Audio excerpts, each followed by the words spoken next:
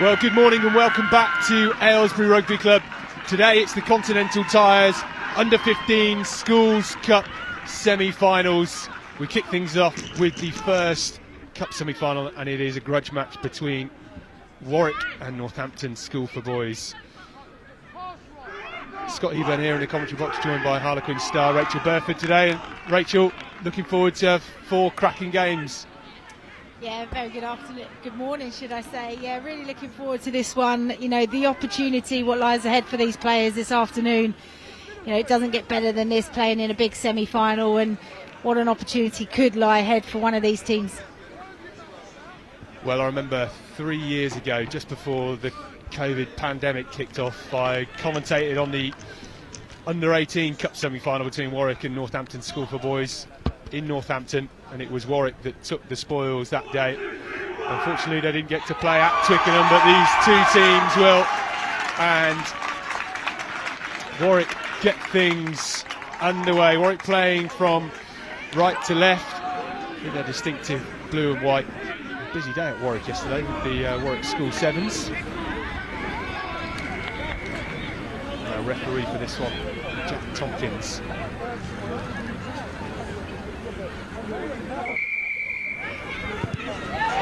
And it is sent long and high from Warwick. And Northampton look to run it from their 22. There's the big man, Tonga, still charging forward. I think they said he's 6'7", which is whopping for an under-15. Nice line from Fox.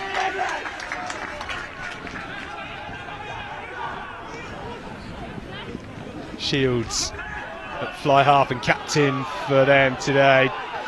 Tonga still marching forward. This is Jones, and Jones into the 22. Skipping through is the 9, it's Chin. Tonga with the muscle again, and that is held up. But what a start from Northampton. Look at the intent they want to play with, running rugby, running out of their own 22. You can see the intent there, getting some big ball carriers to get strong go forward, but really well managed by Warwick.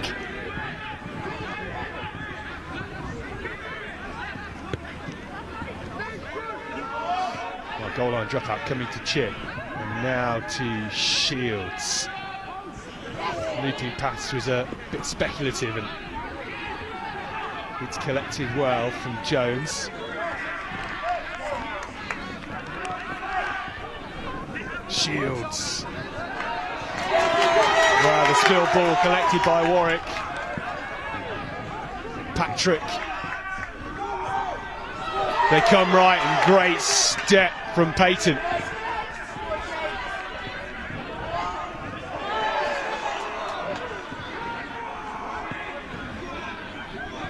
Ferocious opening exchanges in this game. Warwick looking to run it from deep. Big bosh up through the middle, forward power play.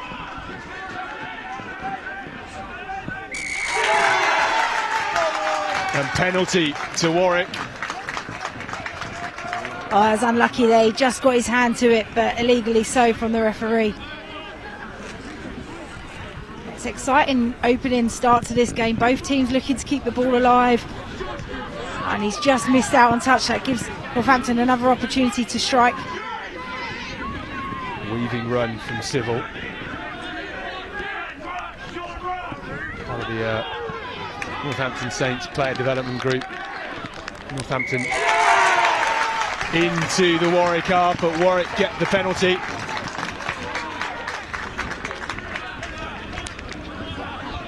It all came from the kick chase. Missing touch early on. Not ideal, but manages to get another opportunity now to get really good field position. See what they can do after the first set piece. Well, it's a nice nudge into the corner. They make 30 metres. Well, it's a high tempo game for 10 on a Sunday morning, isn't it? Yeah, it certainly is. Both got real intent in their attack, want to get on the ball early, but physicality out there is really matched with on both sides. It's going to take a while for each team to break down. Got to settle those nerves as well, haven't you? Like, it's so much at stake. A chance to play at Twickenham in 11 days' time. Hugely, and you know, it's going to take both teams just a little bit of time just to get into the game, settle, and then hopefully, you know, build on their structures. Oh, nice line, lovely take from Jennings. Jennings still rolling forward. Warwick out to Shun, and Shun has speed. Big fend and crashing. What a tackle that was from Cooper. Try-saving tackle from the Northampton fullback. Warwick still pressing hard, and they get the penalty. Rib cruncher. Yeah, it was a quality tackle and very much needed from Cooper there, but a lovely ball from Warwick 10 over the top, and they've tapped and gone quickly. Inches away, and it's out for Northampton to pick and collect, and that was a bit sloppy from Warwick. Well read from Northampton, the man with the blank shirt.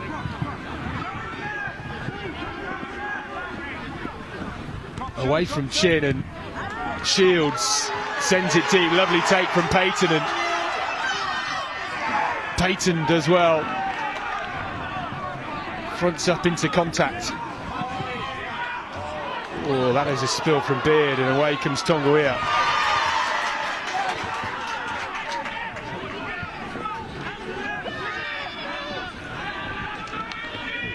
Tarry moved to 12 from number 8 this year, the Northampton inside centre.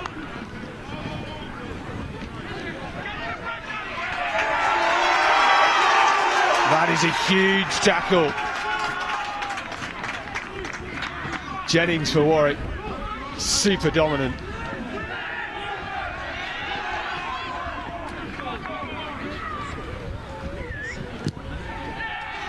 Not much on, and Shields sends it deep.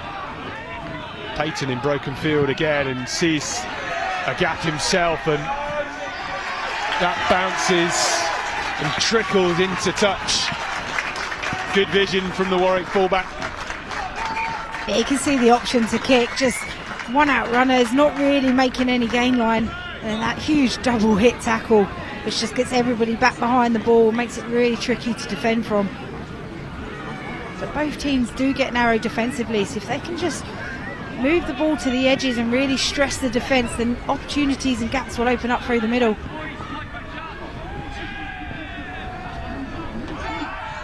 Good set piece, smooth, and that inside ball doesn't find Civil, but Chin pings it into some space, and Payton responds. All out on the full. Oh, just a matter of inches, wasn't it? You can see that Warwick don't want to really play too much in the middle of the pitch. Just as soon as they've got the opportunity, ping it down there, put pressure on Northampton to have to play out. They're back in their defence. Well, for those of you that joined us for the Under-18 Cup and Vase semi-finals yesterday, we saw a number of wonderful 50-22s and a couple of 22-22s as well, which is magic, and that's what this firm 4G surface gives.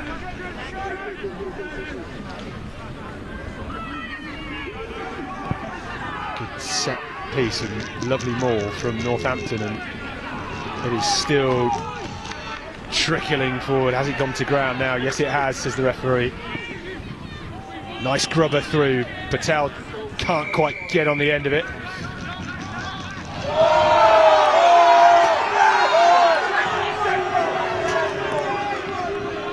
It's definitely something the Warwick fans next to us aren't happy with. But a really good set piece from Northampton. Really well oiled. Warwick just couldn't disrupt the driving maul, and it in the end infringed. And they're just inching their way closer to the try line.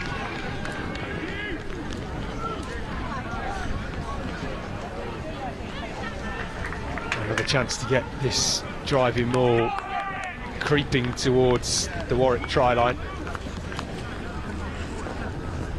Good crowd as well for 10 on a Sunday morning. Yeah, it's really good atmosphere, isn't it? You've got the mini and juniors going on around the side of the pitch, and there's lots of spectators out. It's a great platform, and hopefully sets them up for what's coming in 11 days' time at Twickenham, where there will be a lot of people in play watching the games.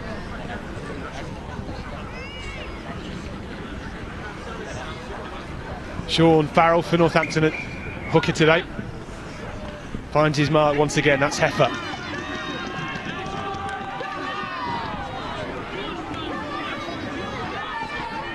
Warwick have done well for now to slow this down, but in come the backs, and Tarry looking to add some centre power.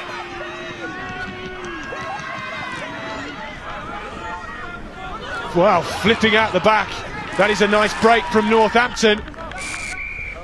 Held up once again. Inches. Super impressive from Warwick. They did everything right at the driving maul. As soon as it came down, they formed defensively. Didn't allow the momentum and the drive to get on from Northampton. And just as it broke away, but the fight and desire over the try line to get underneath the ball and just hold him up and get your arm under the ball. That's 2 entries now. Northampton have come into the 22, and Warwick have stood strong. That is a nice break from Shields. Shields gliding, whips it out wide to Hutchinson, and Hutchinson has the wheels. Can he find the space? And Hutchinson scores. That is a lovely finish from the Northampton right wing. First blood to Northampton. Well, you felt it was always coming, the amount of pressure that they had been building towards this moment. And a lovely line break. It all came from the captain, Shields. Little show and go through the middle, then linking up with his outside players. Finding the space, lovely looping ball over the top. And then the footwork and the strength and power to get over in the end. Well, they couldn't be stopped this time. Northampton take the lead in this Continental Tyres Under-15 Schools Cup semi-final. Captain Hugh Shields will look to add the extras.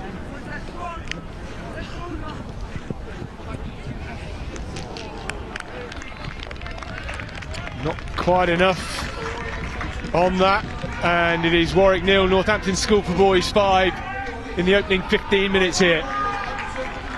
Yeah, so often, you get rewarded defensively for the 22 dropout, from the goal line dropout, but it gives back open free ball.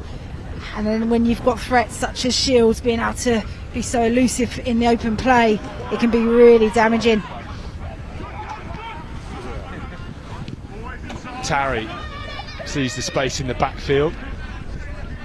And where are Warwick going here?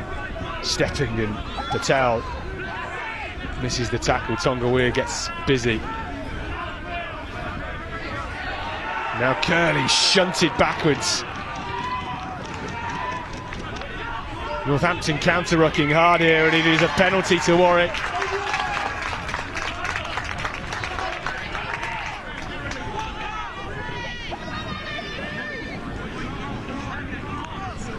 Well, initially it was really good game management, just scored points, kicked down there off the restart, but then just feel a sense of confidence from Northampton now, just piling bodies into the breakdown, trying to turn the ball over, but losing your footing and coming off your feet from the referee.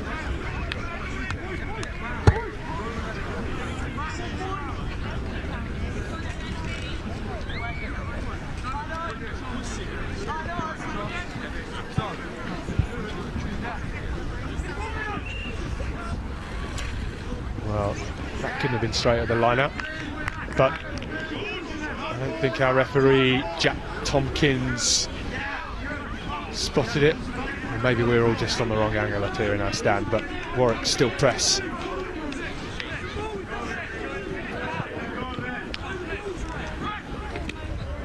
Warwick spilled forward. Patel brushes off Jennings.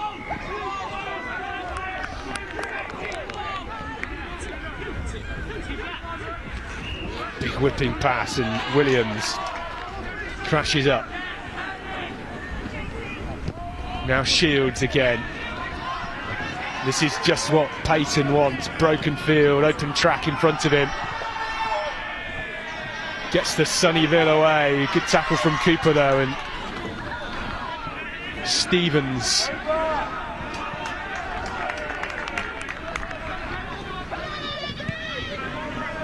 Nice base kick from Warwick, and that is trickling and won't quite roll into touch.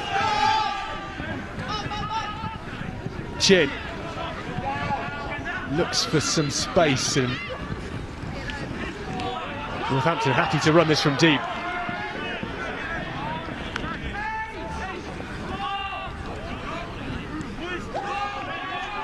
Williams crashes up, offload. Chin picks up the spilled ball, and Tarry. Well, that's the risk of those offloads, and Stevens half a hack, and Peyton might collect. Oh, good step, and an offload from him as well. There is Patrick, and this is lively stuff.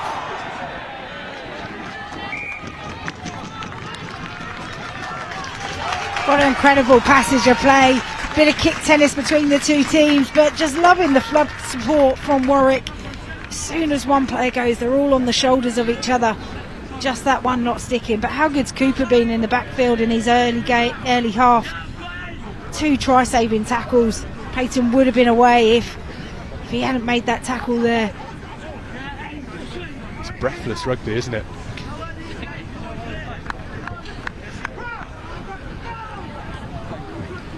Scrum to Northampton on the edge of their 22.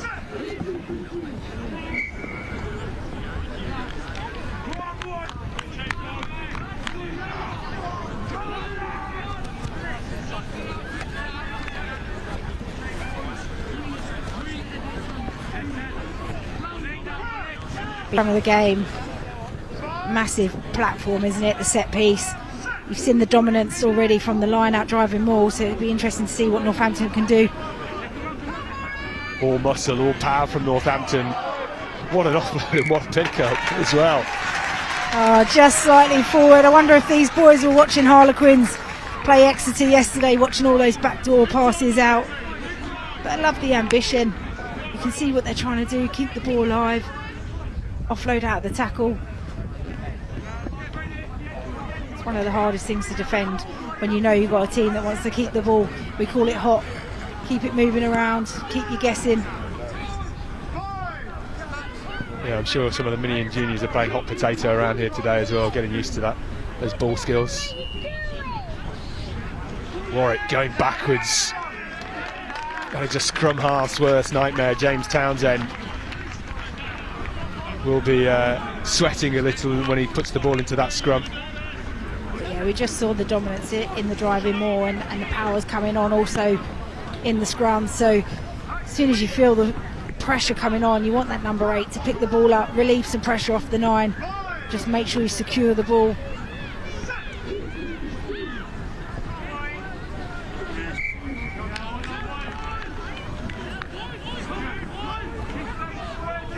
Another reset coming in.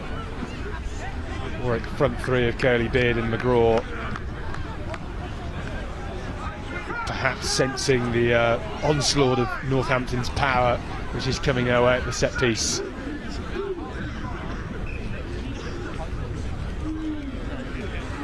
Much better from Warwick, and lovely ball away. Jennings to Warwick, looks for the offload.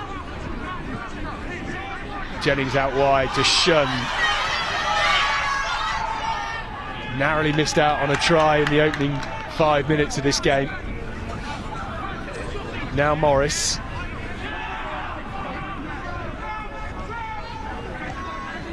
It's back the same way, and the captain Brain barging in. It's all a bit flat and narrow from Warwick at the moment. They have the bodies out wide and plenty of men over.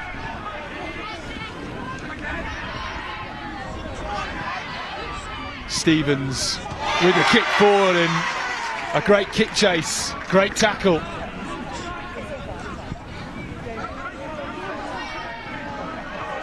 Payton sends it high and needs to get onto this. Well chased down from Beard.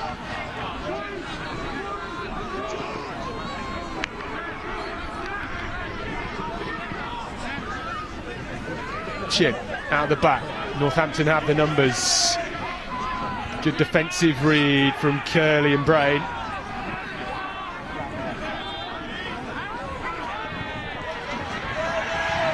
Pass just finds its way to Civil, who breaks through a few half tackles. Tongawiya disguised himself well at the breakdown and popped through the middle. That's Fox.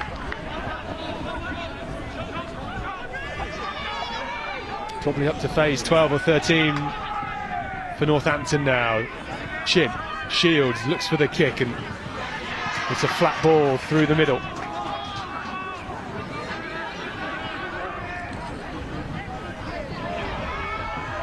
Patel picks up the loose ball, but it's finally gone forward. Well, it was a good defensive set from Warwick, getting off the line and applying pressure. Just feel if Northampton can have a little bit more depth, they could just move the ball away from where the defenders are really tight around the breakdown. They keep just running into them, and then eventually you force an error or you force the 10 to play a ball that he potentially doesn't want to play, and then it gives the ball back. So that Warwick would take so much confidence from that for a number of phases that Northampton had the ball.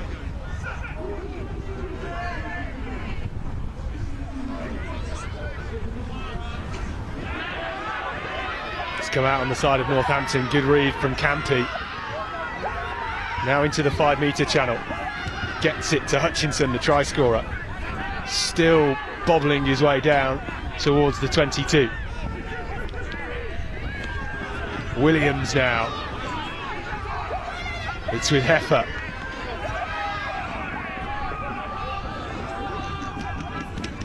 Shields has numbers out wide. The pass a bit too forceful, and lovely pickup from Jennings, the Warwick 12, and Payton uses Civil out wide. The offload just too much, and it's a good read from Cooper once again.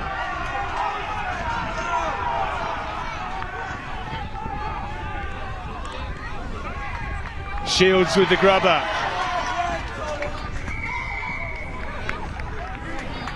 Well, Shields is always just eyes up looking for that kick and trying to find some space out back. Yeah, like any good 10, you're looking at what's in front of you, what's in the backfield, what's on the outside channels, and which makes him a real threat, because you never know which talent of skill he's going to pull.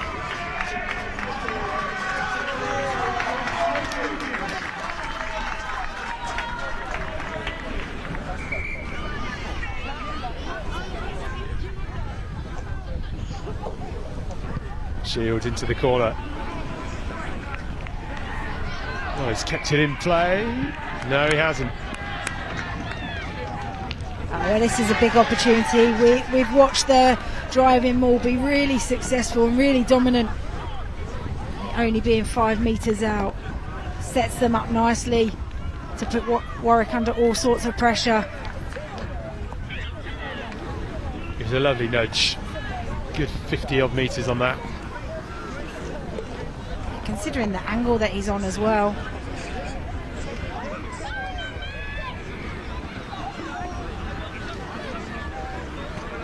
I don't think Northampton are quite sure what move they're going for at the line out. Referee asking for a bit of space, keep that 1 metre separation, and now Farrell sends it in at the back, and here comes the maul driving forward, all the pace and all the power, and it's Northampton's second score.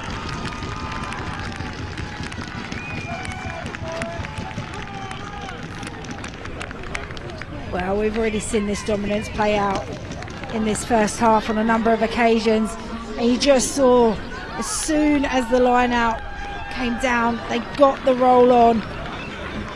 Warwick literally just splintering left and right and just couldn't take control whatsoever. Well, let's have a look at that again. It was lovely off the top from Will Heffer.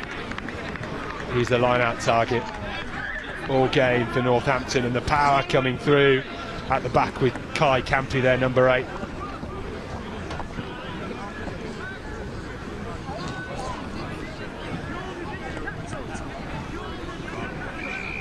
Well, Shields, we've seen what he can do kicking for the corner.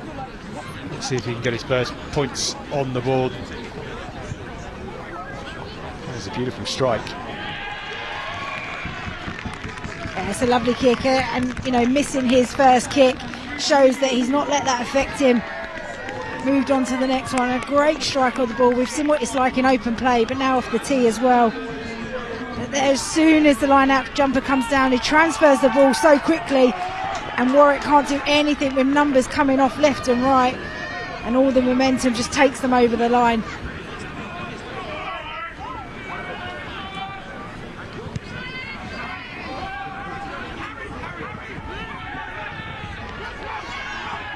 Tarry makes 5 metres from the restart. Fizzing out wide.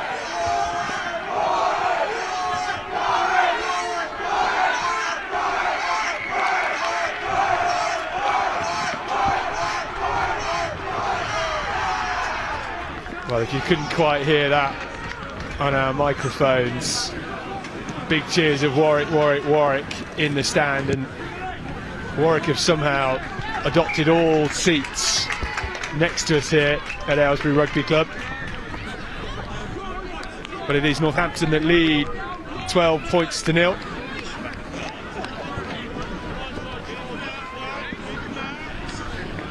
Coming to the end of this opening half.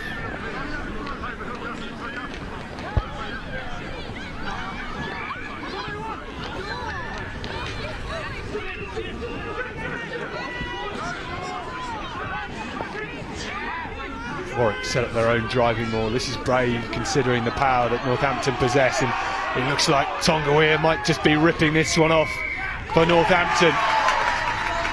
Warwick get the penalty. Yeah, legally so. It's coming through the side and managed to latch onto the ball. That was a really impressive drive from Warwick. As soon as they came down, they started to work, and that's what makes the opposition really struggle to stop the dominance of the power to drive through. This is a critical time in the game and an opportunity for them to get back into it in this half. Line out 6 metres out from the Northampton try line. Nice take from Brain, the captain. And that is smart play. They waited for Northampton to peel. Ball finally to ground. Oh, Northampton. They get the ball back. Yeah, initially it was a really clever play. Northampton just all stayed down, didn't even compete at the break at the jump, so that they could be ready to engage on that drive, and they peeled off. Then as soon as that maul comes down, players don't have to roll away, and then it's given back to the opposition.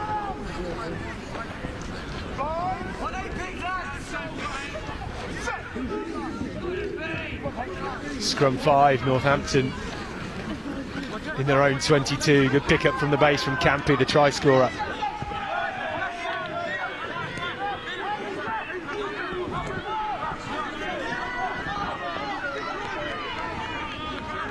Still rolling towards the edge of their 22 now. Shields puts boot to ball. Another tight spiral, and that is bounced perfectly for Peyton.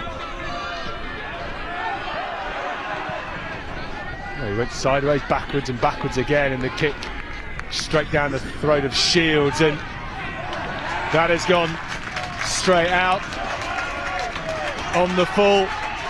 Warwick will get the line out. Oh, it's unlucky. Really liking the way that Shields plays. Worked hard to get across to cover the backfield after the initial kick. Looks up, sees that nobody's home because Peyton's out of position. Just slightly comes on the outside of his boot. There's so much space on the edges of the pitch. If the boys can get the ball in 2 hands, move the ball to the space, they can really create some great go forward and opportunities for them. Well, still going forward on Warwick, peel around the side with Farrell, needs the support, lovely loitering offload into the hands of Jones. Now the support comes at the breakdown. Warwick have acres of number out wide. And it is Northampton. Oh, it looked as if they might have turned that over, but Warwick get the penalty. It was a lovely little snipe, wasn't it? I think everybody was thinking the referee was going to blow the whistle. But again, you talk about that flood support, always somebody being on the shoulder. They've got themselves into a great attacking position. They just need to be patient here. Build the pressure, build the phases.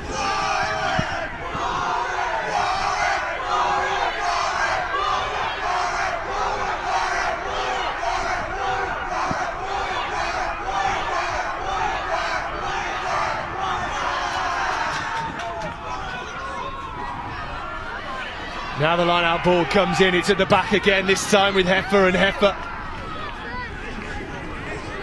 With Morris in attack, and now it comes away. Warren, lovely offload to Jennings! Oh, what a score for Warwick! The 10-12 combination. Silky smooth handling from Tom Warren. And Warwick get their first try of the game. That was so impressive, getting his hands free through the contact and the offload. But again, it's been drilled into Warwick to get on the shoulders as soon as one of your teammates goes to the line, get with them. Again, good patience, realising that they've got everybody tightened around the breakdown, really narrow. And it's a little step on the outside and the one hand round the back. And a great pick up and finish from Jennings there, who's been busy already. They finally get their rewards after all the pressure.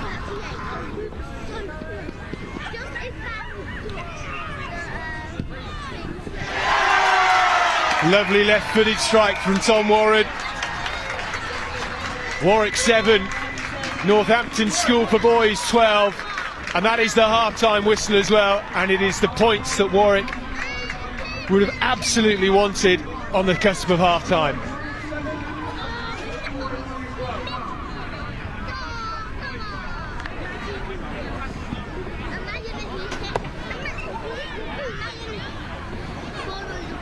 Well, 3 tries in that first half. This the opening score, and it was Shields once again. He not only captains the rugby side, he captains the school football team as well, and it was that ball out to Hutchinson, who did well just to wiggle his way over. Yeah, you can really see Shields coming into this game, really taking control, marshalling his team, putting the ball into the right areas, but then also having the lovely little dart himself. So often you see with players that have the ball in 2 hands, usually pass or kick, and then suddenly the opportunity opens up, and this was a great finish. Still had a lot of work to do, 3 defenders to beat, coming back on the inside, and power to get over for their first score.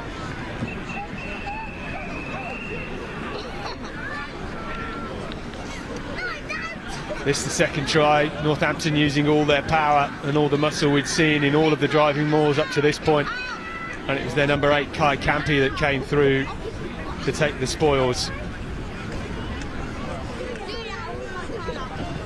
Well, we've definitely seen the set piece dominance, probably more in favour of Northampton. They demonstrated this perfectly.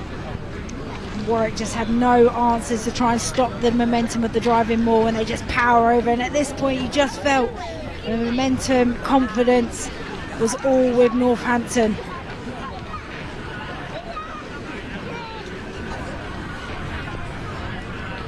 Well, right on the edge of half-time it was Warwick with the line out, and it was their 10-12 combination. I'm sure a 12 try that you'd be very happy to score, Rachel, because it was a great run through and read from Jennings. Yeah, it was brilliant. I think whenever you see your player go to the line, you can't sit off them, especially such a rangy player, the number 10.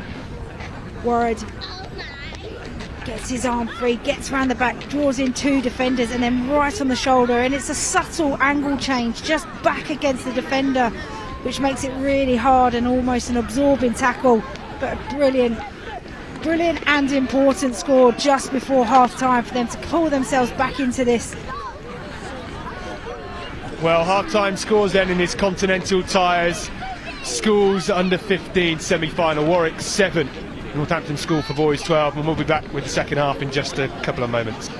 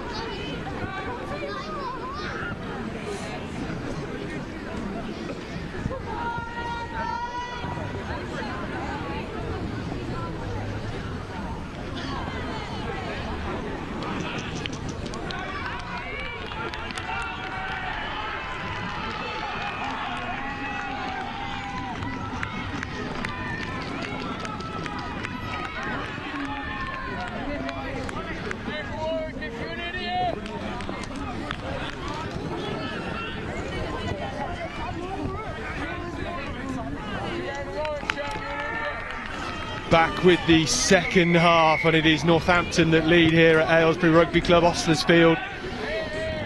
What a take that is from Tarry, 10 to 12. We spoke about the 10-12 combination from Warwick, but Northampton showing us theirs as well. Jennings, Fells, Tongawiya.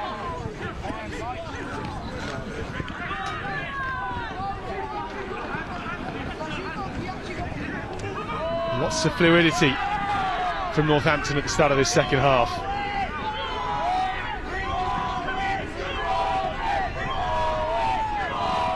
Can't find the break through Heifer.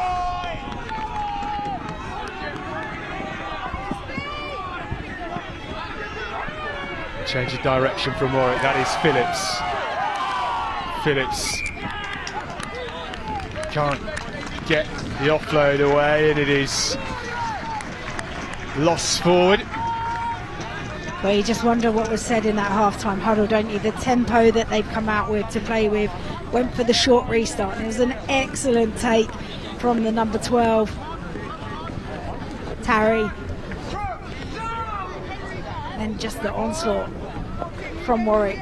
Ball player after ball player, carrying, but then in the end the defence came really strong from Warwick and forced the error. They're still not out of trouble yet. They've got to manage this scrum and try and get out of their 22. Well, Brain, the captain, at the back of the scrum for Warwick under heaps of pressure, and well, they looked to play blind, and that was brave as well. Townsend opting for the box, and he gets good meters on that, almost into touch, well read by Cooper.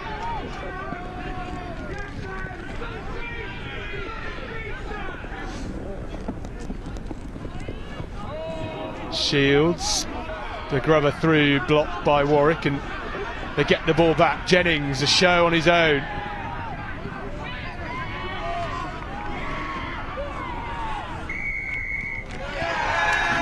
Warwick get the penalty. They're just too eager at the breakdown, comes off his feet.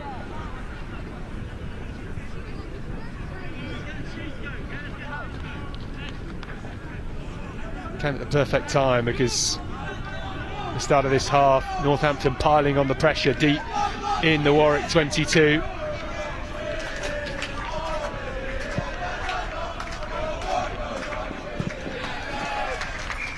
Nice touch finder from Warwick.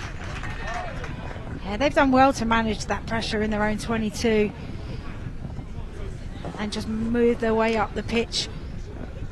The territory is so important, playing in the right areas, relieving pressure, putting pressure on the opposition. They don't seem to be fazed by all the pressure in the forwards either.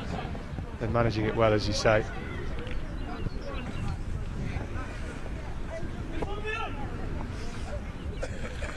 Charlie Beard to Brain, and Warwick, I think, try that peel once again. Beard, the Warwick hookers break in that first half, which eventually led to their try. They get the penalty once again.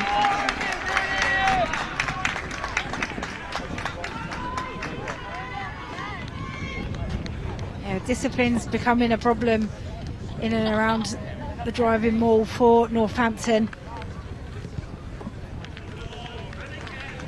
Again, just edging their way up the pitch. They'll probably look to set up the same again.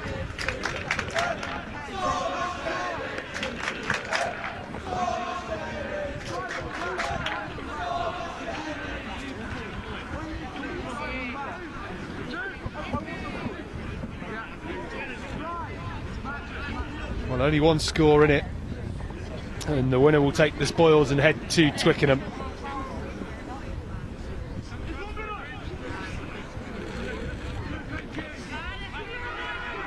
And here go Warwick, creeping through the middle.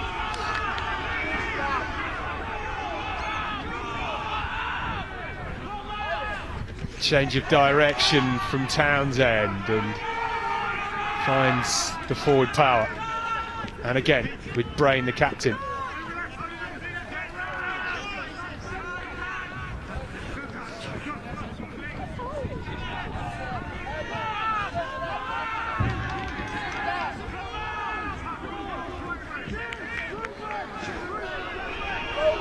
Well, Warwick have numbers to the left if they could put it through the hand, and Warwick has spotted it. Jennings, crunching all-body tackle from Kyle Patel. They still go wide, this time through Webster, and Webster has speed. Patel again with the tackle.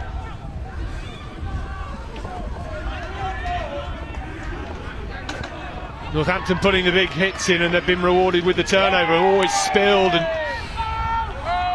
first it was Warwick, so we're going to come back for the scrum to Northampton. Yeah, just tension between both teams, isn't it? Under a lot of pressure, swarming around the ball carrier. I'm loving the reaction. Straight transition turnover from attack to defence, and both teams managing that transition really, really well. But there we just got a glimpse of getting the ball in the hands of the winger, give him an opportunity on the outside to stretch defensively.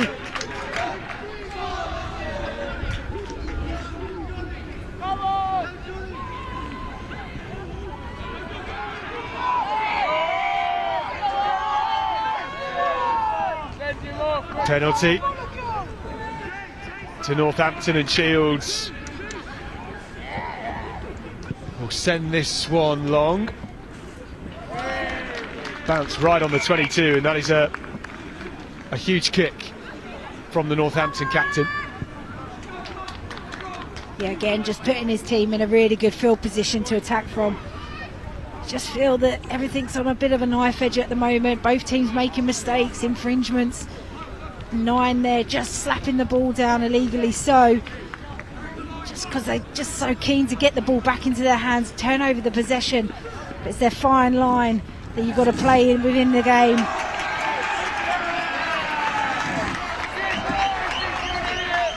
Wow, huge cheers from the Warwick supporters around us, and they will get the scrum. Yeah, you can see some frustration coming in amongst the players. You do all the hard work to earn yourself good territory, create a good platform, and then a simple error lets you down. Yeah, Will Heffer was not a happy bunny, was he, the Northampton 7? Son of their coach, Simon Heffer.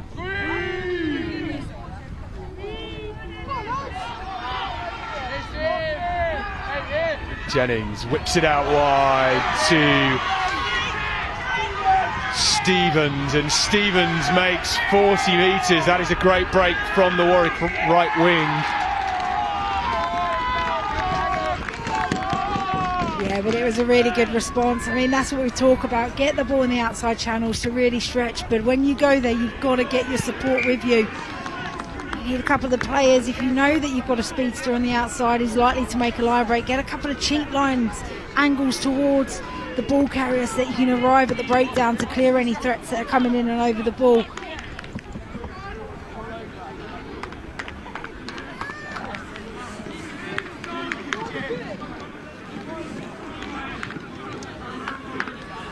Well, nice position for Northampton to be in, just inside the Warwick 22, and it is Heffer that leaps high,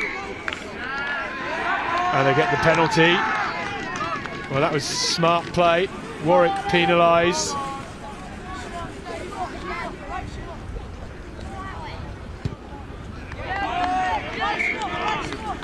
Another big nudge into the corner for Northampton.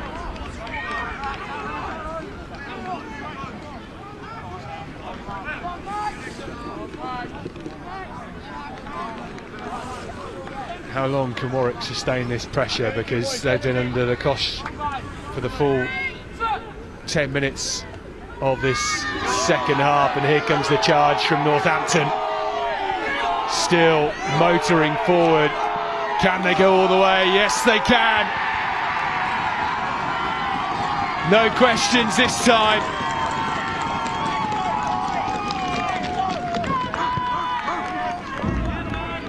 That's a really well taken try, and Warwick would be disappointed.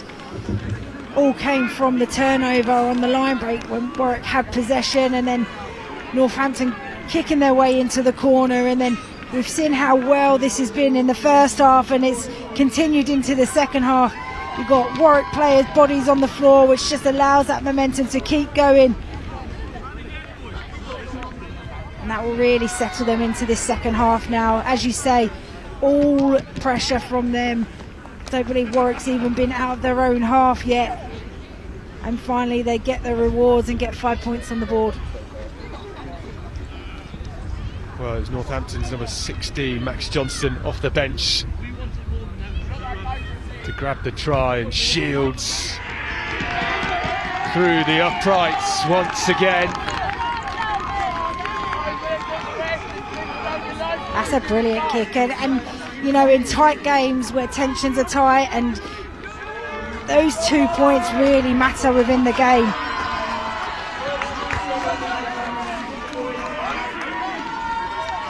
All power at the back once again, and Warwick, I think they want to try and get the ball back here, just out of reach of the chasers, and here is Tarry charging through.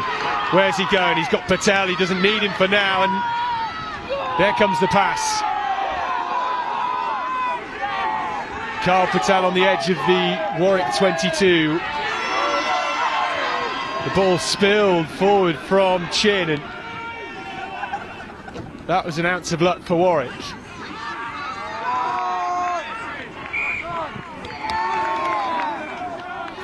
Well, we're going to come back for the knock-on. Scrum to Warwick. It's a brilliant break, wasn't it, off the restart. Right through the middle. Centre partnerships linking up really, really well, but then just an error at the breakdown, trying to play quick away from the breakdown. Just loses contact with the ball.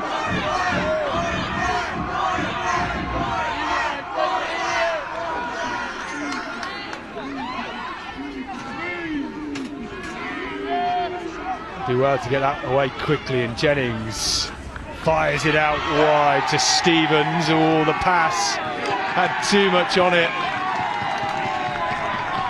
Well, they opted to play it from deep, but in the end that has cost them. It's going to be another line out to Northampton, and we know what comes next. Oh, it's such a shame. It was on, the opportunity on the outside. They'd shortened up the centre partnerships, running really square and straight, which creates just a little bit of space, and that's all a winger wants, is a little bit of space in a one-on-one, but just slightly overrun the ball. Now the backs come in, Tarry's there, still marching forward. This is a wonderful maul, a sight for sore eyes, and it's Northampton again. Another try for Johnson. Oh, it's Campy that comes up with the ball. And And it just shows what one error can do, can completely swing the momentum and create opportunities and put you under all sorts of pressure. But there's still time in this game. Warwick need to come together under the sticks, but you've got to be playing in the right areas. Discipline's got to be good, especially when opposition's got such a strong set piece. It's clearly a weapon for them, and there's just nothing that they can do. They stay really strong on their feet, even with bodies all falling around him. He still manages to get over on the line. Well, it's a second try for Kai Campi off the driving maul, and I know running rugby and attacking rugby is top of everybody's list, but there's nothing quite like a driving maul rolling at that sort of speed. Yeah, there is some beauty in it. I think having the balance of both is probably optimal, and we've seen them be able to move the ball around. But again, another brilliant strike which just extends that lead and makes it a really uphill struggle now for Warwick. Love to see the left winger as well, James Civil, getting amongst that driving maul and powering forward. It is Warwick 7, Northampton School for Boys 26, midway through this second half. The first of 4 games today in the Continental Tyres Cup and Vase semi-finals, the winners of which will head to Twickenham in 11 days' time. We are at Aylesbury Rugby Club, a neutral venue for all teams.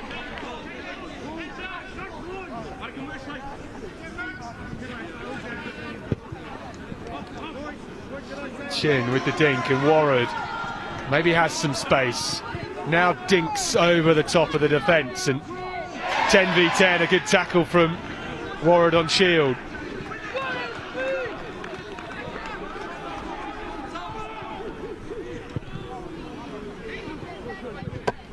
That might bounce beautifully for Peyton, and now with that outside arc, lovely step, and gets dumped to the ground.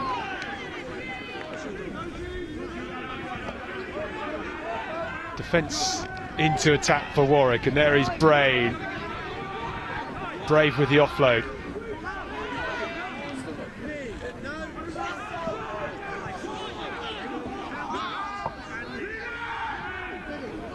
Jennings out the back. They get the penalty. Northampton offside by a country mile.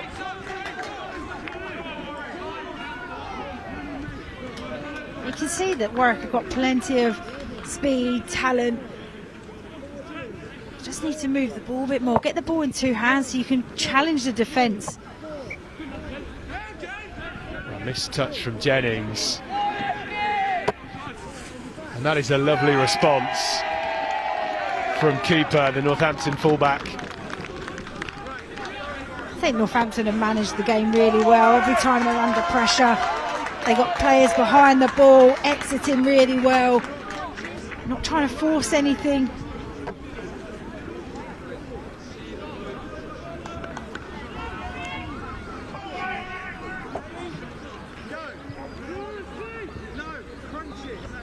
Beard at the line out.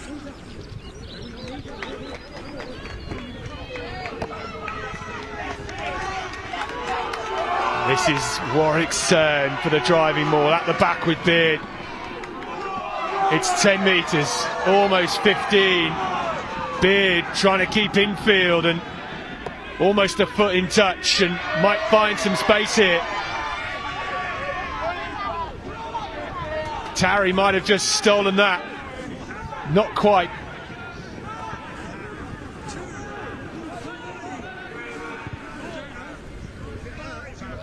Well, Townsend sees the box. He had numbers to his right. Oh, nice take in the end from Smith.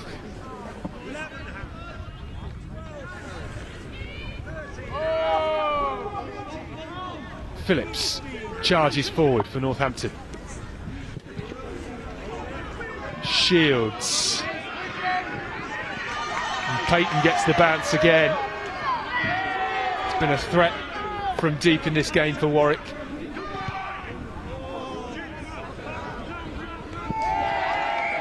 And the ball is out on the full, and it's going to come back into the Warwick half for a Northampton line out.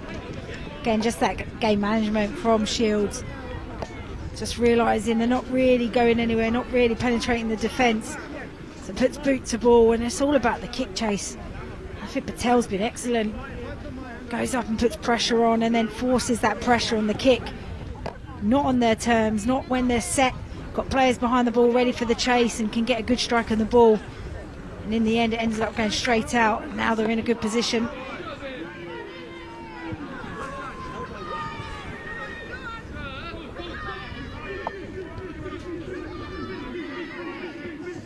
Well, they made 5 metres. Warwick trying to shunt Northampton backwards.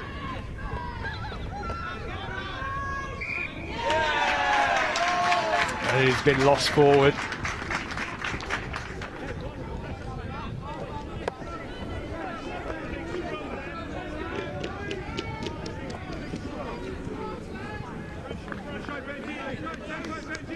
Well, Warwick with the scrum in their own half.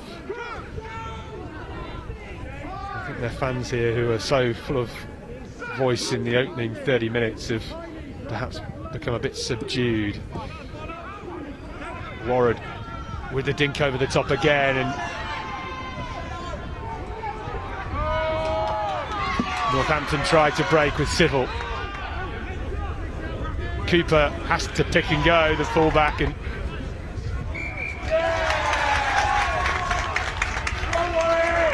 Warwick managed to come away with the ball.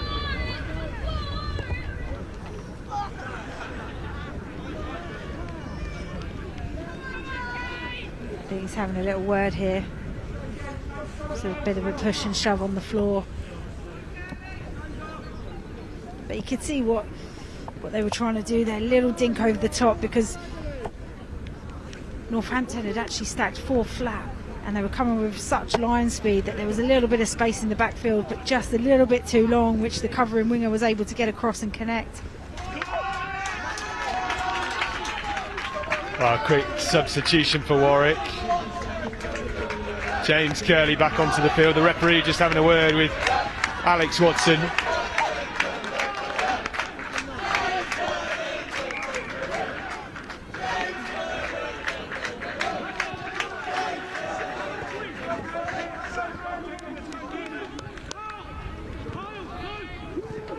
Warwick from the back, and that is going backwards rapidly, and it's through Campy, looking for a hat-trick. Brought to ground by his opposite man, and now it's Williams. Tongawiya.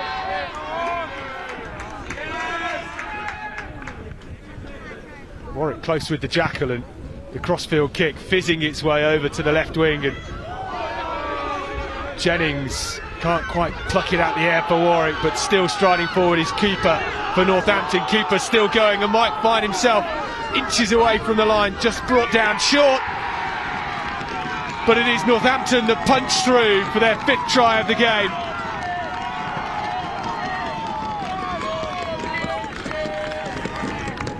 Oh, that was a brilliant try. It all came from the turnover at the scrum, and then the quick thinking of the 10.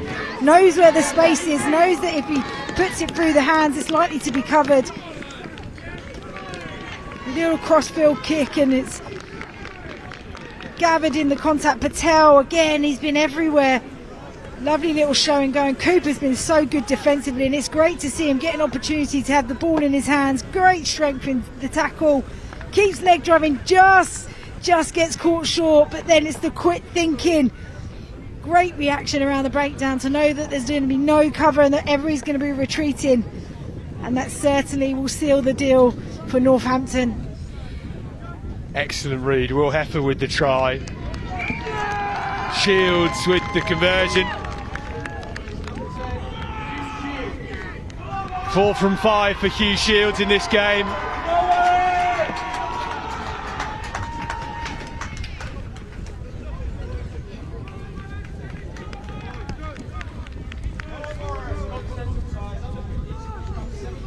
Warwick sends it long once again, and that was a big smash.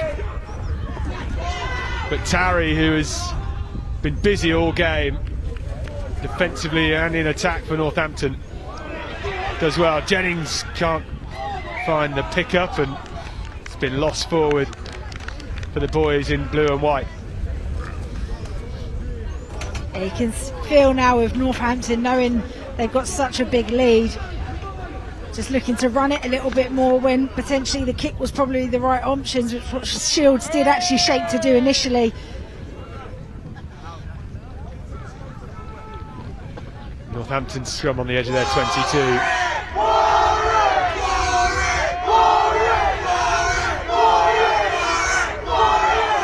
At the back with Campy, and they come blind. Offload to Will Heffer, the try scorer. Warwick looking for the jackal, and that is smart play from Watson. Yeah, it's great work by Watson getting over the ball. Not the biggest man out there, but prepared to put his body in the right places to get his team the ball back, and now in an opportunity for them. Their driving more improved throughout the game. Well, coming into the final 5 minutes, and it is Warwick 7, Northampton School for Boys 33. That's good character, isn't it? Knowing that the scoreline is probably out of reach, but still being competitive at every opportunity. Well, this is nice, and at the back once again with Beard marching forward and being cheered on by their 100 or so supporters here, and it is Warwick piling the bodies in. Jennings at the back, Beard still has it. 4 metres short now. Can they keep marching this on? Where has this been all game? Warwick get the bodies in, it's 12 in the maul. Recycling, and they come back for the penalty. Really impressive driving maul, taking on the strength of Northampton's drive. They're looking to play quick here, keep this momentum, keep this pressure on Northampton. Well, taken quickly, it was Morris that fancied it. With Brain to Warrad, Warrad might fancy it as well. Can't find a weak shoulder. Townsend digs it out, and penalty coming to Warwick. They have the advantage. Brain again scrags off a couple of tackles, but nothing coming, so we come back for the penalty.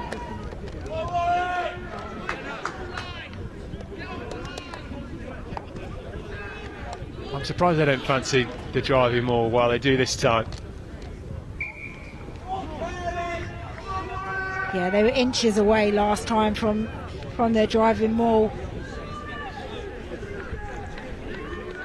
Again, there's still space on the outside channels,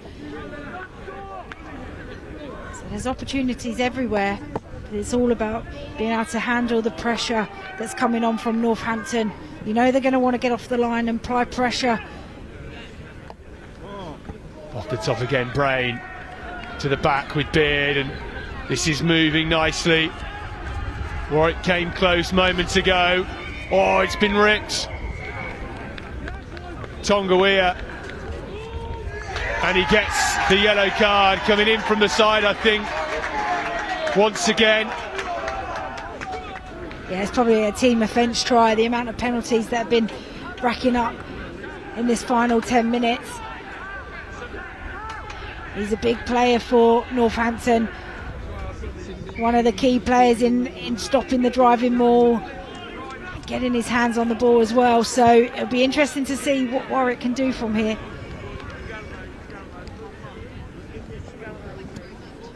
Well, it's Beard at the line out, 8 against 7. Brain does well. The line out has been good for Warwick, and now it's with Beard peeling, driving, charging their way towards the Northampton line, and just for a moment Northampton kill the momentum. Well, how have they done that? one man short, and Northampton resolute in defence. Oh, you have to feel for Warwick. Felt they did all the right things initially, got the real strong shove on to begin with, but then it just pincered away, and then that allowed for Northampton to lock onto the ball and to bring it down. You just think all that pressure, all that time in the 22. And fair play to Northampton. They've weathered that storm. Yellow card, turned the ball over when they're probably at their most vulnerable.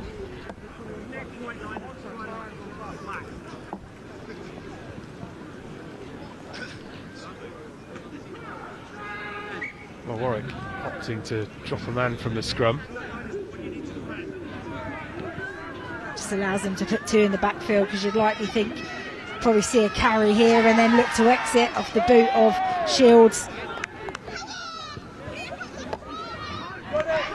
Lovely take again from Payton, and he likes the space to Stevens. Oh, it's loose. Well picked up. Jennings has been so good with the loose ball.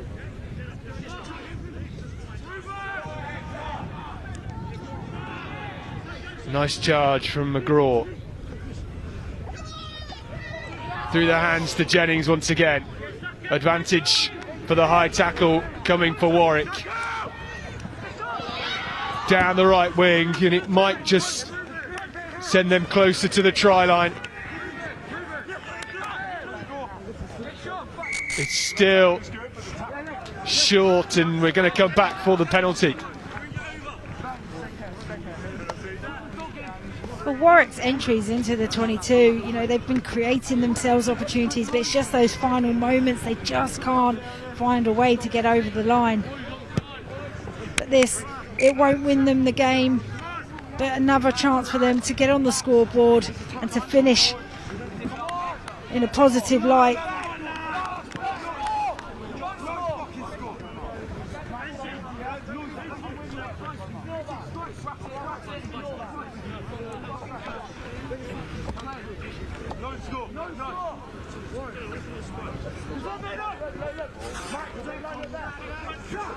Nicely taken off the top. Here comes the driving maul.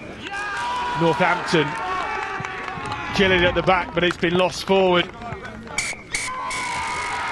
Well, that is the full-time whistle, and it is Northampton School for Boys that head to Twickenham for the Continental Tyres Schools Cup final. Rachel, a good effort from Warwick, but Northampton too strong in the end. Yeah, they definitely had their moments and their opportunities. Half-time, scoring at a critical moment to draw the scoreboard really close, but Northampton just too strong. Right from the start of the second half, just applying all the pressure, really raised the tempo of the game, but also Shields managing the pitch position, which then just put too much pressure on Warwick. But Northampton are very, very happy as they book themselves a trip to Twickenham, home of English rugby. But Warwick can keep their heads high, fought to the end, the dying moments, still had chances and opportunities, but in the end Northampton just far too strong. Well, full-time scores then. Warwick School 7, Northampton School for Boys 33 in the first Cup semi-final here from Aylesbury. A second Continental Tyres Schools Cup semi-final coming up at 11:45, so do stay with us, and we'll be back in around about half an hour ahead of kick-off for that one. Thanks for watching.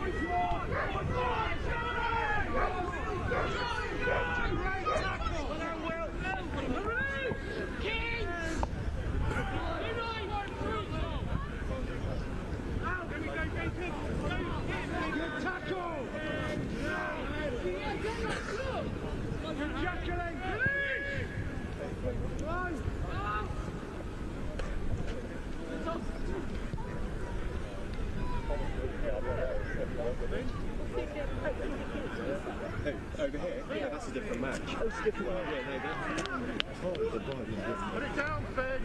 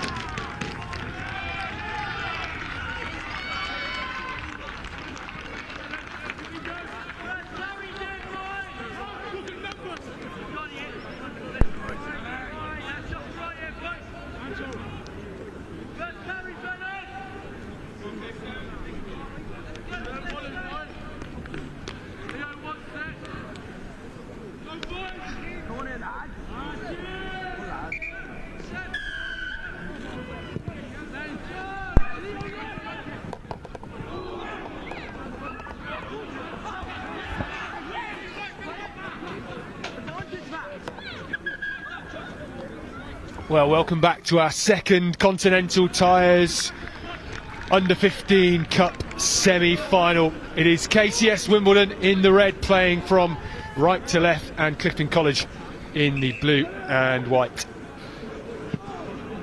About 15 seconds in, already a stoppage here at Aylesbury Rugby Club, Ostlers Field, which has been hosts for this weekend's activity.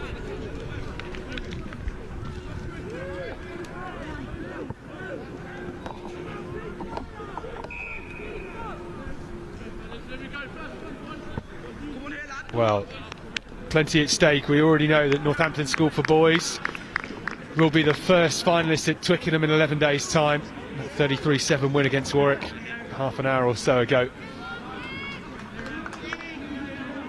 And KCS Wimbledon played 13 games this season, won 13.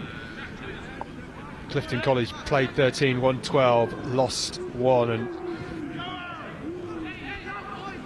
here come KCS. That's a nice break. Energetic from the captain, Max Rawlinson.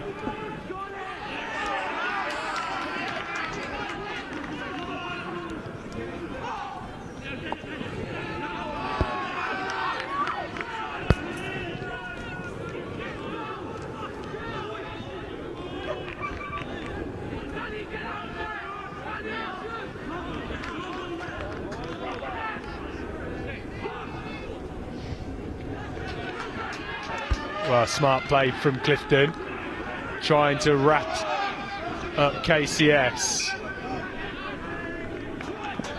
Ball back on Clifton's side. Nudge from Pottle, the captain.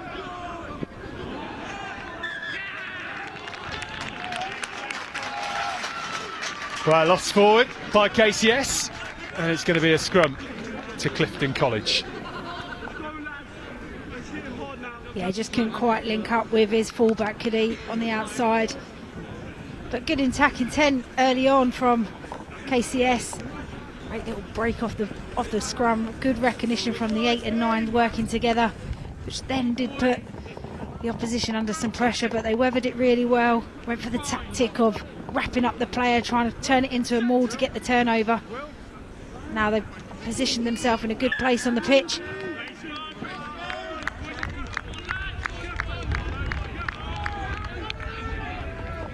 Well, the reset scrum. Aylesbury Rugby Club, a hive of activity this morning. Mini and juniors playing, and behind our cameras, it's under 16 game taking place as well. So lots happening. This is the second of 4 games across the Continental Tyres Cup and Vase today. At the back, and they come left now through Sims. Sims into the 5 metre channel now. Boyle with the dart.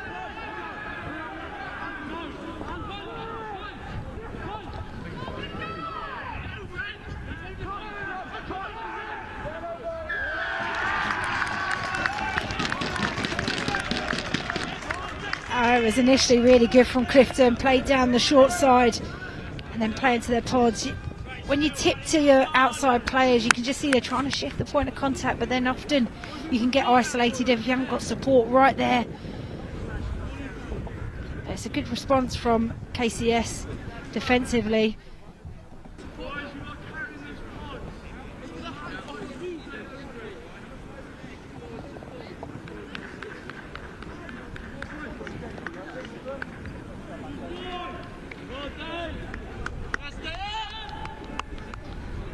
Well, quick change for KCS. Then Patel onto the field, number 18. Clear their lines with a kick for touch.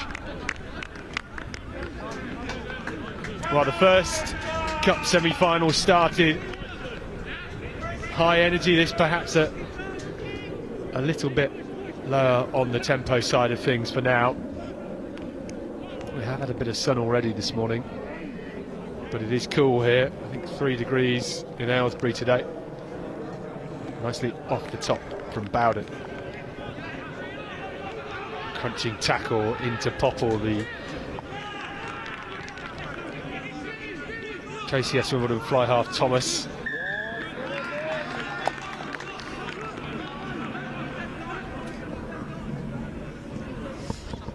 Just a few nerves in there, a few passes not quite going to hand, players having to reach for them, which just allows the defence to get a really dominant hit on.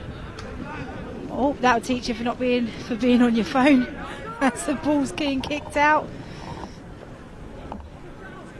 Well, I hope she's all right. She took an absolute bullet to the head. I think that's a free pint for her behind the bar.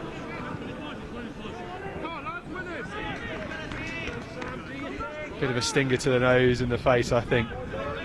Yeah, they're the worst when you're definitely not expecting them, for sure. Big line out again, KCS through Thomas, and now they're number 8 in the midfield, Dickinson.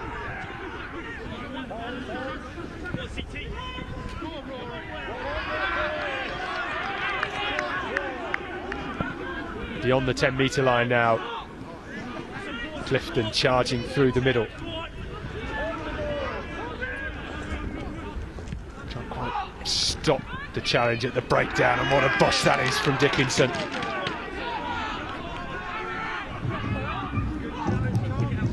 Rawlinson at scrum half, the captain, and here's the outside break, lovely fend, good transition of the ball from either arm, and Cortese, silky stuff. Minber.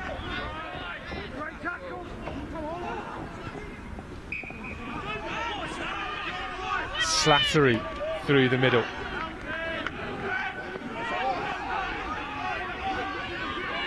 Dickinson again. They've got numbers to the left. It just needs to go through the hands for KCS, and it falls to James Moore to open the scoring for KCS Wimbledon here. It was simple stuff. They drew in the defence and acres of space out wide for KCS Wimbledon.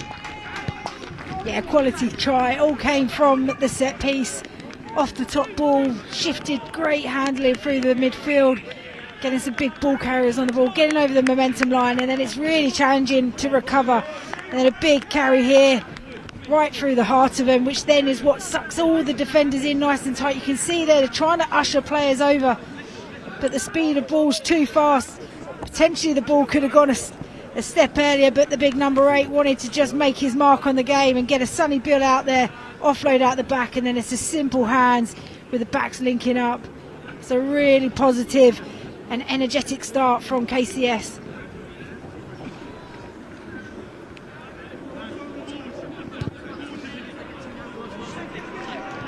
Through the uprights.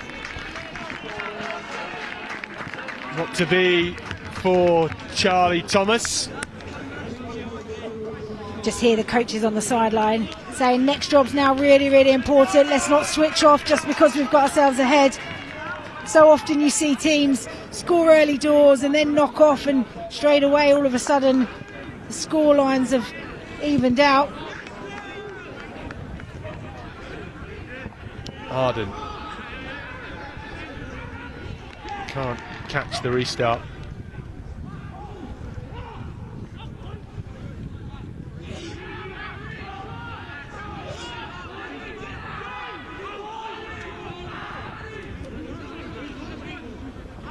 Clifton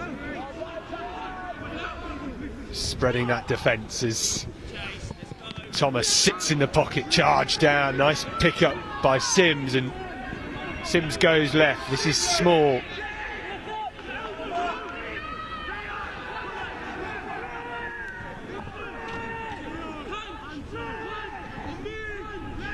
Through Jones.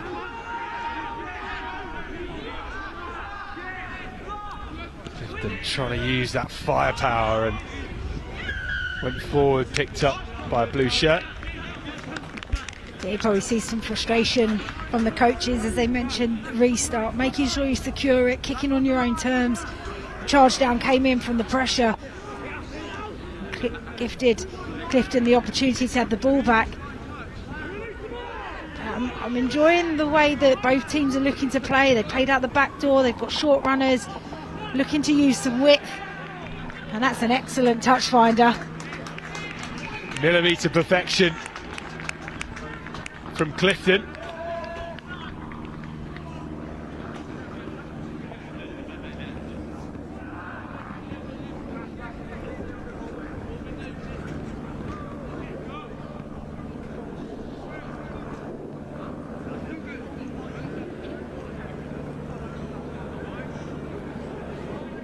Clifton at the line out to the top. Peel away from Bowen. Can't find his way through. Out wide with Davies. Still pressing the fringes.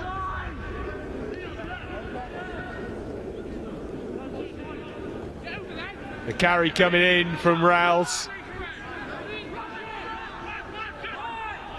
Clifton still pressing. KCS defence is strong for now. Can they get in this time? The referee is having a look. Held up. Strong defence, strong tackles by KCS Wimbledon. Yeah, it was really positive defensive work rate. It's just getting up back in the line, you know, they're making their tackles, getting back on their feet, ready for the next pick and go. And then they get enough numbers there to get underneath the ball.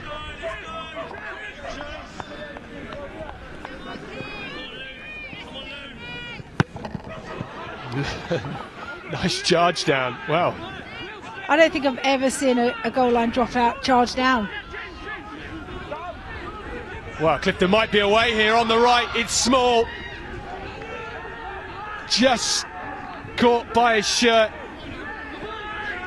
They come in once again with Rouse.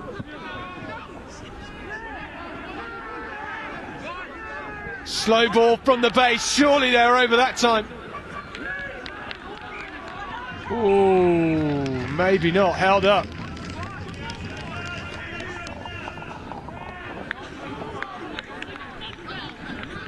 Well, we'll take a look at this again. It's, wow, spilled out the side of that. Again, it's good defensive work, isn't it? Just being really busy around the ball carriers, getting bodies in the way, which then makes the ball dislodge.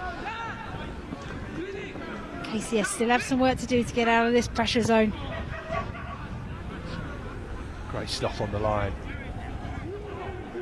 Rawlinson to Dickinson.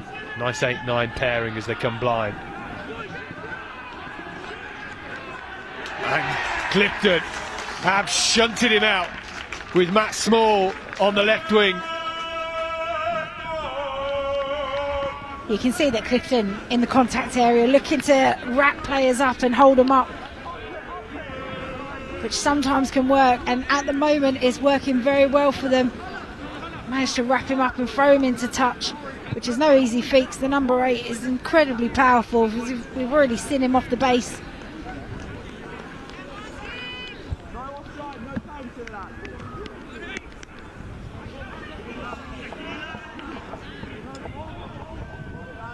Here comes the driving maul from Clifton. Boyle marshalling it at the back. They're going to come left here with Small. Crashes in. One up, run up.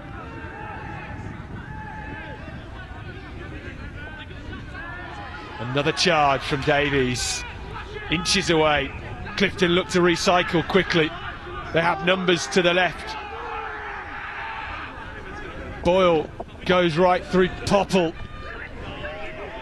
Big hit from Moore. They still have the numbers, this time through Sims, and Sims wrapped up well. Feeding it through the hands, and the pass just too much, and it bobbles into touch, and KCS will get the ball back. Yeah, it's been really good, isn't it, defensively? 14 minutes and they've pretty much been camped in their own 22, but managing to keep Clifton out and forcing them to make the play. Great line speed off the back, off the try line. Such a challenging space when you've got your try line just behind you.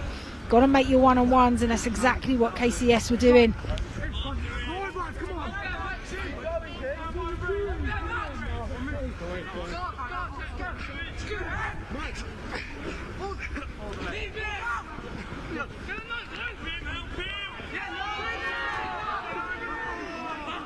Dickinson with the carry.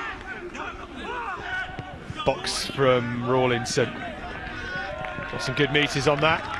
And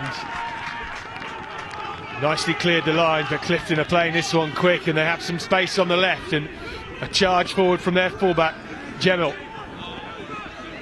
Griffith. Small stepping in, and KCS going for the jackal. They're penalised though.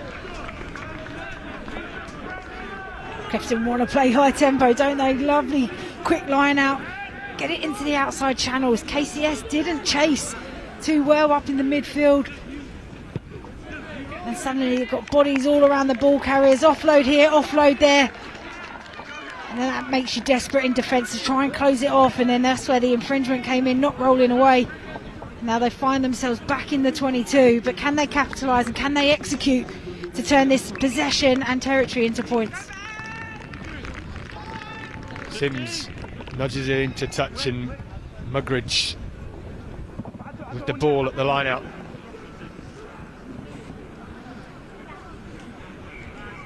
KCS don't compete, and in comes the driving maul. Now peeling through, it's Mugridge, and Mugridge is going to score for Clifton.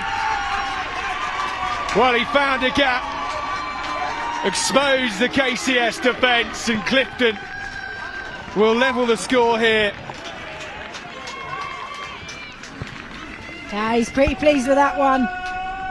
All initiates from him from the line out, hitting his footman in the line out, and then just manages to peel away. Everybody looking to the left hand side. He looks up and spots a gap, but he just felt that was coming. All the pressure had been on KCS, being camped down in their own 22.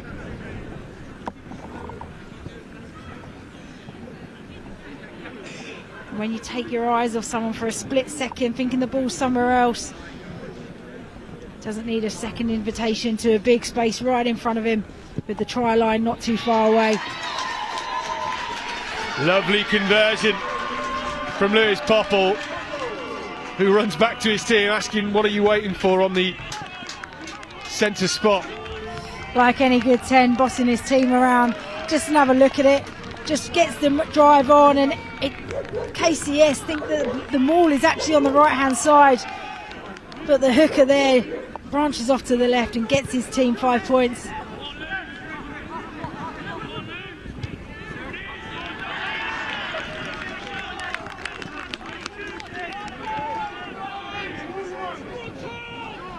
KCS Wimbledon 5, Clifton College 7. And Clifton take the lead here at Aylesbury.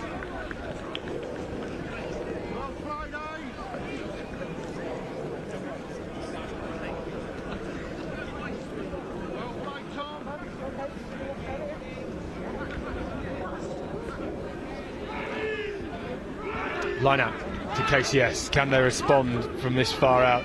Vase Craig. That's a huge carry from Slattery. Smashes his way through.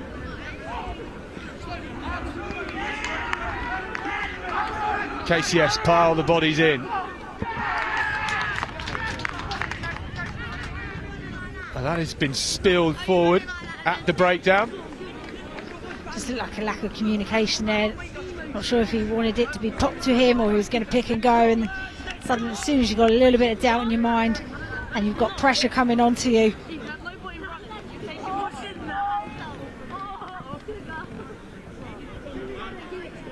at KCS you can clearly see they've got some big ball carriers getting that front foot momentum. We've seen what their backline can do, putting the ball through the hands.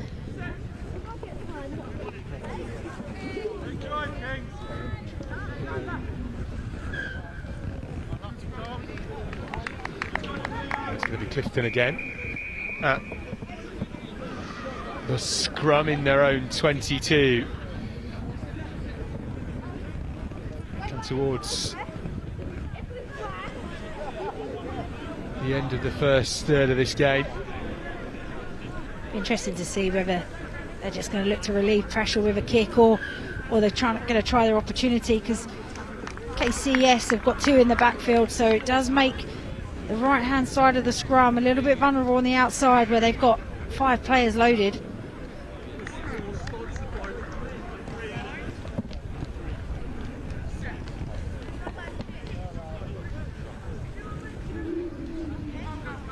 Now it comes, they go blind through Boyle.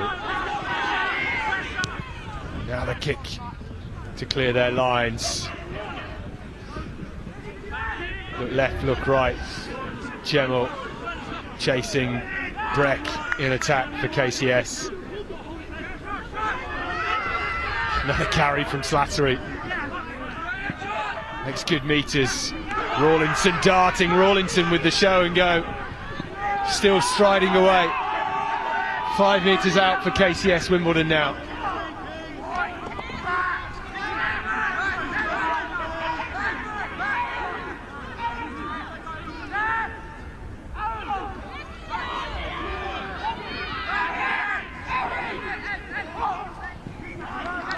Rawlinson shows left. They had the numbers, but well read in defence by Clifton. Pushing and shoving and rolling and inches away now, but it is Clifton that get the penalty. And Mac Isaacs, big in defence, but hard in the one, penalised.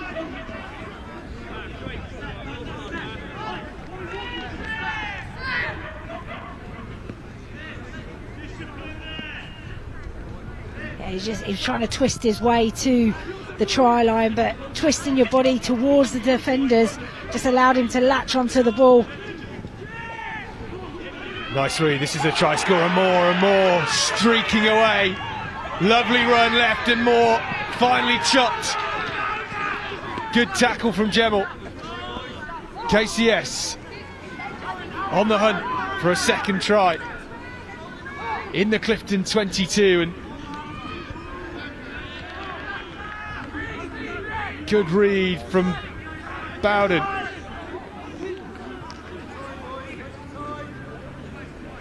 Well, it's slow and scrappy at the breakdown. Now come the forwards. Yeah, well, that was all thanks to Bowden. Originally putting the pressure on the 10, making him step inside, and then it slowed it all down, and now they're tapping and going from their own 22. Oh, it's down the wing with Matt Small. What a cover tackle that is by Cortese. Oh, our first foot race for us to see on the outside channel. It was a great read from Cortez. Just uses the sideline as his friend, as his extra defender. Slightly backs off, and then as soon as he gets his hips in line, attacks the defender.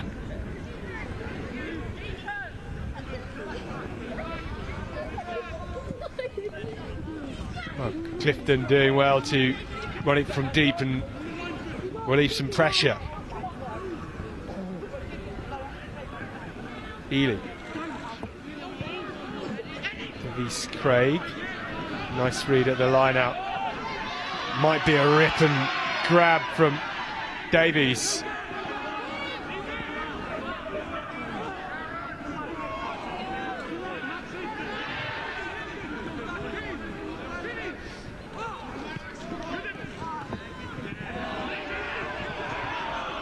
Well, Clifton have come away with it. This is Sims. Might be in some space. And this is Benkenstein.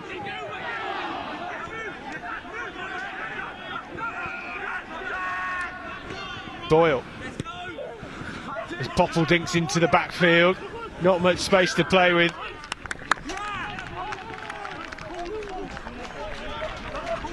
That's a good little option. Realise it all slowed down. Nobody in that backfield, and then the kick chase is what's forced the error, and now they're in a prime position 5 metres out with a scrum. Clifton just seems so comfortable on the ball. Offload here, offload there, interlinking with their forwards. Running rugby is the kind of rugby we want to see, especially at this level.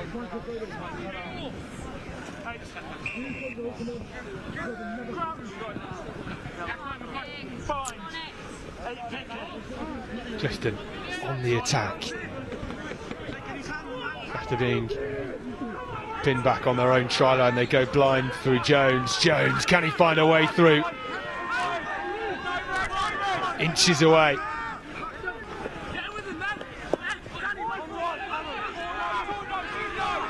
Another charge on the line.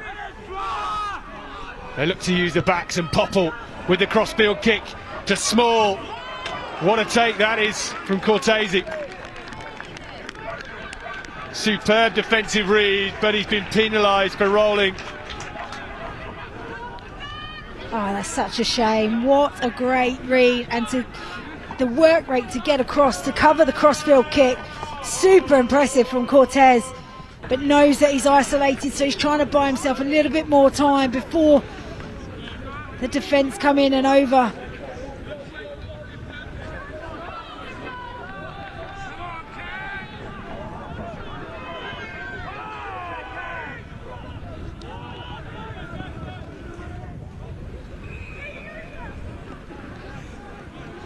Well, line out for Clifton, and just going to have to replace one of their players here who is hobbling off, and I think took a clattering at the breakdown.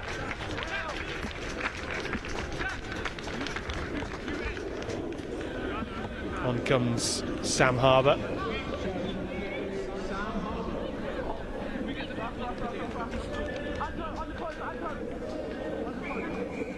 Quite a critical moment, just a few minutes out before the half. Can Clifton capitalise on the momentum that they've got into this game, and also just before going in at half time? In comes the driving maul, and the charge is on, rolling the train forward. KCS can't stop it all. That is another superb piece of defence.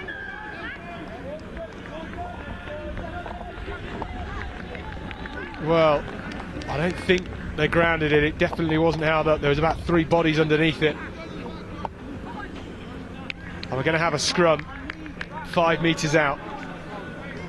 If anybody wants a lesson in how to stop the pick and go around the area and the driving mauls, KCS have held them up on 3 occasions now, swarming to get bodies there in the way. Brave, isn't it? Putting your head on the line like that. Scrum for Clifton. Trying to walk this one on through Jones. They'll have another chance.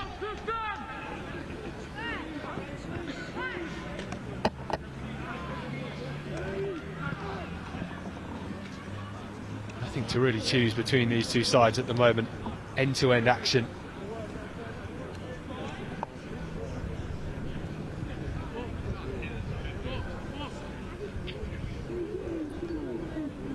Boyle feeds the scrum, now releases to Popple. Hard crash and it's lost forward in the contact. And it was that double hit once again.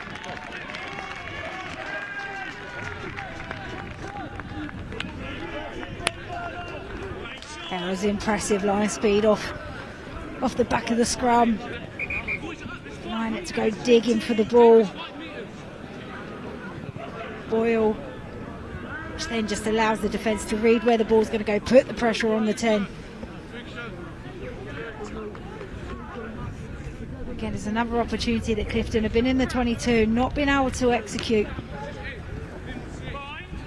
Just need to build a bit of patience in that area, look after the ball, go for a few phases, stress the defence, and then try and take your strike. Plucked out the air nicely there by Popple. How's his chase on the up and under? Well, nobody in front to stop him. Boyle sends it right, and another big smash from Torrance for KCS.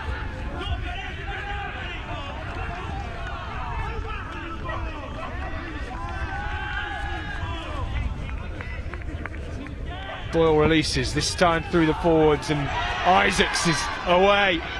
Bowden.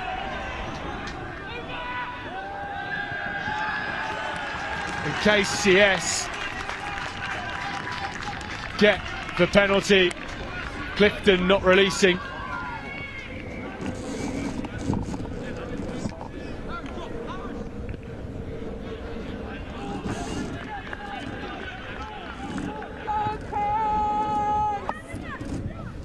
Just final moments, isn't it? You know, Clifton playing with all the right intent and just getting isolated, little half breaks here and there, the support not flooding towards it. And KCS are just relentless at the moment defensively. Ability to keep absorbing pressure, forcing turnovers. Nice ball from Thomas to Dickinson.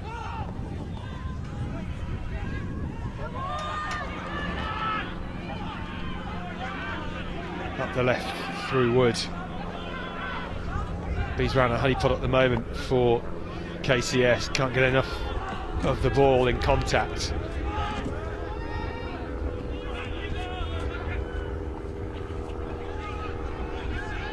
Steppen using through the hands. Here's Moore.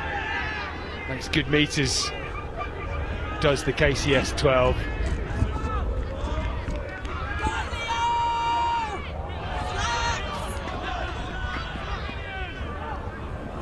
Quick ball away, Rawlinson to Ely. Ely charging, and Ely might find his way through. Stopped 5 metres short. Rawlinson to Torrance. Now being used in attack. Still they go left, this time with Dickinson. And Dickinson charges over from close range. And KCS get back in front on the cusp of half-time. Super impressive from KCS.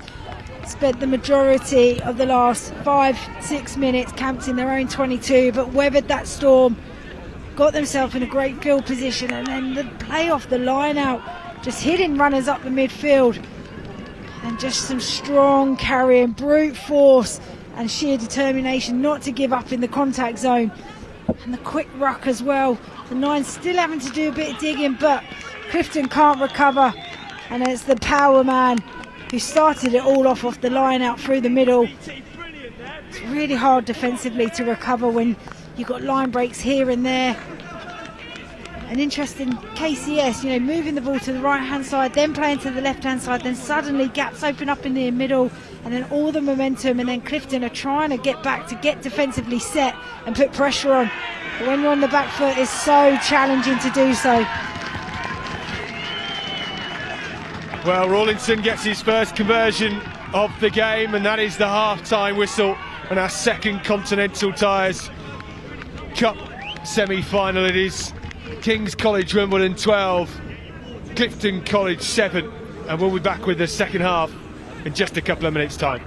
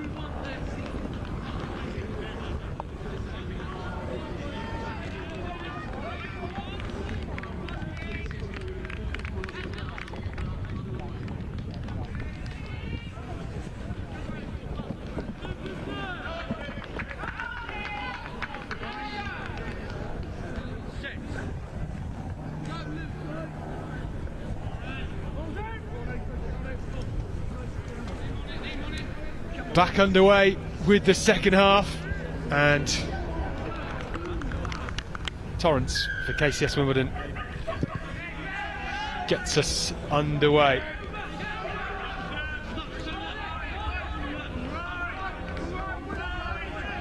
£10 points to 7 at half time. King's College Wimbledon got us underway.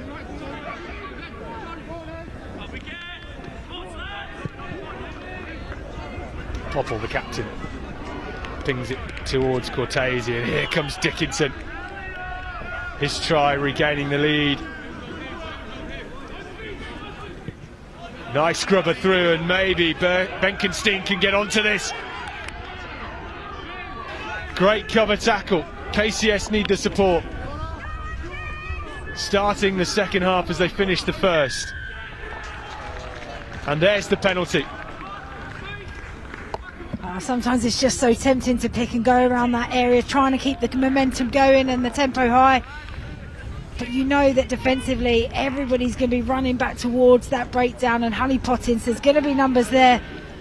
Sometimes it's okay to slow the game down just to get your support in play. There was a lovely little nudge through. You could see, I think it's Cortez communicating with his 10, little kick through, little kick through. And in the end it nearly came off. But exciting start to the second half from KCS.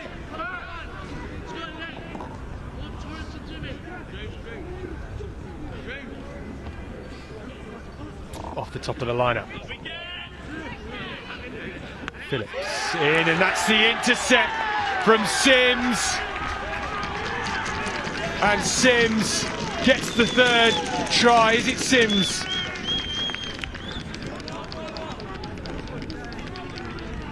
Well, Charlie Thomas, the KCS fly half, with the perfect read. Well, how good was that? You saw Clifton looking to exploit the space, just needed to float the ball over the top. It was the right read, but just plucked out of the air from the number 10. You talk about from your fly halves in attack, but what great recognition to recognise where they're trying to play the ball, but to get in that passing channel. Just moving forward and literally just gets the paw out there, sucks it in, and then the big swan dive in the end. It's a lovely read, straight under the sticks from Charlie Thomas. KCS marching towards Twickenham.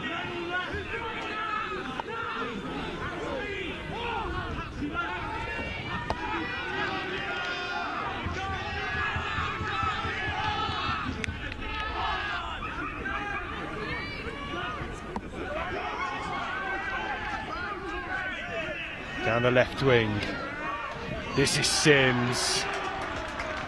Tried to play too much, and a bit of afters from Popple there. Probably just airing a bit of frustration from the intercept try, but KCS just wanting to play the ball, move the ball to the edges. Clifton had got initial good line speed, but then kind of waiting for the pass to happen and the contact to be initiated instead of going after them. And Popple just made a great example there, that if you go after him in defence, you can turn the ball over.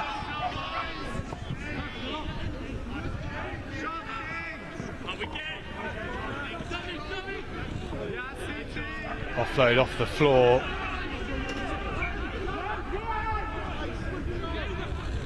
And now they come, lovely line through the middle, that's Bowden.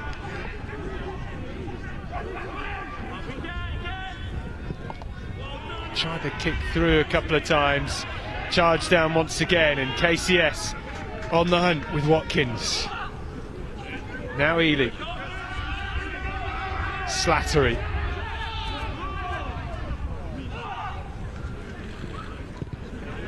Into the corner for Thomas, and Benkenstein tearing after this. Superb offload off the deck, and maybe Clifton can break into space. It's Sims with the cover tackle. Or Cortese with the cover tackle, rather. Yeah, great tackle there from Cortese. was just on the other receiving end of a tackle like that. But just seeing that the space in the backfield, you want to turn the pressure onto the opposition. If you're not going anywhere in the middle of the pitch, don't waste energy going through phase after phase trying to break them down. If there's space in the backfield, apply the pressure.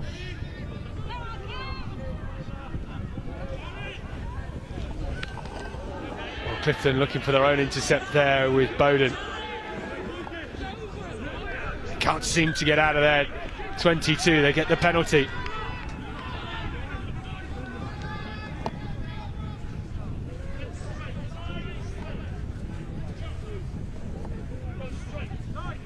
And it's Sims that takes the quick tap.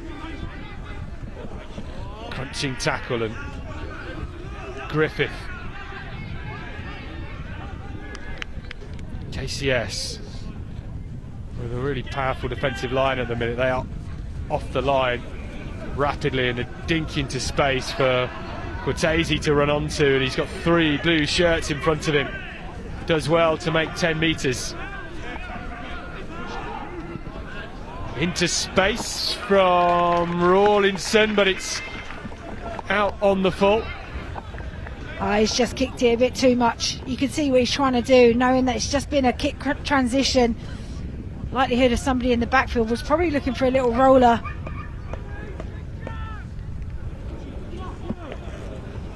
That's the trouble with these firm pitches, they bounce. It sometimes doesn't quite come your way. Clifton and Mugridge scored their only try in this game. Bowden in that distinctive pink scrum hat. Caterpillar from the back, and now they go. Sims well chopped. That's a lovely read from Torrance. Big rib cruncher. And Clifton have space down the right. Royce loose in the contact and stolen by Ely. Possession constantly changing hands. A charge down again. We've had a fair few of those.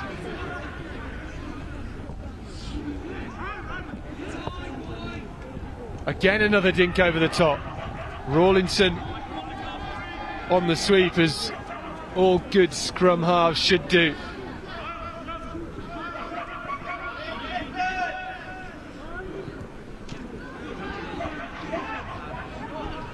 Up through Arden. Rawlinson with a well-judged box, and nicely taken by Pierce Lynch.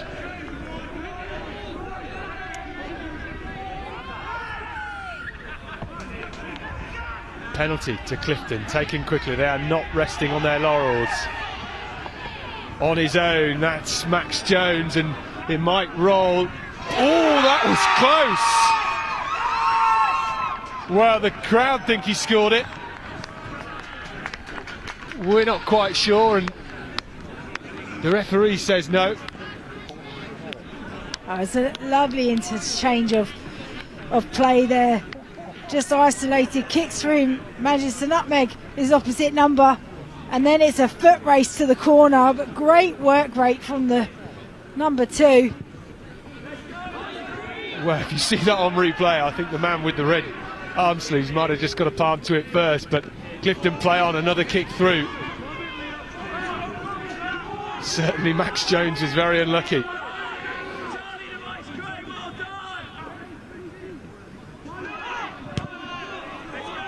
Now KCS clear the lines if they can get the chase, and the pressure was on, and Clifton lose it forward. I'm really impressed so far defensively from KCS. Just every time they give away possession or Clifton have the ball, they apply so much pressure to force the errors.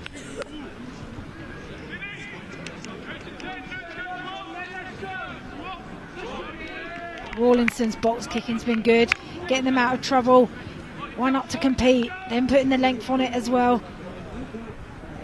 It's good to have kicking options across your line, because then you're not sure where the threat's going to come from.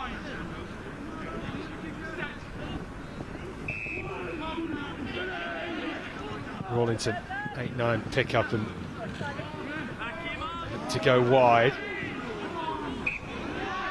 Benkenstein rolls out of the tackle and does well to keep moving forward and finally get support, but it's not enough.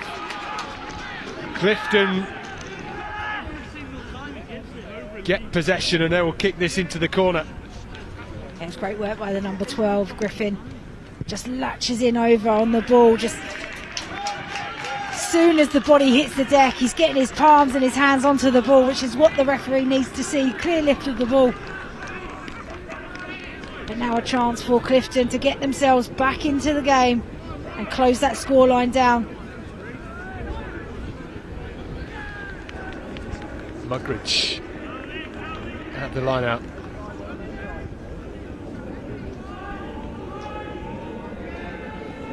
Now it's with Jones, the number 8. Mugridge peels off, steps and goes again. He did that so well in the first half for his solo try.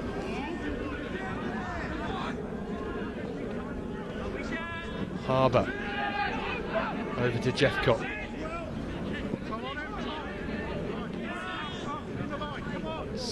Step inside from Sims. Inside ball and Bowden charging forward. Good angle. It's good patient play from Clifton, and that Benkenstein.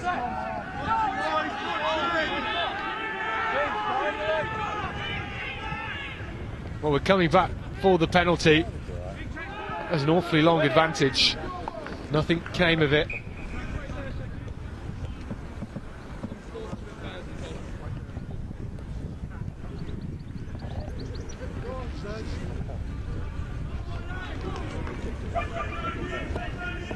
I think Clifton are at their best when they do shift the ball, get it through the hands. They're really confident in offloading out the tackle, little tips on. Got to pull this KCS team apart. You've got to pull them from left to right, make them really work their big physical side, run them around so they can create some gaps within the defensive line. Solid to the top of the line out. It's still charging forward. Maybe they can find their way through. KCS just about back in defence, and I think they may have stolen this.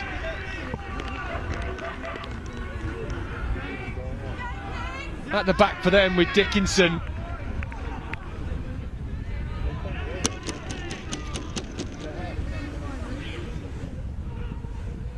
Oh, this is a pressure kick. Oh no. Where is he going? And Thomas did not want that kick, did he?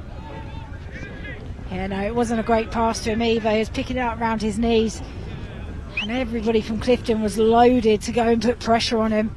You just wonder, just a couple more picks to the left, just to get a bit of more space between the defensive line and the kicker, just to give him a bit more room, time and space to exit. Again, Clifton with another opportunity. They've been creating lots of chances. They've been in the red zone, the 22 of the opposition on many occasions, but not able to capitalise and turn it into points.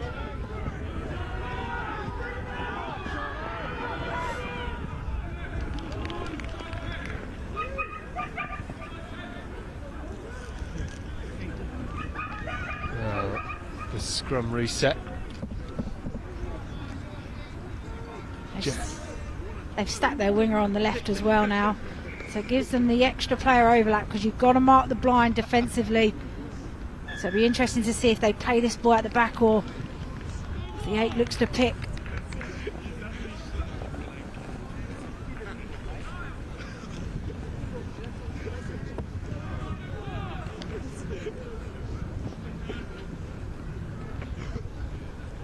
Referee just having a word with our front rows.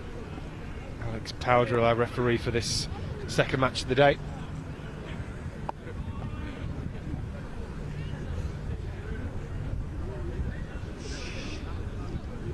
To the back, and here comes Jones feeding. Can they slide over? Oh, I think that might have been stolen. Penalty to Clifton. Will they go again here? Taken quickly. And Popple the captain on the charge.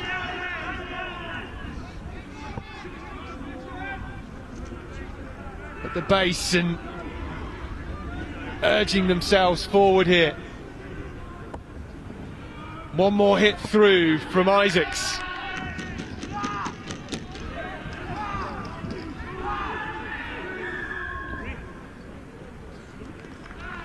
On another penalty coming.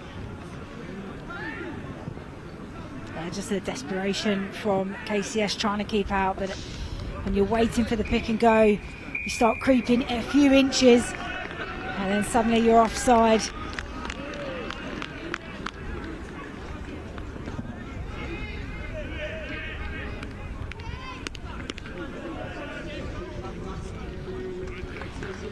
Oh, we've got some change coming on. I think it's Amori Miklashansky-Maddox back on to the right wing for KCS Wimbledon. That's a nice line out to the top, and Pierce Lynch does well to take it, but it's a scrap at the breakdown. Still with Clifton. Vase Craig burying his head in to try and stop the ball. Now it's Sims. Great hot defence from James Moore. And that is a fine piece of defence from KCS Wimbledon. Yet again, relieved the pressure, and now they're looking to play. They've weathered the storm so well, KCS Wimbledon. I think that's an intercept from Clifton. How did they come away with that? Into the pocket and the crossfield kick, and the bounce, the catch, and KCS back on their try line once again. Miklashansky-Maddox pinned back.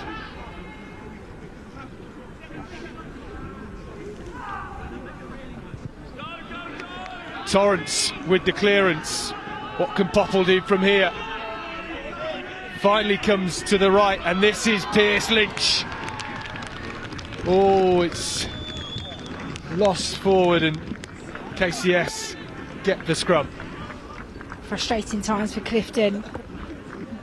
He's building good momentum, but just playing the wrong option at the wrong time. Going wide when it's well marked, picking and going where KCS are really strong around the breakdown, piling numbers in, putting bodies in, which where we saw earlier in the 13 channel them get turned over. And then the final opportunity to actually put the ball into the space on the edge, and a knock-on comes. Just feel they're just on the edge at the moment and just can't quite execute.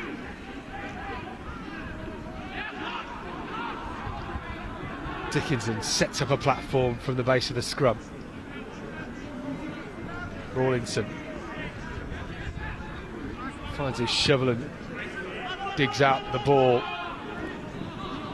Pierce Lynch on the counter. Well, the offload straight to KCS Wimbledon.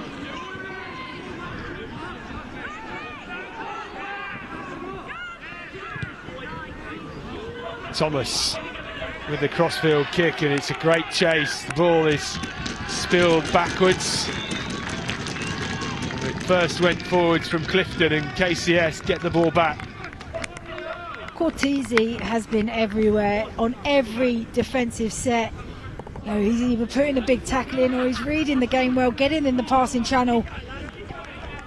Got the ball back for his team. All of this is such energy sapping stuff for Clifton.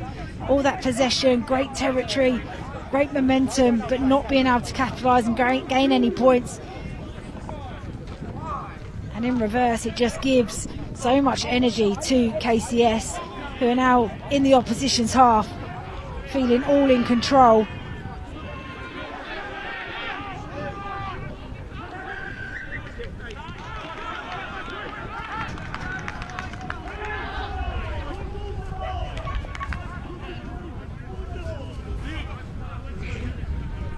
Well, possession has constantly changed hands in this game, and KCS will once again have to ride this Clifton onslaught out. Yeah, we've seen a lot of turnovers in the breakdown, some really good poachers of the ball out there, but the recognition to get to your support ball carrier is just too slow at the moment. That's what's gifting possession back.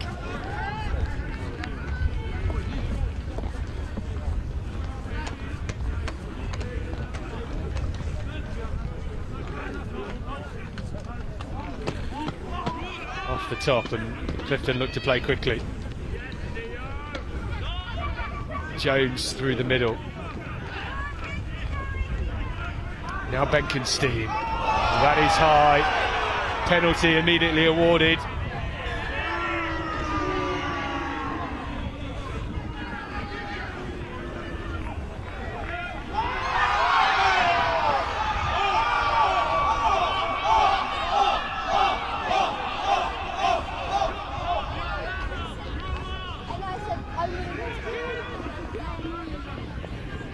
Well, the referee just going to have a word with Max Rawlington, the KCS captain, and Lewis Popple, the Clifton captain. Yeah, pretty poor behaviour out there demonstrated. Completely right decision from the referee. Illegal high tackle. Could have even seen a yellow card for that because it looked high danger. We've got to protect the game at all levels, and then the reaction response after is just unnecessary. I know tensions are high and what it means this game and what the end result all comes down to, but at the same time, got to make sure that we're respecting each other as an opposition, but also the values within our game.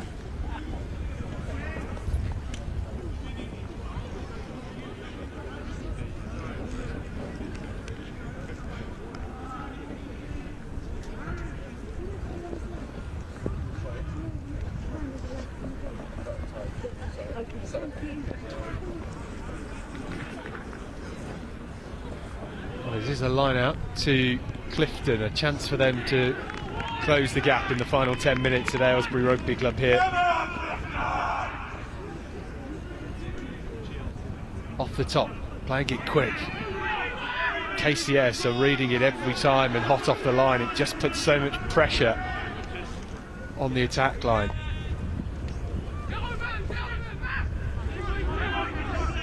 Popple finally gets some support.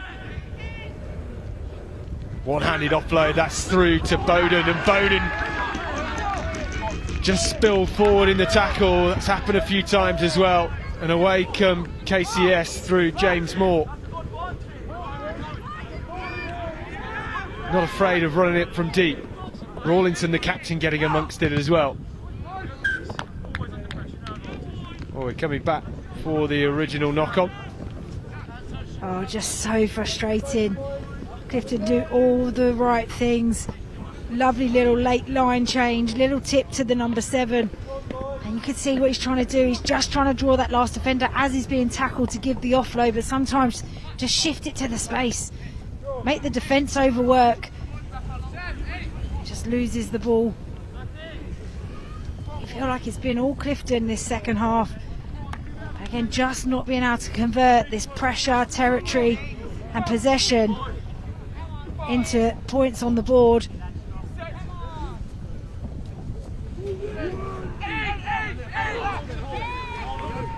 Dickinson, familiar picker off the base of the scrum. Rawlinson tees up the box kick. An awkward bounce for Clifton, and Minbo was chasing. A bit of space out wide here for Clifton. Wood picks it up well, and it's well wrapped up by Griffith.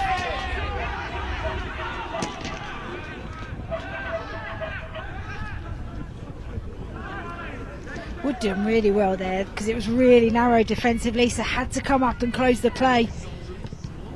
And just being in the eye line actually is what forces the pass not quite go to hand, makes the player overrun slightly. But then because he's completely isolated in that zone, KCS have to come in from the side to try and clear the threats around.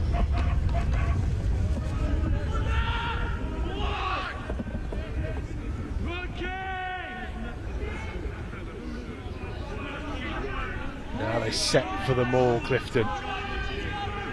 Mugridge has it at the back. Now he peels away.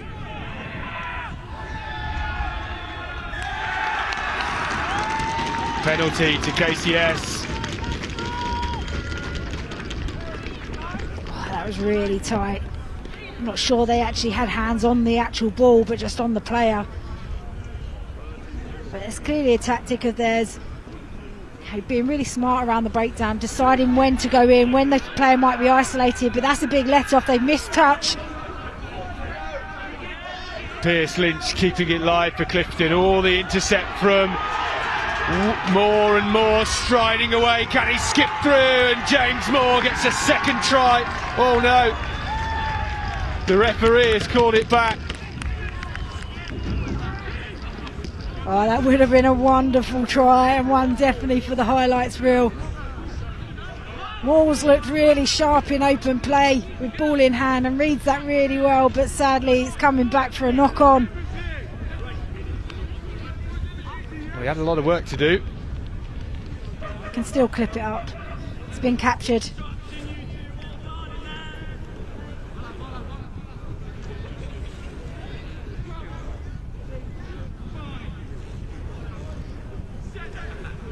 KCS 17, Clifton 7 here into the final 5 minutes. It looks as if KCS Wimbledon will be marching on to Twickenham.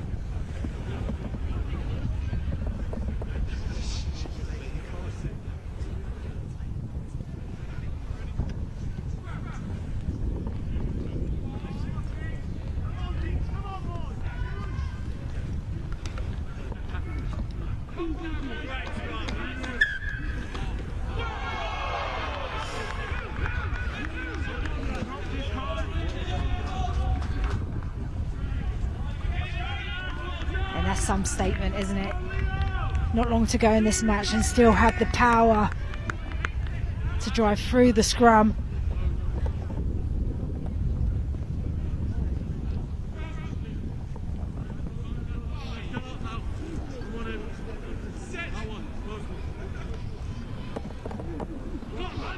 Good set piece, and they opt to come blind, using the wheels and stepping back, and well fronted up into contact from Sims.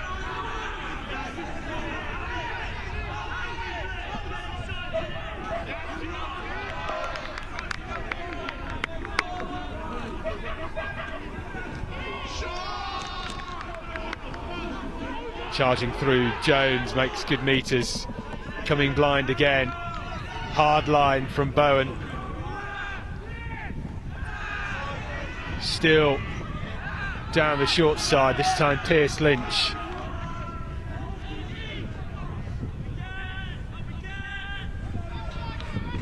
KCS just making it so difficult in attack for Clifton. Lovely line through the middle. Still with Sims, a show and go. He had numbers outside of him and acres of space. There's 2 red shirts on the deck. Still play on, Clifton have the advantage in numbers. Gets it to Bowen, and almost an intercept from Kubac.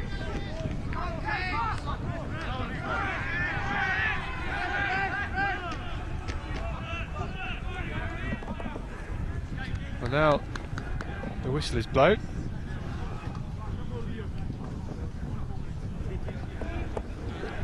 A bit chaotic. Yeah, you can just see it's desperation, isn't it, for Clifton? They know that they need to get on the scoreboard if they want to be in for a shout of winning this game. But then everybody's creeping, they're really flat. And KCS line speed, although it's catching them offside on a couple of occasions, they're really well organised. They've got the right number on feet, they're looking up, they're nominating, putting pressure on the ball carrier.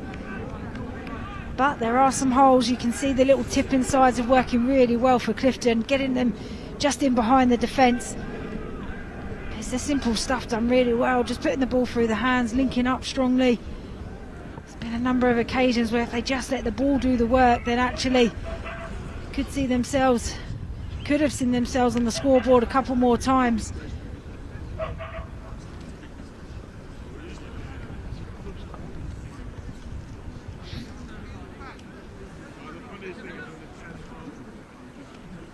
Well, the medic's just having a check of a few players on the pitch. Our referee had a shot, but trying to get the game moving forward. As we say, not long left in this game.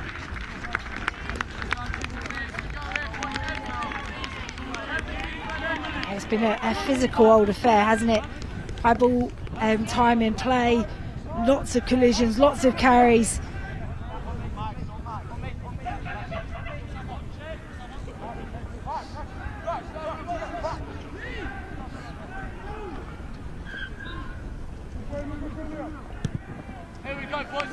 Kick for the corner from Clifton.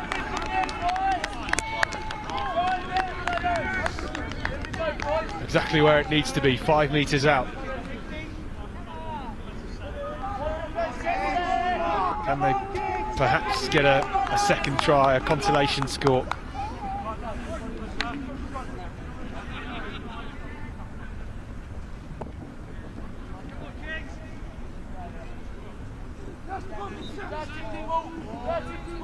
Off the top to Sims, out the back, Pottle. Well wrapped up, that aggressive red wall proving difficult for Clifton again. Now Sims doing well just to break through and find half a gap.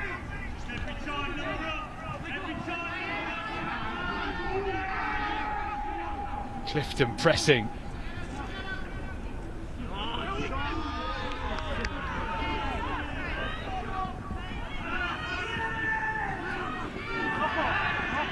Jones, Clifton with some numbers, Big Fend and Bosch and rocking and rolling. What a lovely offload too from Isaacs.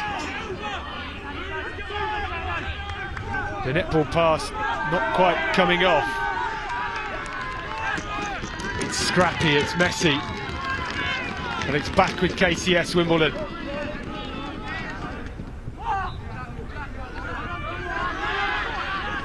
Charging forward again with Slattery.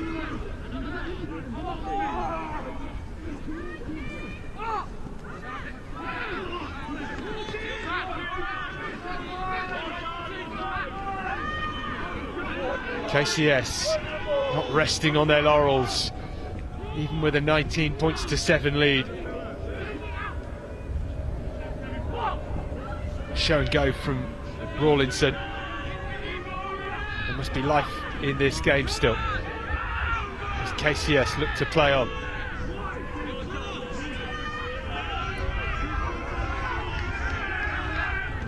Slattery once more, so effective of punching holes.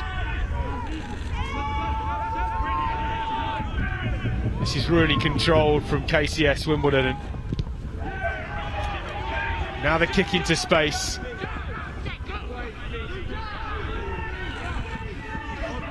Well, I think Charlie Thomas is on the floor, might have just pinged a calf with that high boot.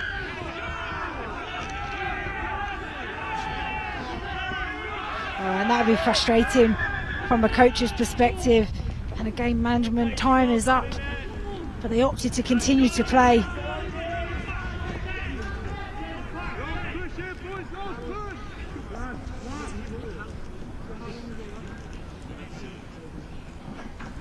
Hopefully it's just a little bit of cramp.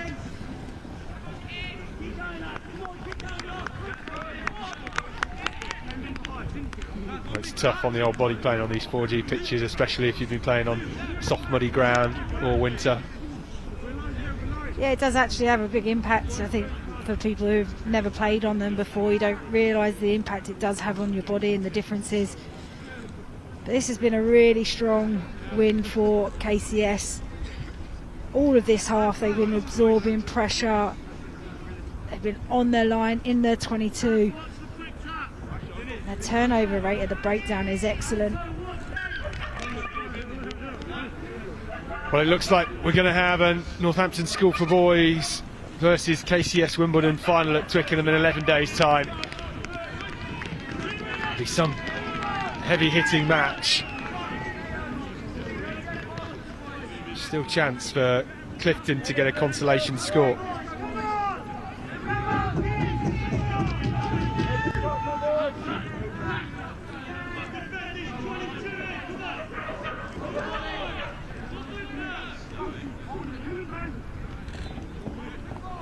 Clifton through Sims and Griffith, and it's out the back and it's loose. Sims has done so well against the grain today.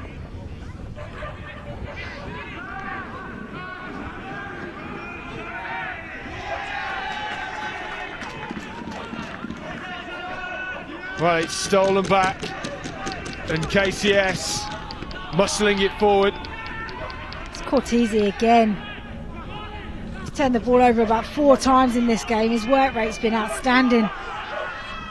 Oh, what a lovely kick forward and a pickup from Slattery, and Slattery finishing it off in style for KCS Wimbledon.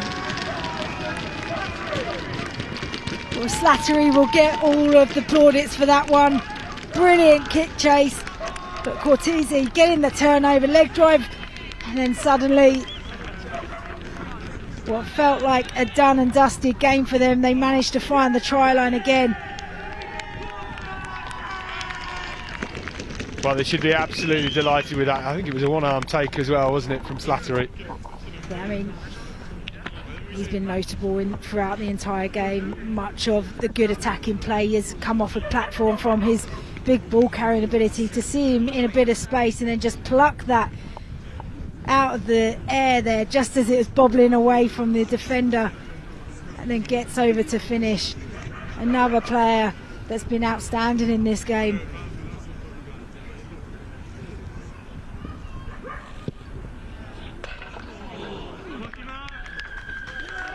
And that is it from Aylesbury and the Continental Tyres under-15 Schools Cup semi-finals. It is KCS Wimbledon 24, Clifton College 7, and KCS will face the might of Northampton School for Boys in the final in 11 days' time. What a match. Yeah, I think, you know, really disappointing probably for Clifton. They had so much possession, so much territory, and, you know, created plenty of opportunities to try and capitalise and get on the score sheet more often. They started with real intent in that second half, but just couldn't close out, and that credit's got to go to KCS's incredible defensive effort, their work rate, to have numbers on their feet, to apply the line speed pressure. You know, plenty of passes and knock-ons all came from putting the pressure onto them, but their work around the breakdown, the amount of turnovers and steals that they managed to create, which then just relieved them from pressure, and that puts them in a good position heading to Twickenham in 11 days' time, where they will face Northampton School for Boys. Well, that was it.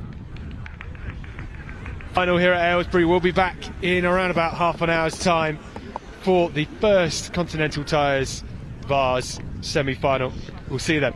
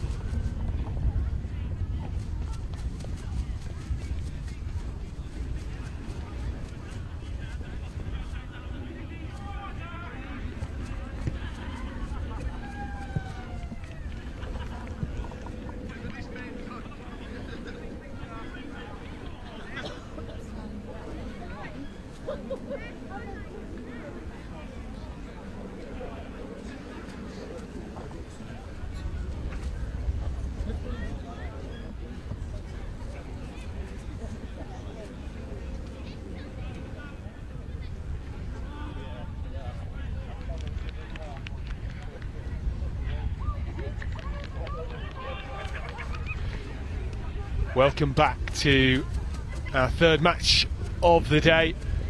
It is the first of the Continental Tyres under 15 Vase semi-finals. It is Chislehurst and Sidcup Grammar against the Thomas Hardye School. And Thomas Hardye will get things underway, playing from left to right. First half.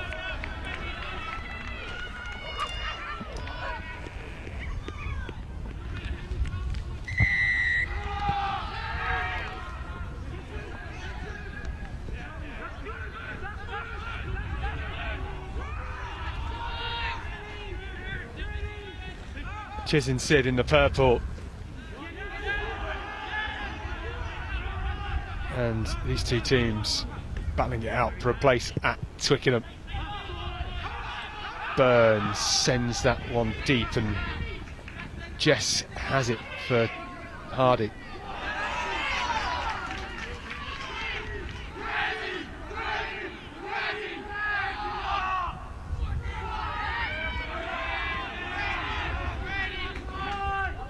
Hill, the captain for Hardye, goes right and they start to charge their way forward.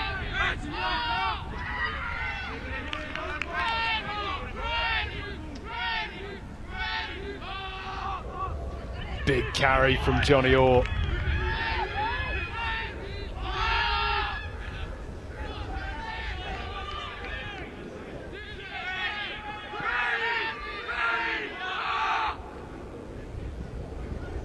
That was a flash defence from Seb Little for Chislehurst.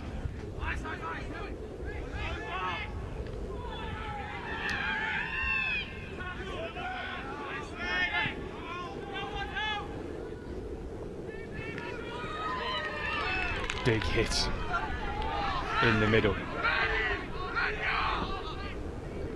And now Kinsey sends it long. Okoro has the ball in space and still stepping and fizzing forward.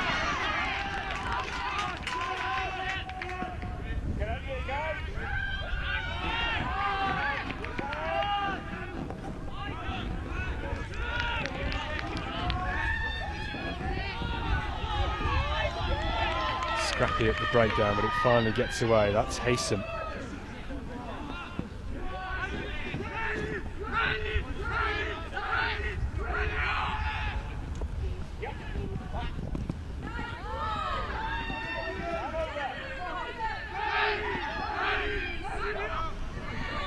Hill feeding his forwards, and Thomas Hardye doing really well to keep recycling possession here.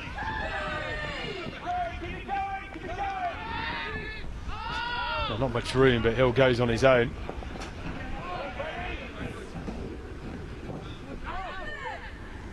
Still with the Thomas Hardye school in the 5 metre channel on the far side.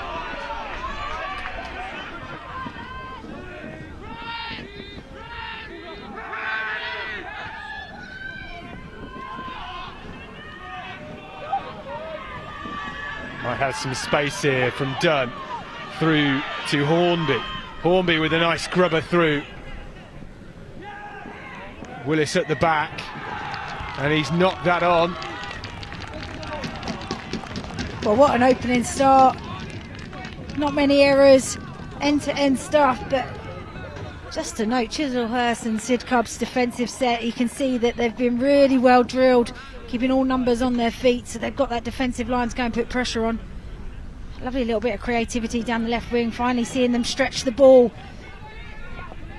And you've got such a loaded defence, really well organised. You've got to change some angles, change some lines, offer some different options, otherwise it's really easy to read. So the lovely little kick in behind, turn the pressure on to Chislehurst and Sidcup in the backfield, and then the error comes in from the fullback, and all that possession has created them a great opportunity in this field position.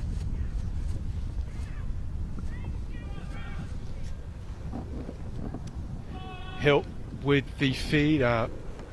First scrum of the day, Thomas Hardye ball.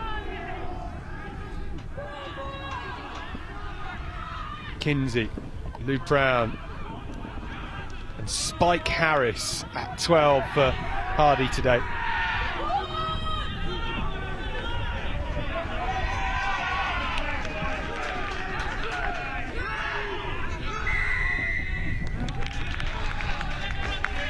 That was good pressure from Chislehurst and Sidcup.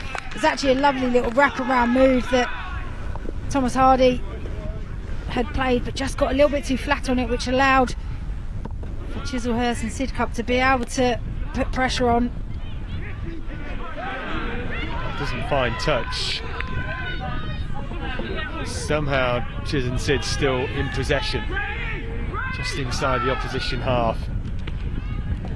Well floated pass to Hodgkiss, and they get the penalty. And just tackler not rolling away. I think the player over the ball was actually banged to legal rights, but first things first, you've got to clear that ruck area.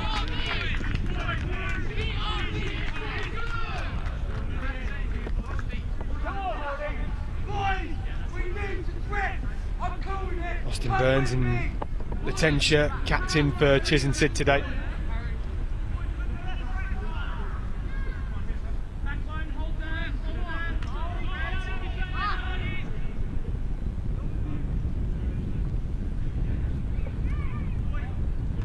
Deja.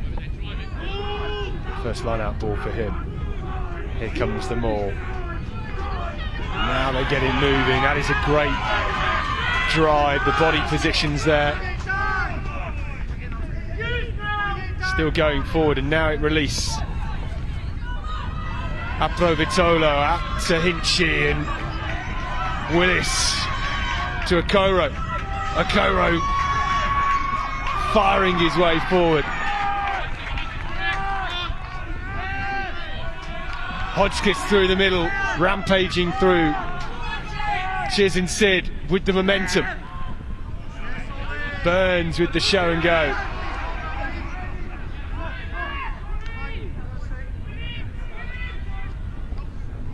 Dalgiadis, and Dalgiadis goes forward.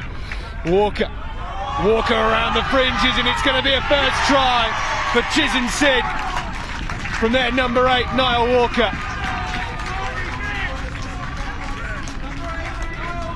Well, that's great work from Chiz and Sid.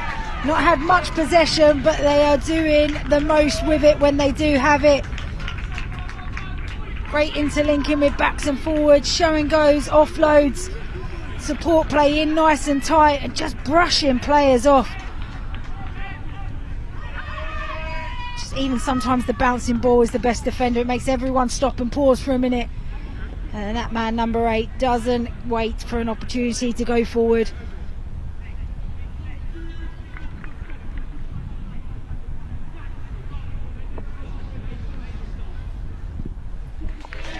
Burns easily through the post, and it is Chislehurst and Sidcup 7, Thomas Hardye 0.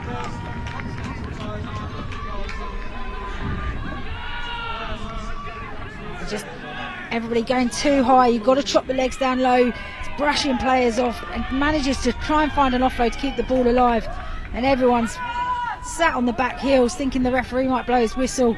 Keep playing until you hear that whistle, because they've capitalised on 7 points. It's their first entry into the 22, and they've come away with points from it. It's a really good, strong start.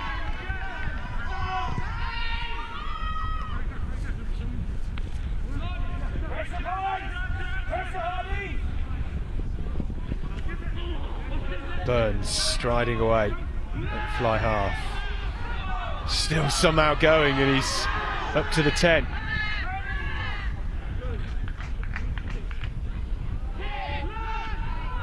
The forwards step in, and it's lost forward. Ben did so well on that run down the left-hand side. It's weaving in and out. Such a shame for Chiz and Sid, because they had a huge overlap that if they could just move the ball to the outside channel, they would have been causing some big problems for the opposition.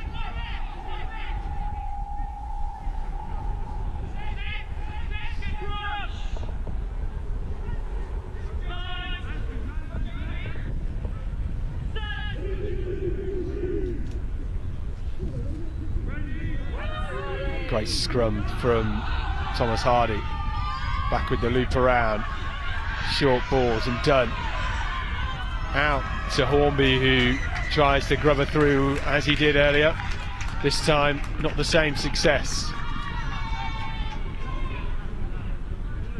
Yeah, looking to attack it down this short side, get the number 11 with the hands on the ball, but the space is closed off too quickly. Sliding defenders from Chiz and Sid, just watching the ball play out the back on the wraparound. You need to have a short runner come in just to keep that defence honest, try and disconnect the chain.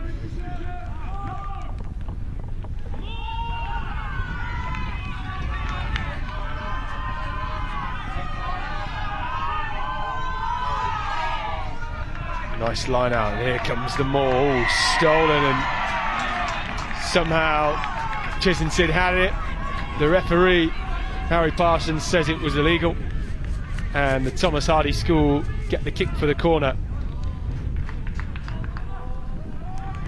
Kinsey fires it deep, and we'll have the line out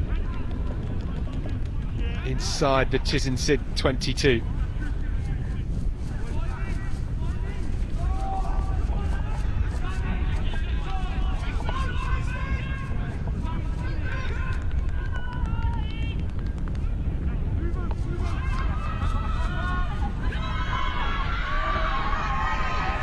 Great chop tackle from Seb Little. And that tackle has led to the turnover. Dalgiadis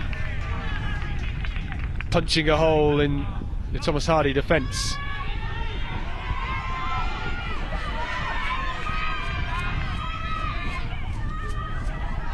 A spin and a cut in field from Jess.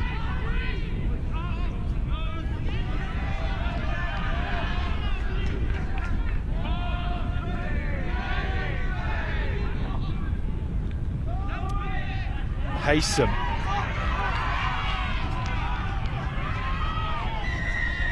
Penalty to the boys in red and black. Haysom looks lively, doesn't he? On the ball, good strong carry, gets them momentum and go forward.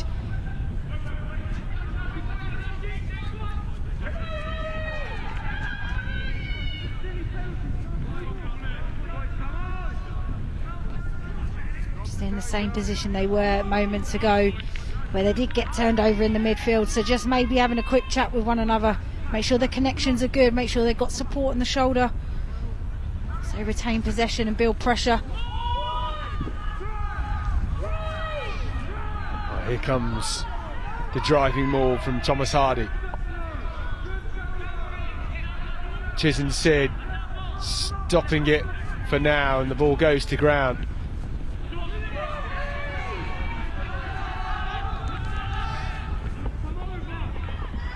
Back inside to that man Haysom again.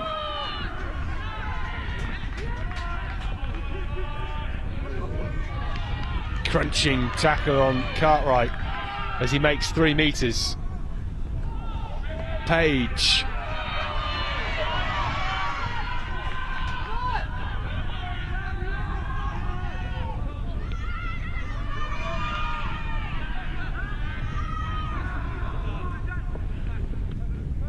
Crossfield kick from Kinsey. Well, this ball hacked on by Ahmed, and oh, that was close.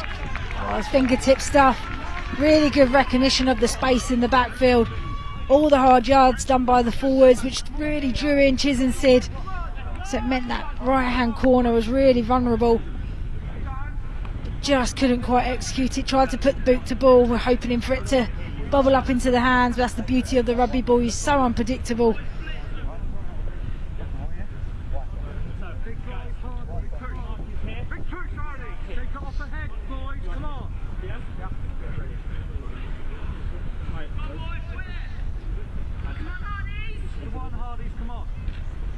Chislehurst Sid with the scrum then.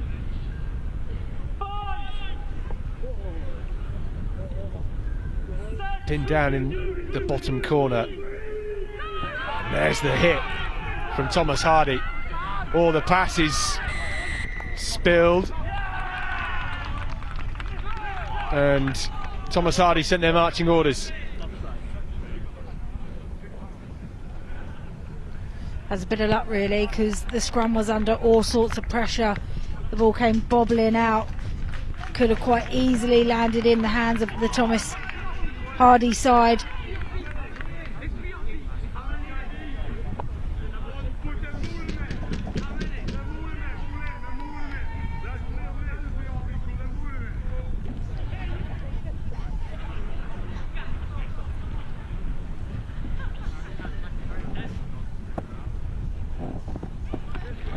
On the top to Lewis Hitch.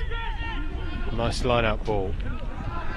Oh, that's a good carry from Walker, the try scorer.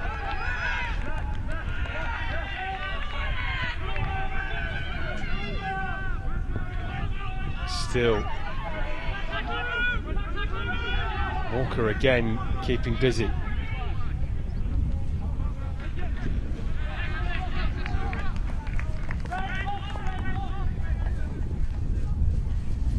Just marching forward now. Burns kicks over the top of the defence. Hornby, boot to ball again. Well, he wasn't very happy with that, and Chislehurst Sid get the line out. Yeah, good game management. Just notice the ball's getting tied up in the breakdown, slowing it down. No need to overplay in this area of the pitch, so the 10 just puts boot to ball. And it's all about the kick chase. If you haven't got a strong kick chase putting pressure on the backfield, then they either get easy yards or a great angle and plenty of time to kick. And all that pressure's forced the kick out on the full.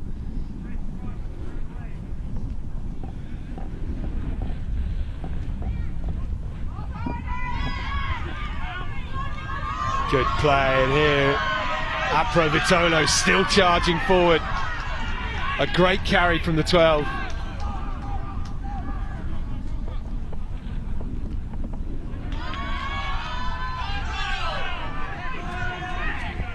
Walker again in the midfield.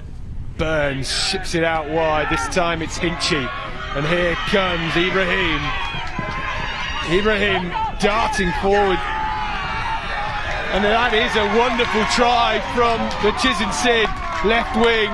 How on earth did he find his way through? All power, all pace. And it's a second try for Chislehurst and Sidcup Grammar. Well, it's a great response from all the pressure that they were under in the 22. Lovely play off the line out. The number 12 just making really good ground, making Thomas Hardye have to get really tight defensively, which is what creates all this space on the left hand side. And what about this? He's got players hanging off him, but it doesn't give up in the contact area, keeps driving his feet, stays really strong, doesn't go down easy, and in the end gets over for a brilliant solo try. Well, Ellis Ibrahim, the Chislehurst and Sidcup left wing, causing some damage in the 5 metre channel. And Austin Burns has the shot towards goal, doesn't quite have the legs or the angle, so it is Chislehurst Sid 12, Thomas Hardye 0. Yeah, just have a little look at this. I think it's brilliant recognition again by the 10 to know that they've shortened up in the spaces on the outside. Simple hands done really well, staying square, just giving your winger that bit of space to attack into and do what they do best, which is often finishing.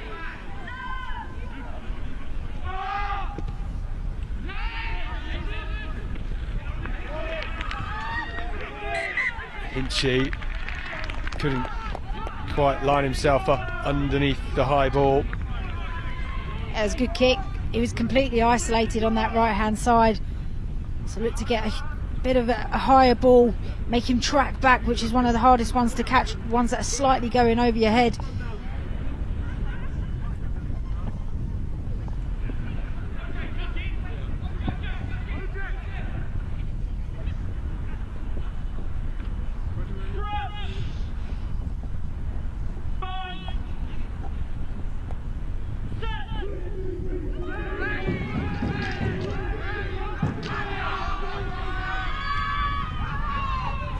Spike Harris direct in attack, and maybe there's something on here.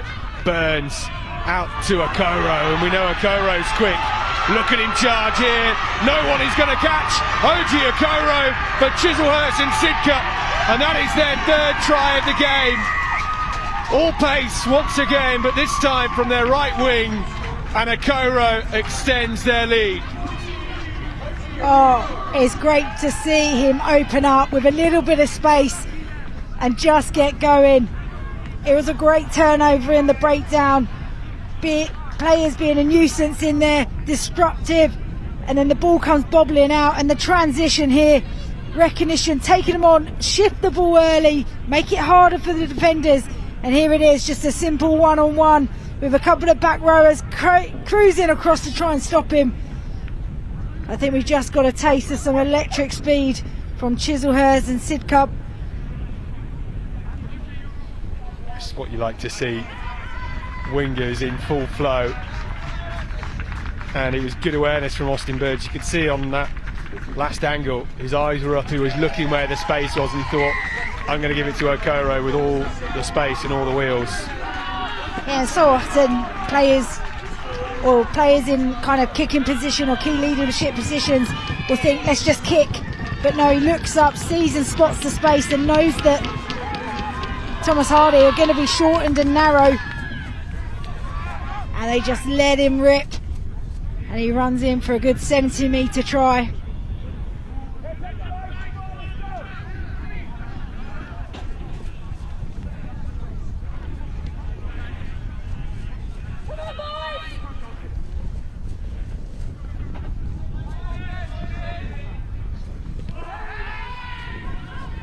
Kinsey with the restart. Oh, that's a fumble from Deja. Yeah, that's disappointing. That's 2 restarts that they've not been able to take now. They're kind of pressure moments. You score a try, you get ahead. It's about backing those moments up.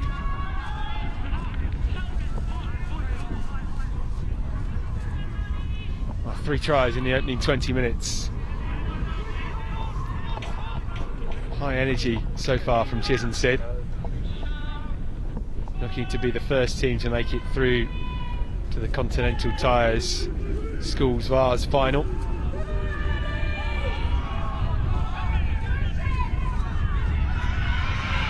Hardye with Cartwright onto the edge of the 22.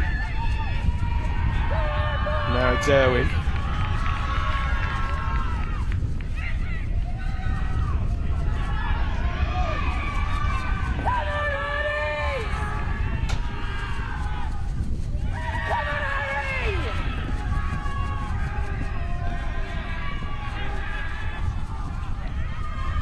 Into the hands of Kinsey, and Harry Haysom once more fronts up into contact. But it's Chis and Sid that get the penalty. Yeah, he's a loose wire, but often when you've got a slippery player, you're not sure what way they're going to go and you get disconnected from your support.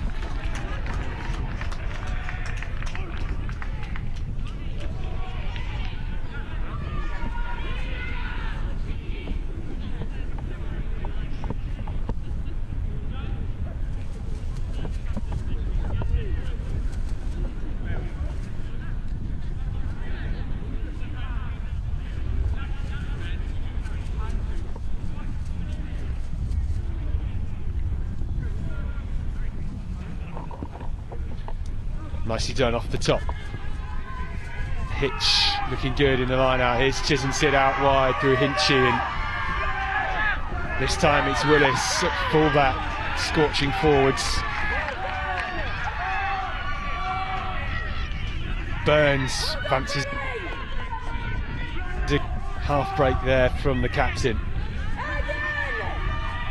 Hodgkiss.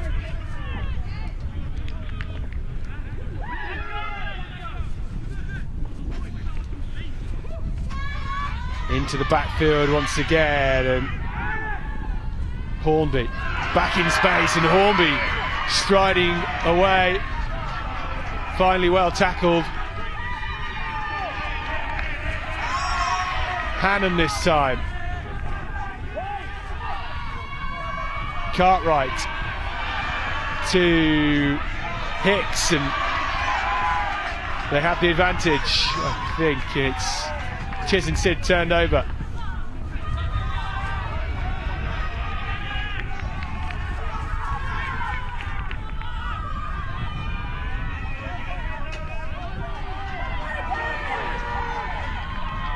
Out on the left with Ibrahim. Already seen what he can do in tight spaces, and Hodgkiss now. Daljidis. Nice awareness from Burns. Crunching tackle though from Dunn.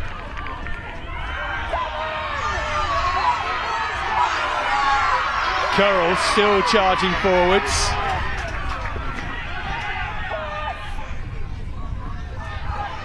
Burns with some deft hands, and same from Hinchy. Into Deja, and Deja will score in the corner. The Chis and Sid hooker striding home for glory. Well, we are being spoilt for some brilliant rugby right now. The simple catch and pass is excellent from Chislehurst and Sidcup. The subtlety and the basic skill set is enough to get Deja on the outside, but everybody aware, look right to the line, defenders flying up, but manages to find their man, and the simple drawing pass, just enough time to pull in that last defender to turn his hips and put Deja away. Super skill set off his Chislehurst and Sidcup side. It's a difference, isn't it, at the minute? Just the simple things, the catch and pass, and the basics are being done incredibly well.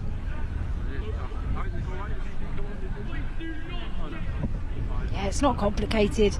If you can get the basics done really, really well, it often puts you in really good position and creates opportunities. At the moment, we're seeing Chislehurst and Sidcup create opportunities but take them as well, and that's been a key thing within this game. Thomas Hardye got themselves into some good places, some lovely little runs, but they're not able to completely capitalise on it and finish off those opportunities that they do create. But it's just the lovely handling, and everybody's alive. They're all waiting for an offload to come.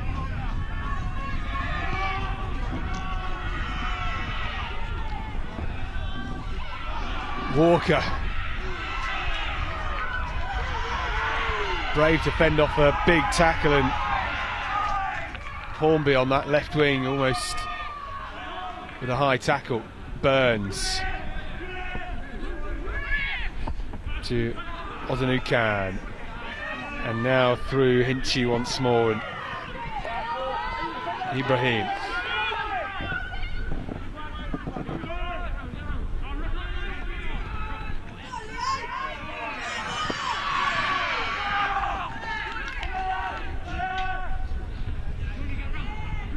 Burns through the middle, spotted the space, the captain, he's striding, might go on his own, the show and go. Can he get the fend away? There's the offload, and it's Loxley that scores. Well, full-flowing, running rugby at its finest from Chislehurst in Sidcup, and it's Will Loxley that scores with the support in the corner. That's what happens when you play the ball to the left-hand side. Suddenly, defenders are all scrambling across, and they know they're shortened on the outside, so they then spread and have huge gaps through the middle. And like any good 10, they've got a show and go in their pocket that they can unleash at any point. And superb support from Loxley, and a great pick-up as well, and a great finish in the corner. 5 tries in the opening 30 minutes. Chislehurst and Sidcup flourishing in this Continental Tyres semi-final. It's their game management, I think, and their strategy to play. Their game plan is clearly to move the ball to the outside. Ibrahim, we've seen how electric he is, so now they're getting double tackles on him, which is then going to shorten up the defensive line somewhere else, and they're just picking the right options, and the work rate off the ball as well, which then allows them to have those multiple options.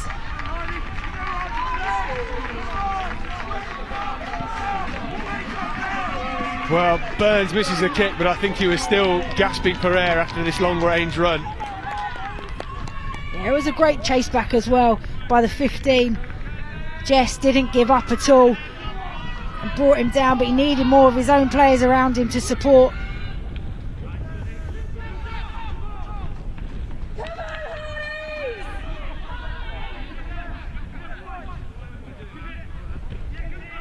Burns again, this time tackled early. Looks like Perry might have taken a knock in the contact, and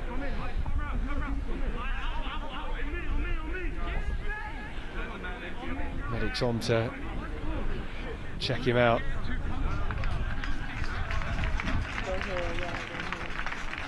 Well, Thomas Hardye will not enjoy looking at the scoreboard at half time, but they have won plenty of games to get here. Beat Reigate Grammar 34-31 in the quarter final, and Kingsbridge Community College 22-19 in round 5.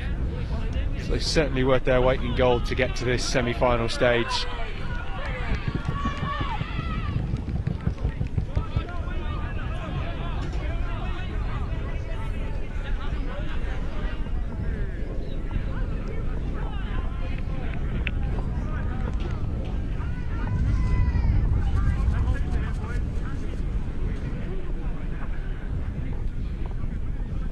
Sid get the penalty, and we'll have a chance to kick this into the corner. I think the referee just speaking with the medics, and Percy Perry wanting to play on, but unfortunately being removed from the field of play for safety. Yeah, I think with half time coming up, let's just take him off, make sure you check him out properly before letting him continue to play. Spike Harris back onto the field. What a name that is, Spike Harris.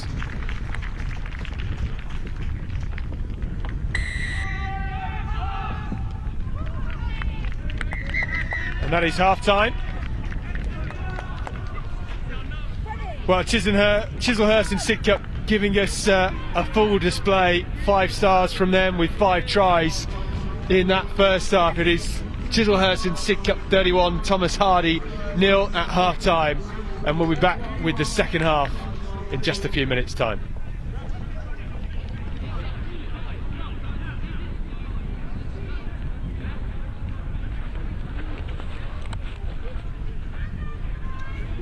Right, let's take a look at the magic from Chiz and Sid. I think they've been demonstrating, you know, really good go forward from their forwards. A couple of key carriers for them, Walker, Brown. But then it was just started to open up, and that's what happens when you do damage up the front. Big strong carry there as well, and that's really defensively, it pulls you all out of shape when you've got players hanging off, and then you've got to get another player in to make the tackle, and then suddenly the space opens up somewhere else. Well, he's been impactful, hasn't he, Niall Walker, the Chiz and Sid number 8 in that first half, but the second try all about the backs, and this man Ellis Ibrahim. Yeah, I think, you know, matching what the forwards can do in the power game. Might be short, young winger, but he's got plenty of power in his quads to get over. It's just the handling as well, and the space recognition, staying nice and square. This one just subtly squaring up on that last defender, which means they have to really scramble across. Then as a defender, you're not in a great defensive position to make a positive contact, so then ends up slipping off the power man.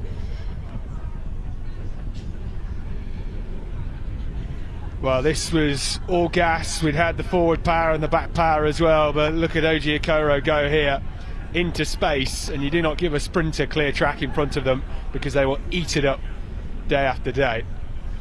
Yeah, I mean, having multiple threats, big strong ball carriers who are getting you over the gain line and getting you over the try line in Walker. One side of your pitch, you've got a winger in Abraham who's able to power over, and then you can play to the right hand side with absolute wheels of speed to absolutely burn on the outside. Just, he's been patient, he's been waiting his time. Every time he had got the ball initially in this game, he had to step back inside through traffic, but still looked electric in those moments. It was great to see him finally open up.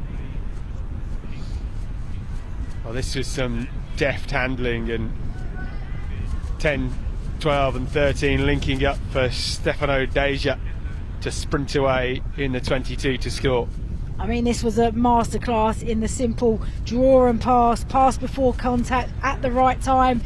You know, sounds really simple, but not always easy to do. Being alive, everybody eyes on the ball, little square up here just to pull the 15 in to let his man get away, and he finishes it really, really well on the outside. He's still got covering defenders to come across, and like any good supporting player and teammate, he gets a little bit closer to the post for his kicker.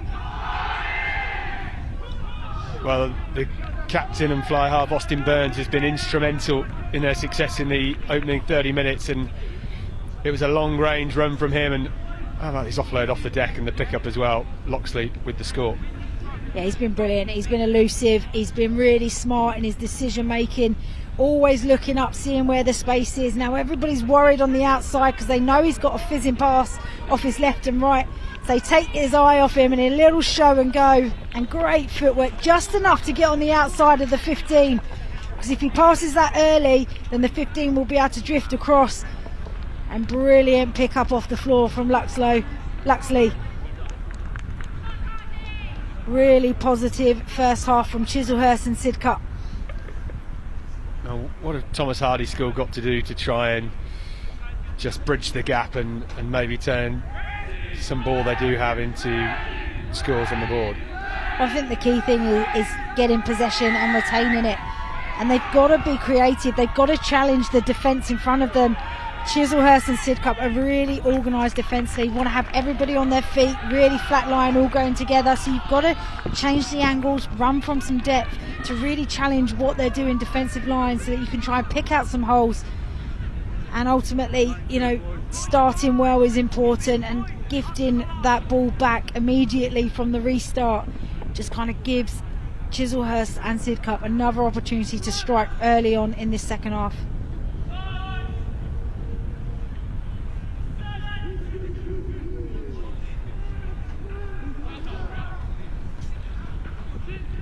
Chis and Sid on the attack again. It went forwards and trying to bring in Ibrahim off the left wing.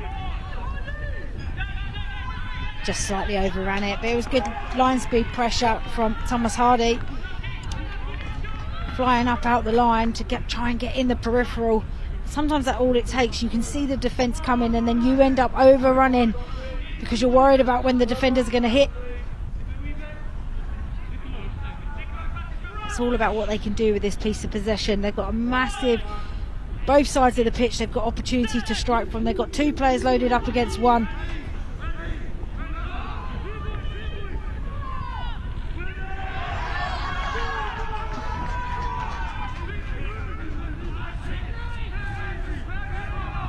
Thomas Hardye fighting to get out of their own half. That is Orr punching up, and Big Bosch coming in.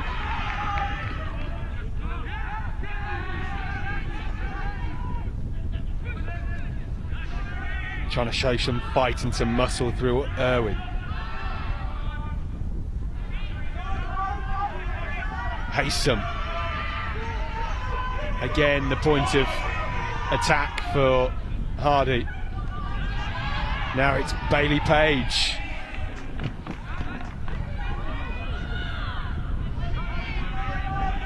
Now we're seeing Thomas Hardye front up into contact. Page once more. It's effective, and now it's Haysom.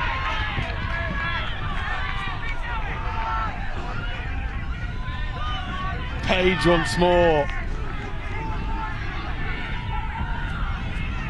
The loose head getting busy at the moment. Sidcup with the jackler, couldn't quite steal it, and it's Irwin again.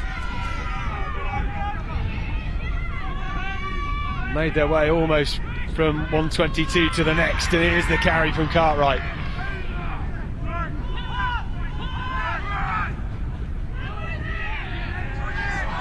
Huge hit there from Walker, and Hardye not quite got the numbers on this right side, but it's Hicks crashing up.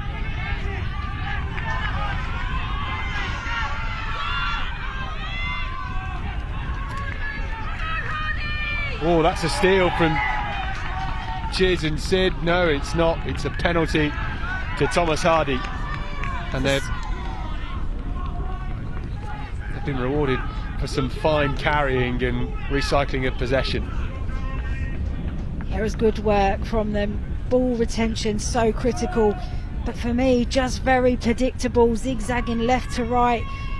As we mentioned about Chislehurst and Sidcup, they keep players on their feet. They only allow one in the attacking breakdown to try and go for the steal, and everybody else realigns, gets set to go and put pressure on. So it's really easy to pick up those one out runners, get a dominant tackle on.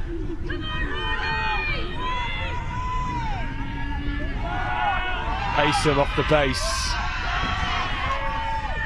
Huge tackle from Walker, and the loose ball hacked away. Oh, that has gone forward.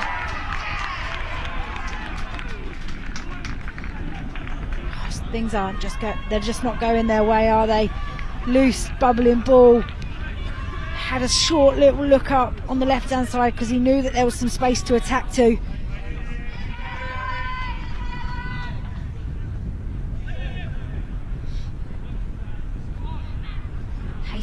good, isn't he? The number 8 for Thomas Hardye. Real live wire, always gets go forward, beating one defender. Just needs some players on his shoulder instead of going down and present and slowing the ball down. If they could keep the ball moving, that's what's going to test Chislehurst and Sidcup's defensive line. Medlin well wrapped up by Hill. He did so well to keep hold of that ball. It's like a nine's worst nightmare under pressure at the back of a scrum. There's the kick from Burns, straight down the throat of Gethin Jess, who puts boot to ball himself, and there's Ibrahim.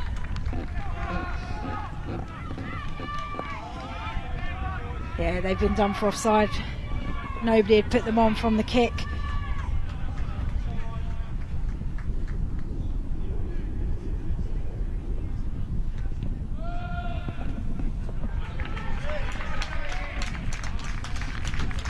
Sid still leading 31 points to 0 in the second half.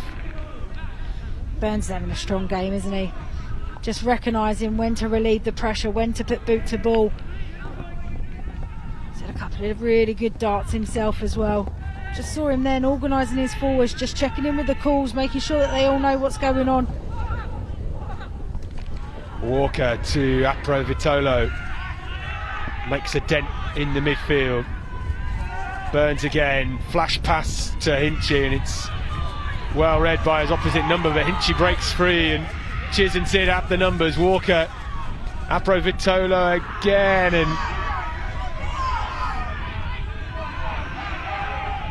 Currell heads forward. Walker through the middle. Oh, that's a great charge from the number 8. Sideways now, Currell again.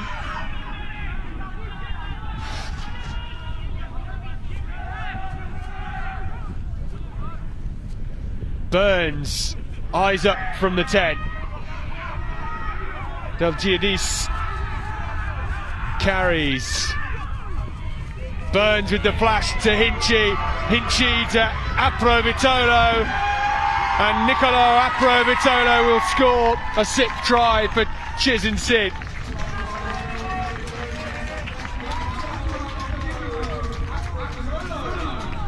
Again, impressive play from Chiz and Sid.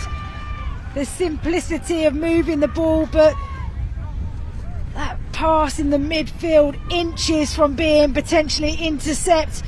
But that's when the ball does the work, the ball beats the defender, just gets on the outside of him, and it's so difficult to recover, and then it's just the simple hands, drawing past last defender.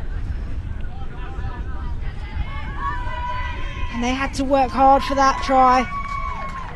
So much pressure had been coming from Thomas Hardye. At the moment, their strike rate in the 22 has been excellent. Every visit, they're coming away with points. You just see them growing in confidence.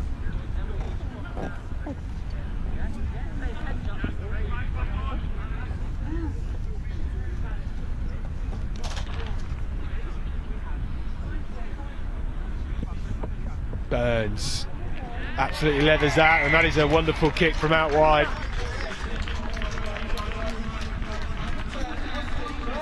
Smile on his face after that as well. Yeah, certainly. You know, he has been pulling the strings within this game, and it was his ball that just beat the last defender on the outside. Really well taken under pressure from Hinchy, and then manages to find his centre partnership and get over. But even though the score is what it is, you know, making sure he's nailing these conversions, because finals at Twickenham, different type of pressure, might not have as many points on the board, so it's always critical.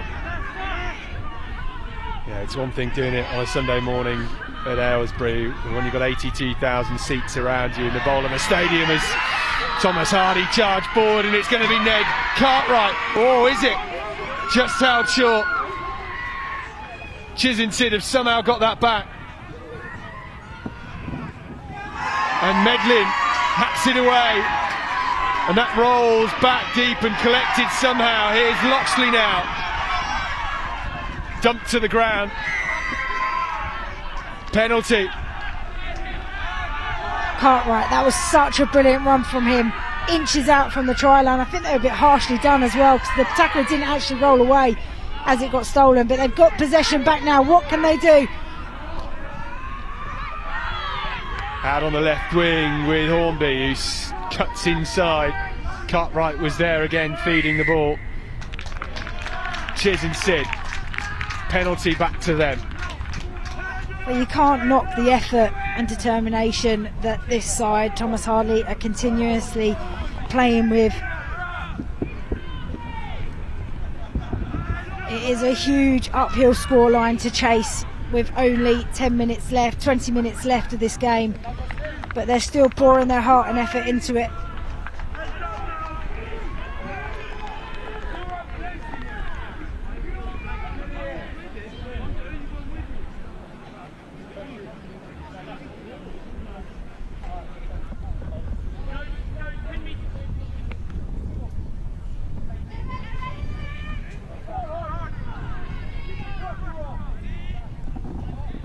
Deja. Lovely line-out ball to Hitch, and Aquavitolo cutting forward.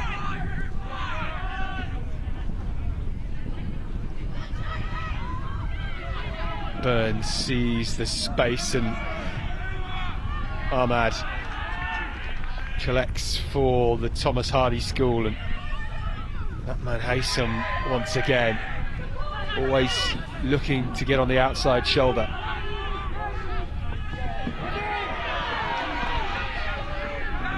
Hardye now into the Chislehurst half.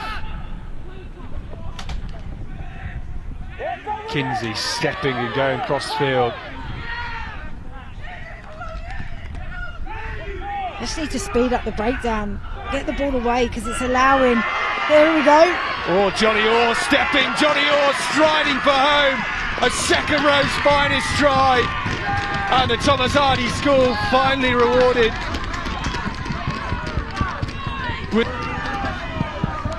More impressive power and pace from the second rower. Most backs would be pleased with a try like that through the middle, but really good patience in the build up to that, retaining possession, recycling it, looking after the breakdown, and then the little pick, and then impressive finish with a player on his back to dot the ball down and not to knock it on. Lovely step, just back inside, leg drive through, step again on the left foot, beats the fullback, and then the prop is chasing him down and does get a tackle over on him, but he's too strong, too powerful, and finishes the job. Well, let's hope that gives Thomas Hardye a bit of energy. Here it is again, just striding home, Johnny Orr. That will be on the highlights reel for him. And rightly so. It was a brilliant run through the midfield, and then some gas. Managed to find some energy and some pace after all the build-up and the phases before that.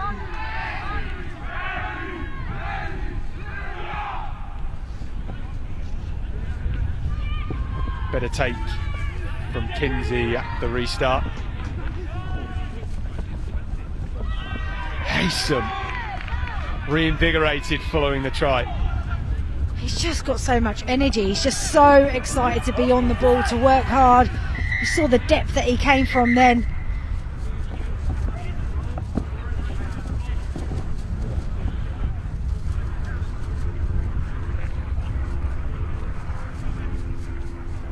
Well, it's penalty to Thomas Hardye. We've got a medic coming on the field for young Phoenix Weeks.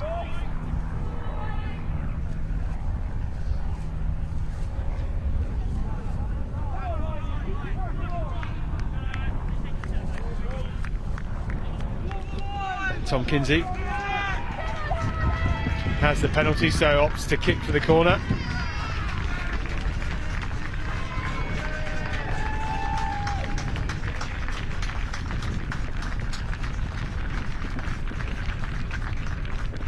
not sure whether he just got a bit of a knock when he's been so strong contesting over the breakdown for the ball. Maybe just picked up a little bit of a knock, and just to make sure that he's okay with the rolling substitutions and with this extended lead, got to look after your players.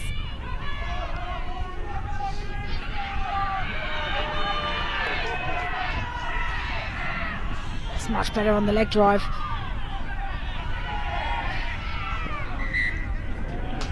That was relentless work from Walker on the floor. Yeah, it was really good because he was the first man in over the ball, got his hands onto the ball, and then he's allowed to hold on to the ball. And often you see players in that situation, they let go of the ball and just absorb the contact, or they're able to pull the ball away from them and away from the breakdown. He showed so much strength there. 2 players over the breakdown trying to clear him out, clear him off the ball.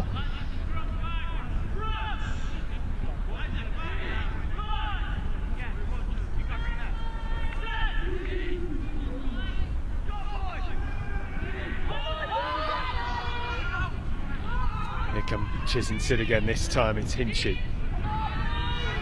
And Provitolo. Ball still live. They do that so well, don't they? Chislehurst. Here comes the penalty.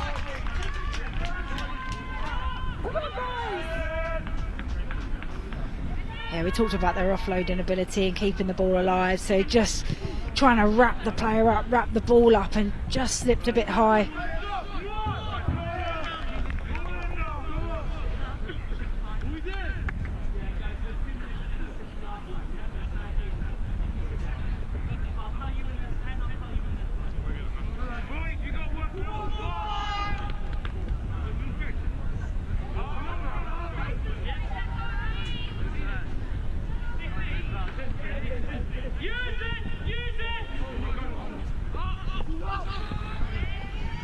Away they go again. Provitolo looks to fling it wide, but straightens up with a hard line. Just what you want from your 12. And that's a steal from Cartwright. Oh, I think he's been hard done by there. First tackler got to his feet over the ball legally, but the referee's always right. Yeah, absolutely. Yes, yes to our referee, Mr. Harry Parsons, the man in the middle. We had a referee take a tackle yesterday and get flattened on immediately after, and he got straight back to his feet and officiated the scrum. It was an amazing sight.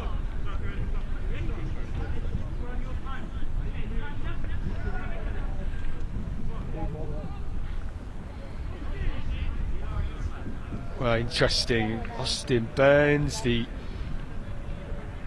captain, coming off the field.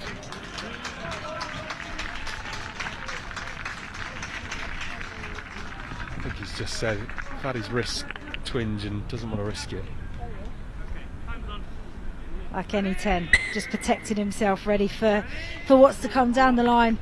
But it'll be interesting how Chislehurst and Sidcup can continue in this game, whether things get a little bit loose or they can maintain their ability that they started this game with. Loxley, the offload to no one, but it is picked up well by Philbrick and Aprovitolo. He's a big lad, carries hard, and stolen a lovely turnover from Bamford, and Hardye looking to charge again. They just need Cartwright to find a hole and sprint 60 metres, but Haysom boshes off 1 and 2.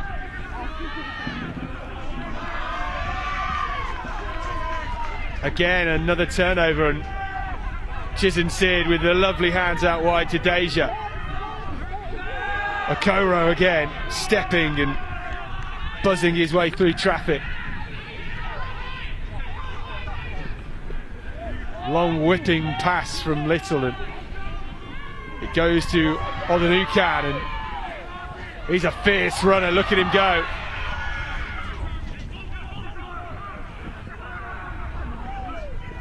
They've got the numbers, Chislehurst. It was sitting and waiting in the corner, but it's now turned over, and Haysom charging away. He loves the open field. Now it's a penalty. It was slapped down by Loxley, and Thomas Hardye give us all a chance to breathe. Well, it's side to side stuff, isn't it? Really elusive runners through the midfield. I feel that Chislehurst and Sidcup probably could have scored on a couple of occasions if they just let the ball do the work like they did in the first half. Again, it's that man from Thomas Hardye, Haysom, just everywhere, but everybody too slow to react to him. It's almost like a grenade went off when he got hold of the ball. Players falling off their feet, getting punched off to the left, to the right. But then no support with him to capitalise on the great momentum that he created. Oh no. Didn't quite find the mark. And it's going to be a scrum 15 to Chislehurst with less than 10 minutes to play here at Ostlers Field, Aylesbury Rugby Club.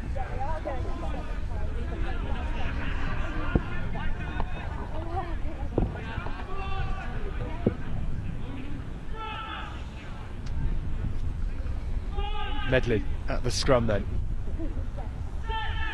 Loxley was loitering behind his fly half. It goes open side and out the back to Aprovitolo. Nice play, and here's a Koro. We know he's got speed. A Koro into some space and still going with all the muscle and fierce fighting power. They've got so many numbers left. Surely another try beckons for Chislehurst. Hinchy. Oh, Philbrick with the knock on, and it's going to be a scrum to Thomas Hardye. Oh, it's a shame. You could see what they're trying to do, trying to run just a little bit of a short line. The defence honest. It was Philbrick just ran short off the centre, thinking that he might go behind him. This is what I talk about, just getting a little bit loose, lacking in a bit of communication. There's been some number of changes as well, but it's how you can go from that transition and keep that momentum and keep building, because Twickenham stage is very different, and they need to continue to prepare for that. Good clearance kick, but that is falling nicely for Philbrick, and he looks to his right, has some support. Aprovitolo with some great hands himself, and hacked on, hacked backwards. Messi. Yeah, again, just not very settled, are they, in this second half? Just pressure coming in from Thomas Hardye.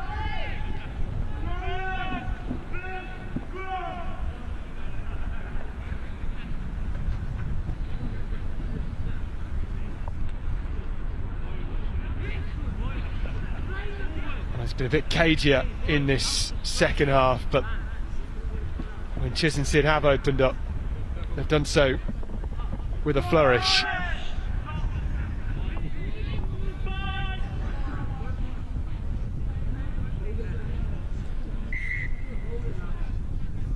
I think also Thomas Hardye, you know, they would have had the chat at half time, they would have discussed the way that they're trying to play, and they're managing to disrupt that now. They're reading it well, they're getting up in the eye line, they're forcing different plays.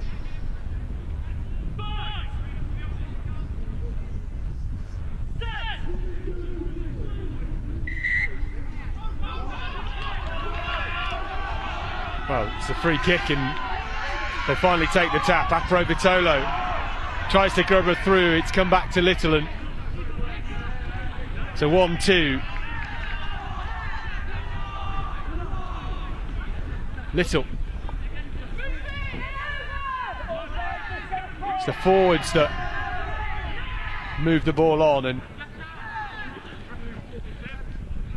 Thomas Hardye flying up in defence, testing the attack, and I think that's got to be a steal.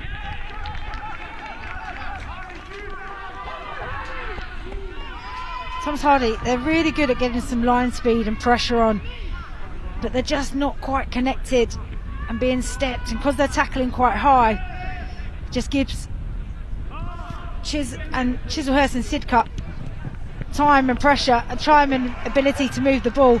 But there was a perfect tackle from Harry Hannam, who's been one of their best tacklers this afternoon for for Thomas Hardye. Quick chop tackle, which allows then your supporting player to get over the ball, and now that's what's earned them an extra 50 yards up the pitch.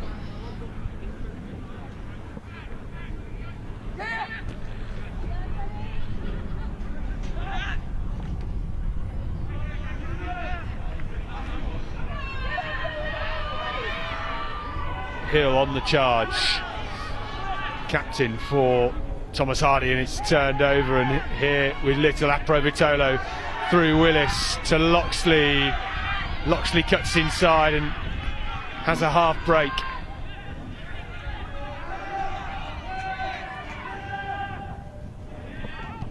Little into the backfield, easy read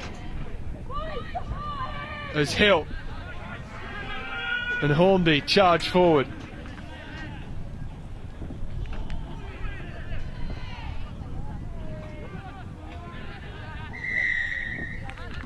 Penalty, Thomas Hardye.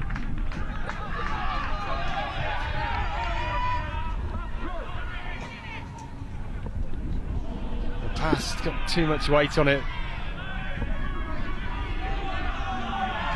It's a bit frantic now.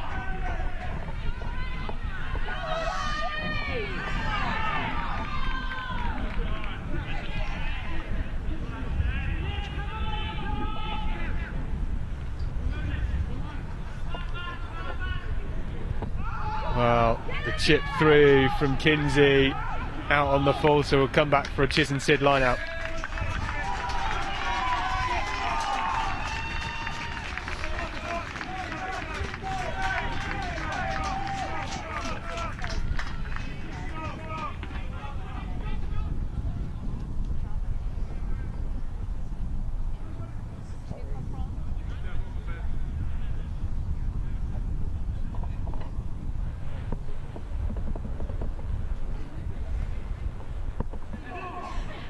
Here's the maul. Walker, show and go, loads of space. Find the try line for his hat-trick, and what a pass that is out wide. Aprovitolo out to Willis, and Willis striding forward, and surely that's the 7th try for Chis and Sid. It is. This time Tim Willis, their fullback, and there were some lovely hands there. That was a really, really special try. Incredible play off the back of the maul. You think they're going to drive it, and then the number 8 just breaks off. Brilliant footwork. And what about that spin pass as he's falling, as he's being tackled, knows where the actual space is, can hear it being communicated in. Another little show and go, and then the fight and the finish over the line. But it all came from Niall Walker, who's been outstanding in the game for his carrying ability, but then showing off his skills to be able to shift the ball. Good 10-metre pass to the space whilst being tackled.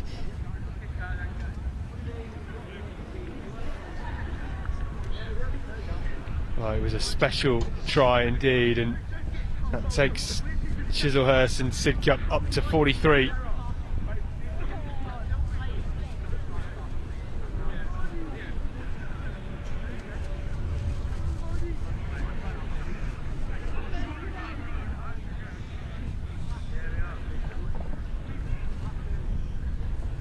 Nicolo Aprovitolo with the conversion effort, not enough on it.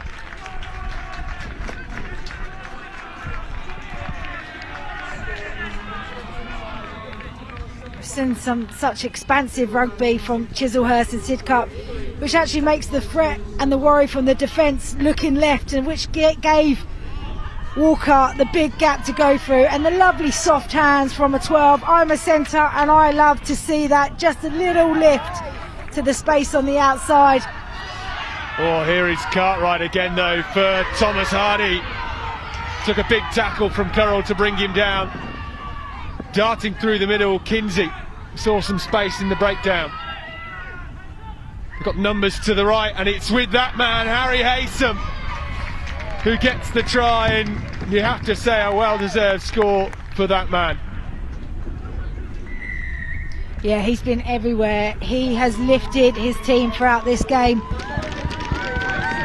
And Haysom finally gets a bit of space to finish off in.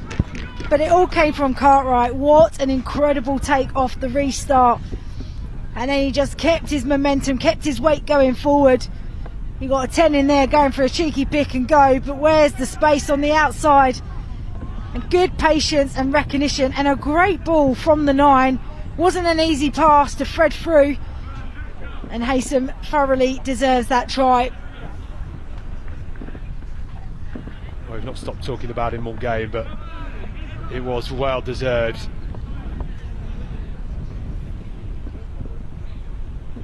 Chance for some more points for Tom Kinsey.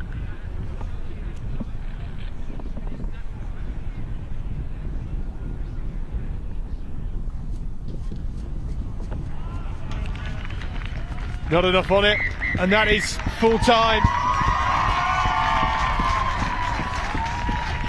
Well, a fabulous game and a fabulous set of tries from Chislehurst and Sidcup, and they are the first team through to the Continental Tyres Vase final at Twickenham, 11 days time. Final score: Chis and Sid 43, Thomas Hardye School 12, and Rachel, a really wonderful performance from the boys in purple. Yeah, really, very much so. I think comprehensive throughout the game, slowed up a little bit in the second half, but managed to find their way again. You know, just clinical across the park. They've got multi-facet of attacking options and threats, which makes them a very dangerous side going into Twickenham. But Thomas Hardye did not give up, continued to play right into the death of the game, which shows great character about them and great sportsmanship at the end.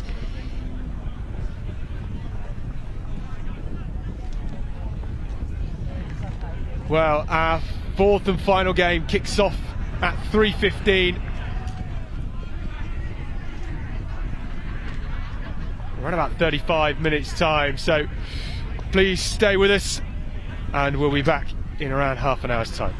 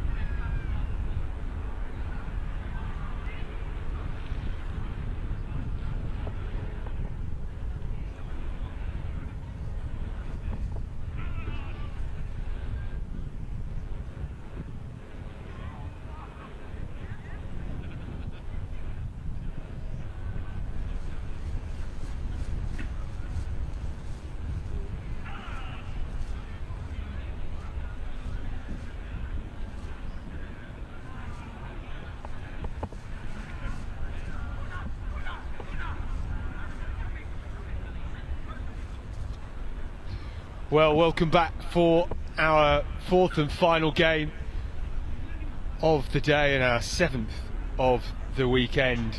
It's Dame Allan's taking on Old Swinford Hospital. The two teams about to come onto the field in this Continental Tyres Schools Cup Vase semi-final.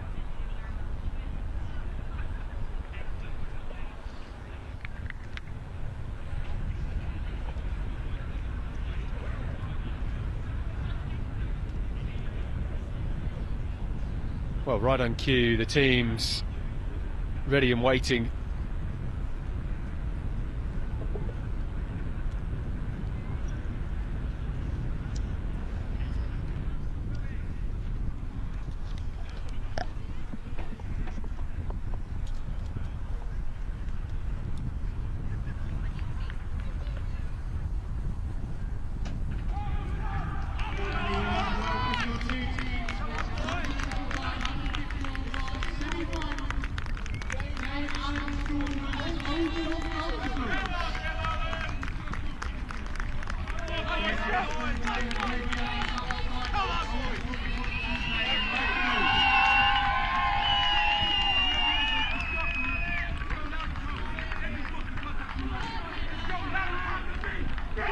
Well, there, Dame Allan's in well, a colour I described earlier is almost like the Ugandan kit, if you've never seen the Ugandan play sevens. And Old Swinford in the light blue, a chance to play at Twickenham in 11 days' time. Either of these two teams will face Chislehurst and Sidcup, who were emphatic winners earlier on. And I think we've got the boys from Chislehurst and Sidcup just sat in front of us, awaiting their fate.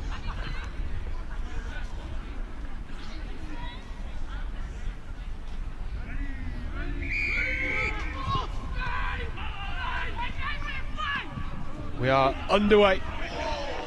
Dame Allan's with the restart and Hawks underward, charging up.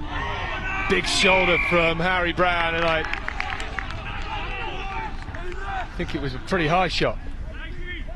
Well, both teams trying to assert themselves on the physicality element of the game.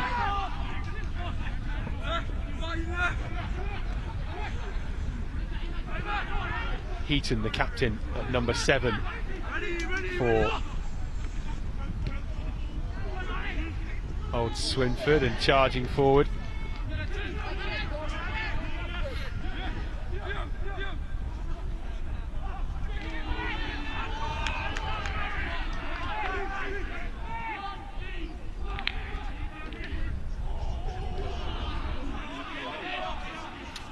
Show and go from Roberts out the back door.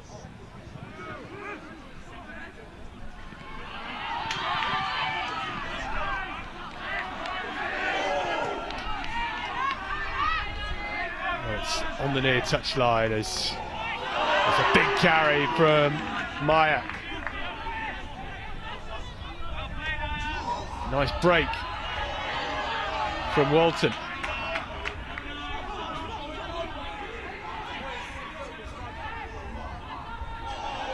Meyer again, well tackled. Well, there's a bit of space on this near side as Winwood comes in with the tackle.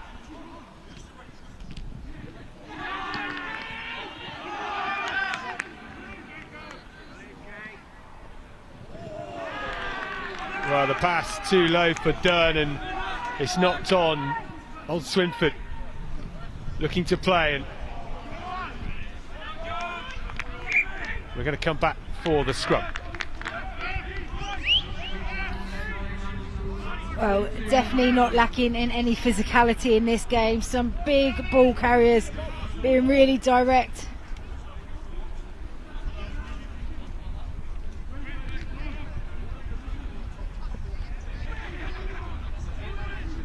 But good patience from Old Swinford defensively, putting in double shots. Winwood, the number 4, has been very busy early on down the short side. making multiple tackles.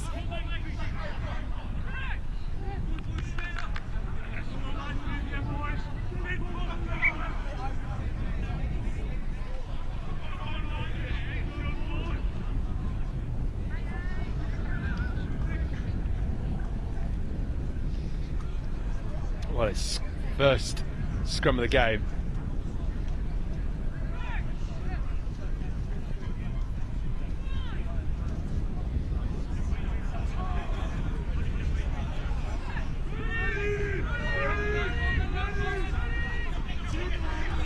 Solid set piece. Old Swinford come to the near side and Hewitt goes on his own.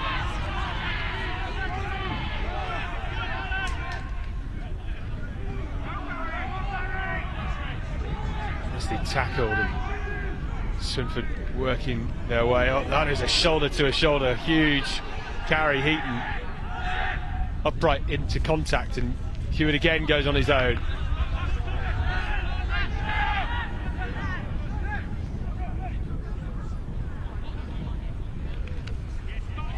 Heaton gets smashed backwards by Dunn. Now they put boot to ball with Stevens.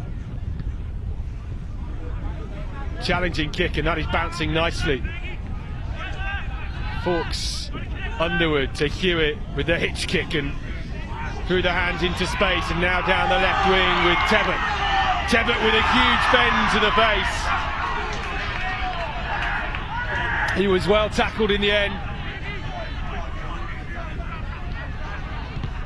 Great from Pearce in defence.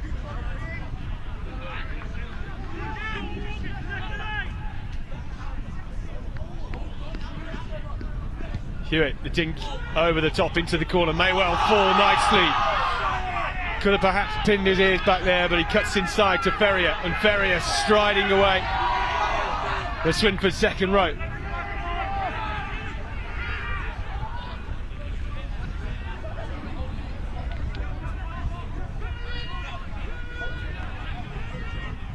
Just inching their way up the field, out the back, and Hewitt sees the space and charging forward is Evans.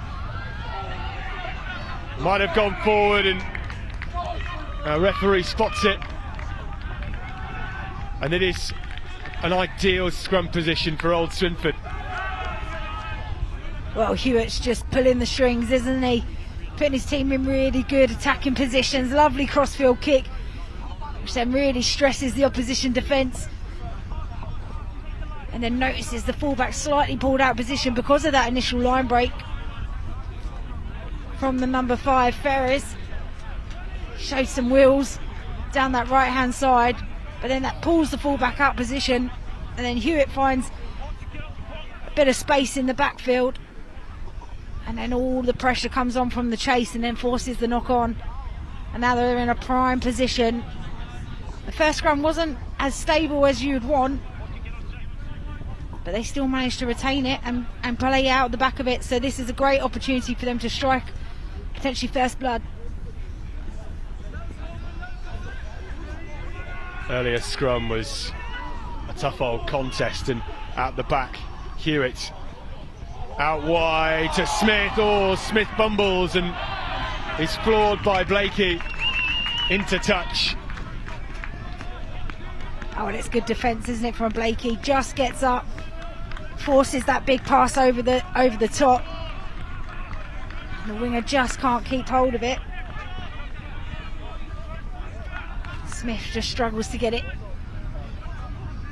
Manages to regather, but all the pressure then, with all the time lost with the ball going behind, allows them to recover and then bundle him into touch. Nicely taken from Hadrick. These dead ball areas aren't that deep, and it's tough to get a kick away so quickly, but he does really well. Yeah, he does really well to exit. Probably not as much as he wanted to get up the pitch, but it allows them to slightly breathe. Well, it was done with boot to ball. Still a chance for Old Swinford to press, and that is Winwood again. There comes the driving maul. Fighting to get it away. Hewitt goes on his own. Hasn't released the ball too much as yet. Now they change, this time through Barry Jones.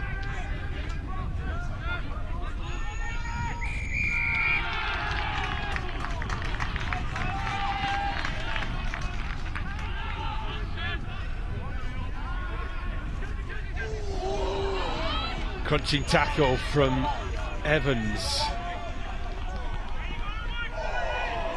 Big hit once again, and Dunn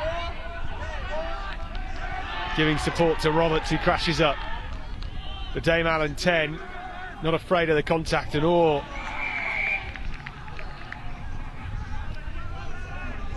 Tebbett getting amongst the action in defence as well. Yeah, it was an important tackle as well, because if he managed to get that ball away, it would have been a big line break down the left-hand side.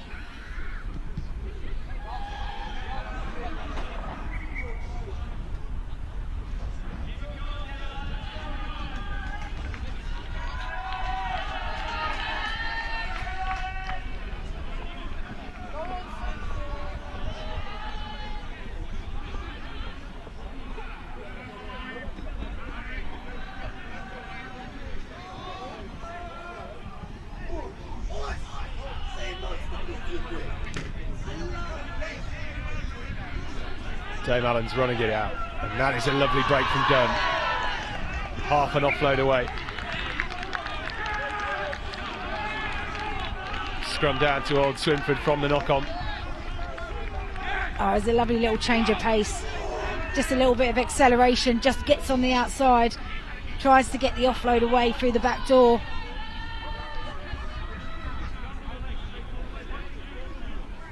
Doesn't quite come off. But both teams showing good intent in attack, good skill set, wanting to stretch and play to the edges.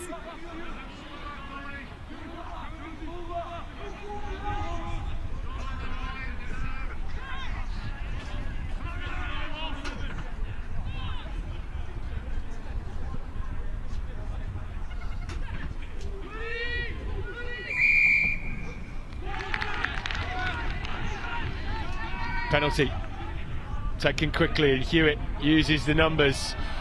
Evans steps inside, and Evans has some space to weave his magic, and eventually tackled by Braithwaite. Brown.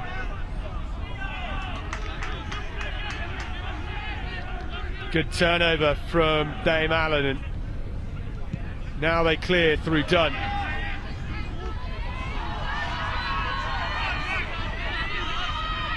Spill ball for Fawkes Underwood, and what a chase that is from Dame Allan's.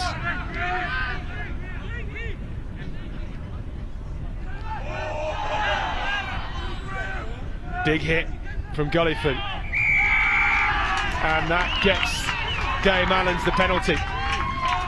Well, it was great kick pressure, wasn't it? It's what led to that turnover and that pressure in the breakdown, because everybody from Swinford had to get back behind the ball.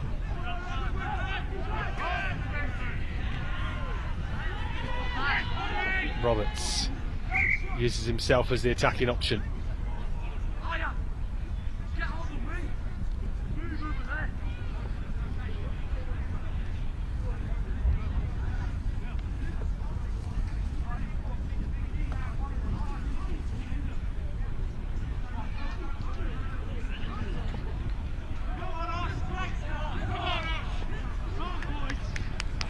Well, big intensity in the first 12 minutes from these two teams. And first time we've already seen Dame Allan's in Old Swinford's half. Their first scrum ball as well. And Will Graham at number 8, their captain today.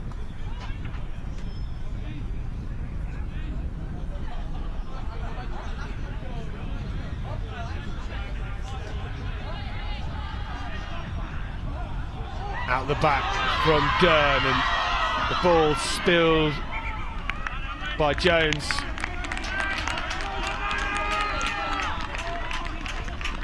Well, so often you always see off the set piece the 12 crashing it up, but manages to get a lovely backdoor pass out to his supporting player. Could have been away into the corner had he been able to just give the offload just past before contact. But both teams got plenty of energy, plenty of tempo.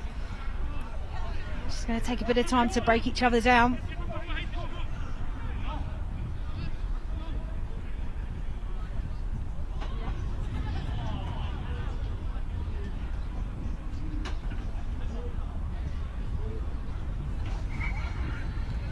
Scrum a bit messy from both sides, so we're coming in for the reset. And just to remind you, it is a final at Twickenham in 11 days' time against Chislehurst and Sidcup Grammar, who were emphatic in the opening Continental Tyres Vase semi-final. I think at this point they were already 2 tries deep, 14 minutes in.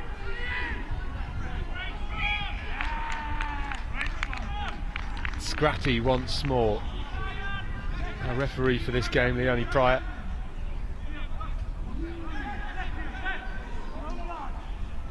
Yeah, it doesn't seem stable for either team at the moment. Both getting a little bit high and a little bit loose, which allows for all of that movement. And then at some stage, somebody's going to go down.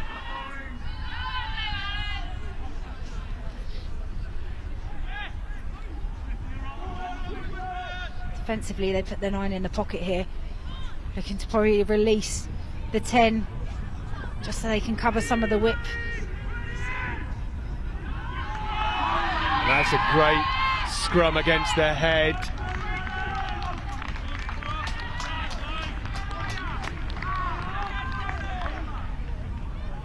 I thought that would have been allowed to play because number 8 managed to get his hands to it. But a really good turnover against the head. Shows the power that they have in their front 5.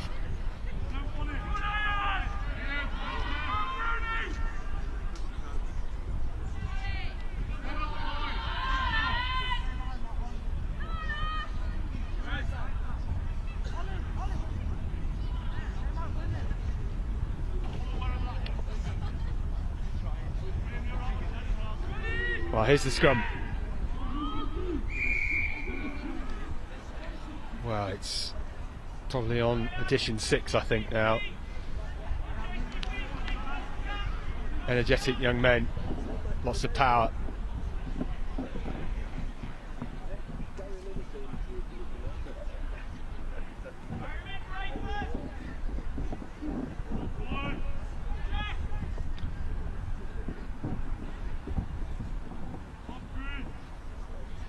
It is Old Swinford Hospital with the ball in hand. They had a tough quarter-final game, 15 points to 14 against Weaverham High, and the quarter-final for Dame Allan against Samuel Whitbread Academy. They won 12 points to 5, so both having tough fixtures leading into this one. And finally we get the ball away, and it's kicked away by Hewitt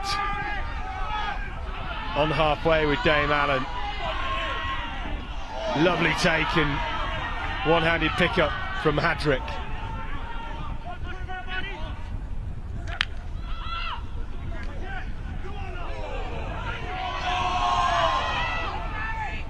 Shunted backwards, and Old Swinford don't compete at the breakdown.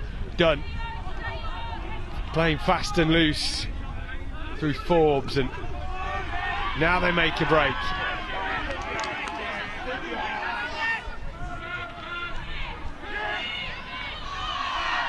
Meyer takes 2 to bring him down. Lovely soft hands from Dunn, and well, he went forward. So scrum to Old Swinford. He just started to see things break down slightly on both sides of the pitch. But the physicality, some of the shots going in. Talked about Chislehurst and Sidcup, sitting here watching. There's definitely some oohs and ahs every time there's a shot put in. knowing that they're going to be facing one of these teams in a couple of weeks' time.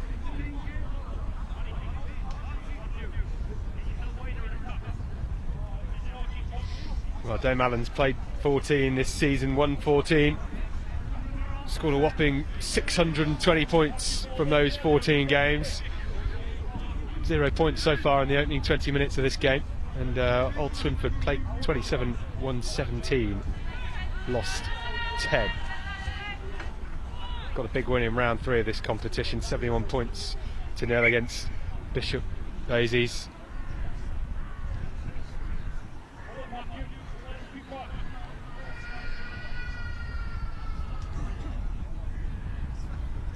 Well, interesting that Dame Allan have brought on 4 replacements in the forward pack. Yeah, just clearly looking to get a bit of stability there. Maybe it's some experienced boys going on for them, or specialists. But you can tell both teams want to play high tempo, and the last thing that either team are going to want is the scrum to slow them down. Well, there's the big hit. Stevens does well to get it away. Hewitt with a long looping pass out wide and through the hands of Fawkes Underwood. Crunching tackle. Evans with the pick and go.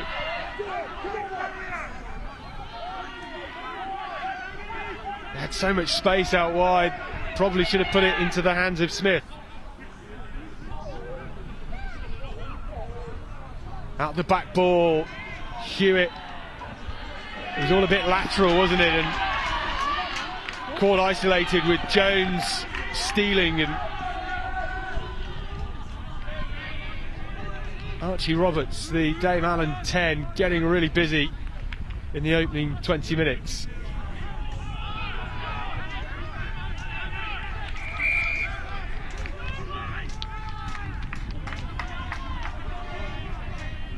Oh, what a shame. Play off the set piece, finally got some good ball at the back of the scrum, and a lovely dummy switch miss pass out the back. One more pass probably would have got them right into the 22, potentially over the line. Be one that you won't want to look back. But good resilience from Dame Allan, staying in the fight even when the line break was conceded.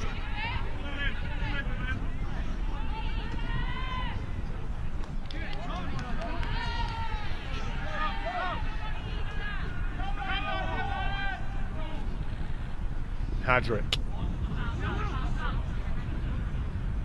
Dame Allan's not quite sure where they were going with it. And that is a big tackle, dominant tackle. Using the space around the fringes. Oh, this is a big run from Graham. Graham cutting inside, still going. Can he charge for the line? It's Graham over for Dame Allan.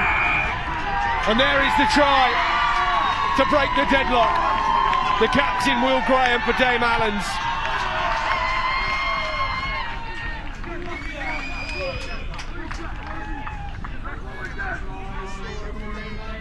It was such an impressive run, little show and go. You go too high on a big, strong, powerful player, you're going to get brushed off. But this is what I love. He's then now looking for his support.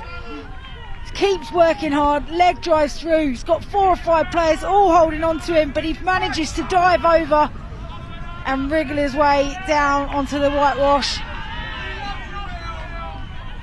Oh, I think there were maybe 5 blue shirts around him as he came across the line. And Will Graham has ignited the fires for Dame Allan. Straight through the uprights as well.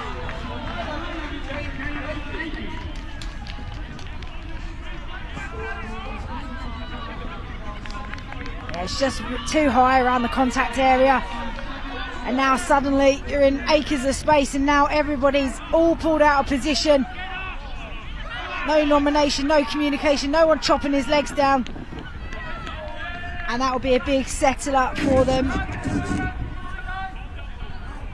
But we always talk about it, once you've scored, can you back it up on the restart, gather the ball and exit well.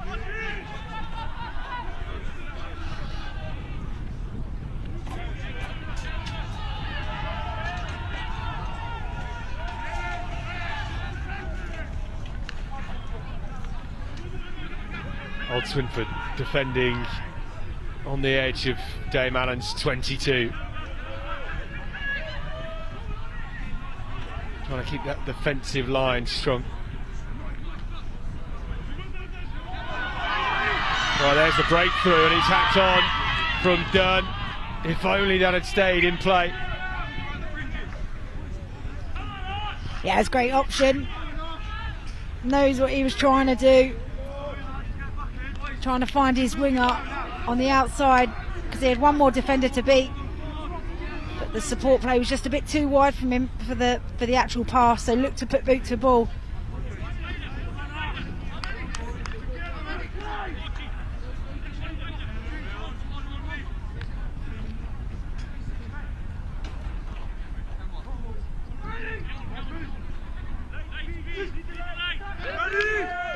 Straight to windward at the line-out. Here comes the driving maul, the ball's dropped and away it goes. Cutler brushing one off, two off. Still finds a way forward.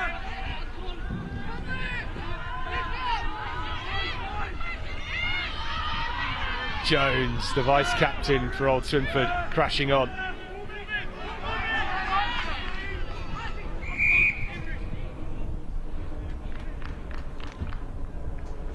Well, it's the penalty to Dame Allan's.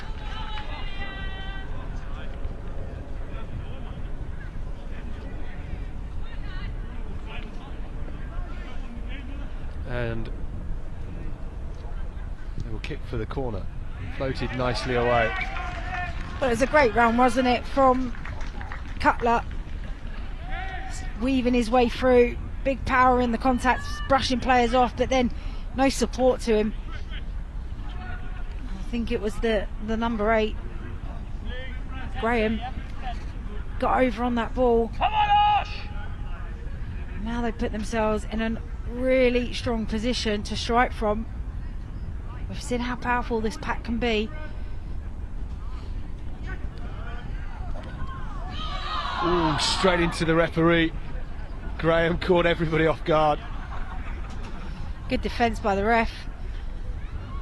Yeah, perfectly well read. I'm glad Leonie Pryor can see the amusement in it. Not the first time this weekend a referee's been floored by one of the players. It's interesting, we haven't seen any front peels today. That's the first one that we've seen, just changing up their tactic. I think if the ref didn't put, it looked like a no arms tackle as well. She should be having a word for herself. Yeah, I think her assistants will have a word at half time probably.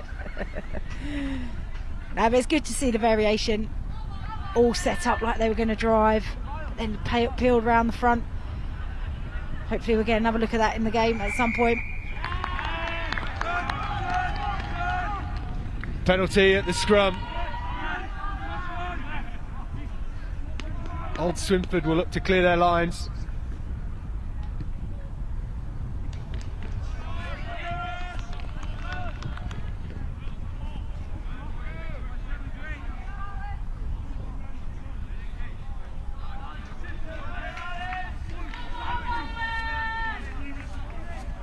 Well, less than 5 until half time, and nothing really to separate these two sides.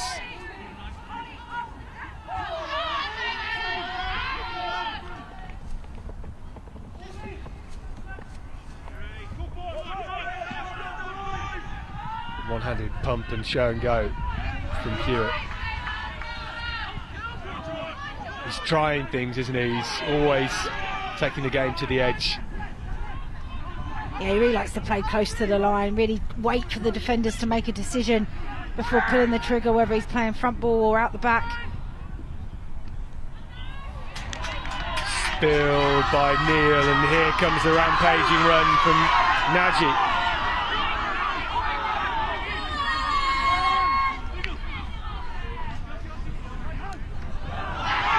Well, there's the intercept, but it's offside from Old Swinford, and George Evans just for a moment thought he was on for semi-final glory.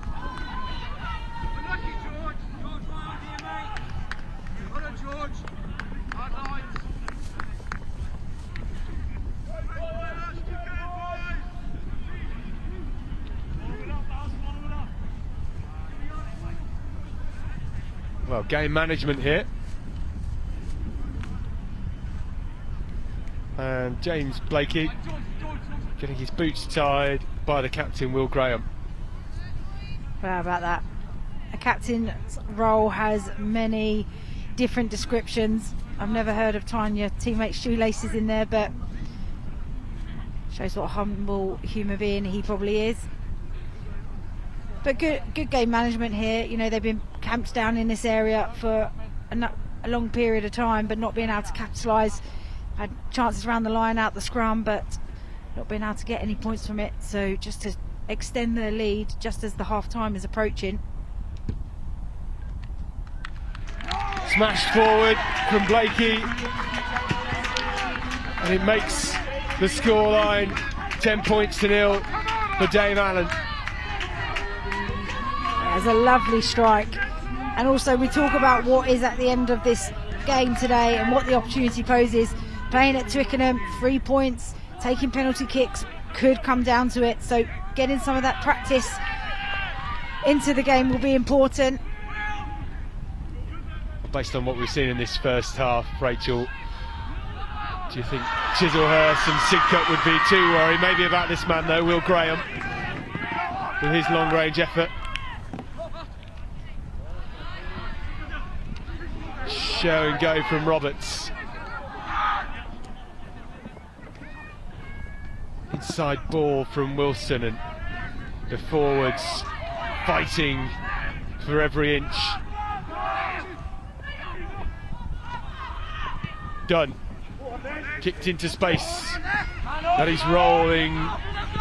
Might bounce awkwardly for Fawkes Underwood, and that is a great kick chase. I think it was Dunn that chased his own kick. Blakey was in support as well.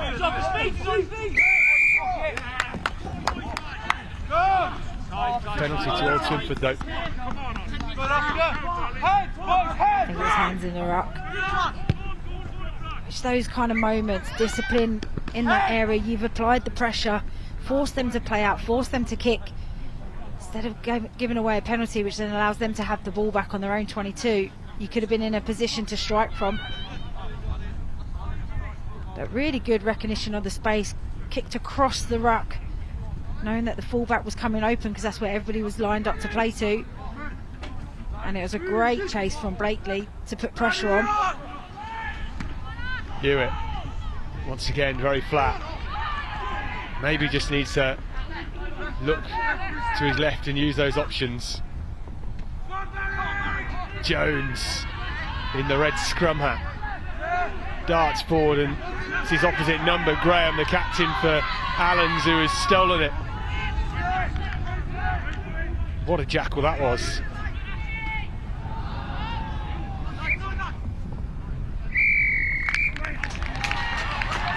Well, that is it for the first half here at Aylesbury for the final game of the day, the Continental Tyres Schools Vase semi-final. It's Dame Allan's 10, Old Swinford Hospital 0, and only that one long-range try from Will Graham.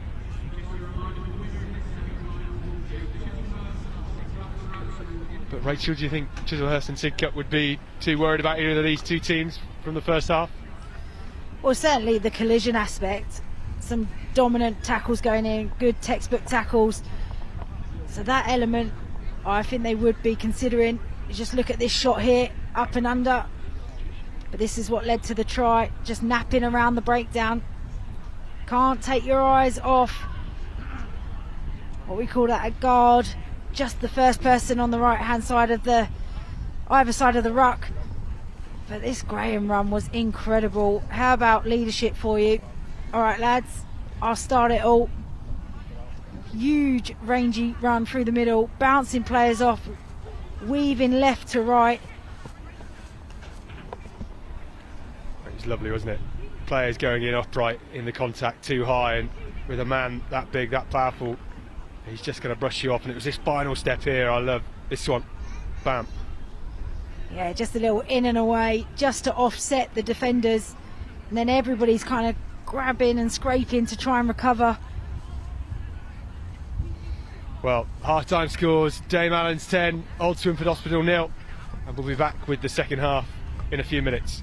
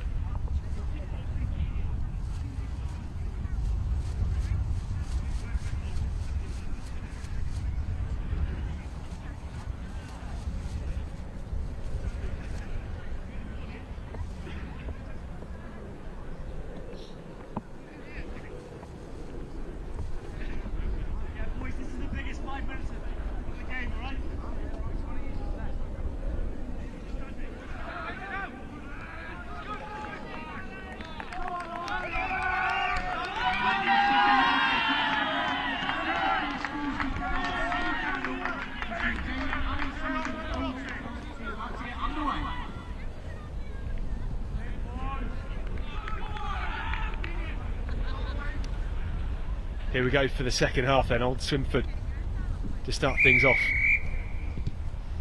Oliver Hewitt with the restart. That was a great kick chase from Tebbert. Big carry from Wilson. They get the penalty.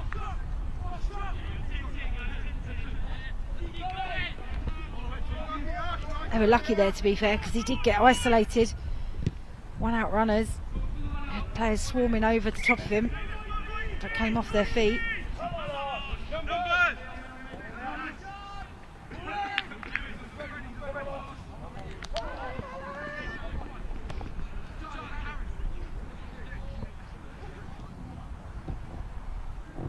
Wilson at hooker then, looking for his mark.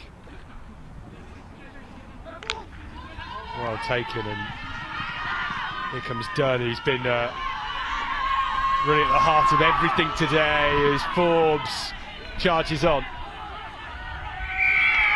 Penalty, Old Swinford. Oh, they take this quick, and Hewitt now gives the pass to Cutler.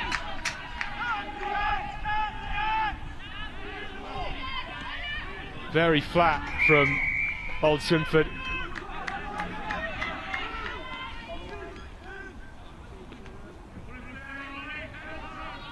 Well, plenty of good stuff from Dane Allen School there. Right to the line, offloading.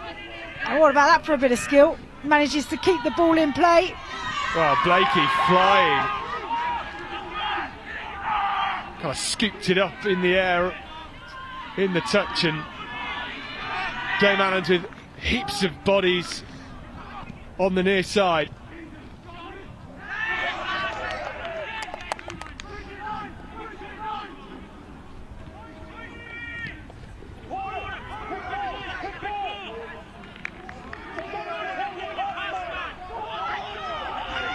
Evans with the break now for Old Swinford, and they are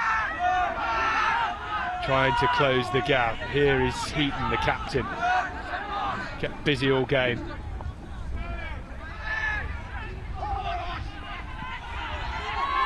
They have the numbers here. This is Ferrier. It's a 3-on-1. Oh no, Fawkes Underwood goes on his own. Heaps of numbers. Acres of gas. And Oscar Fawkes Underwood with Old Swinford's first try. That was a brilliant try from Old Swinford. Really good transition, quick turnover at the breakdown again, but it's all about the timing of when to make the pass, just taking it to the line just enough to hold that defender, and then he just turns on the afterburners, forks underwood, little show and go, knowing that the fullback is going to be racing across to try and cover, and then a little step inside.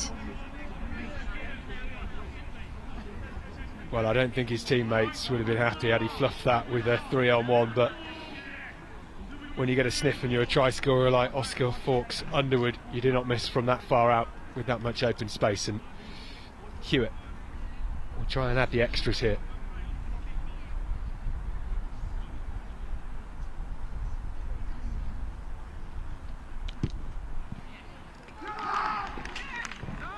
And he's just pulled it right, and it is Dame Allan's 10, Old Swinford 5 here.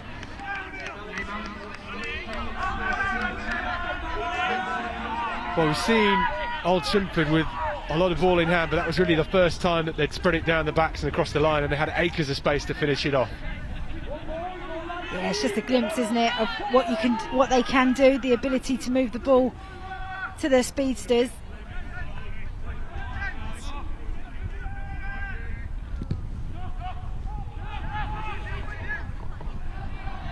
Not a good take, and Dunn collects. Lovely sunny bill to Blakey, who drops it on the toe, and Cutler has to clear up. Evans now to the try scorer, and on the left wing it's Tebbett. Tebbett flying. Defence to attack just like that. Heaton scrambling.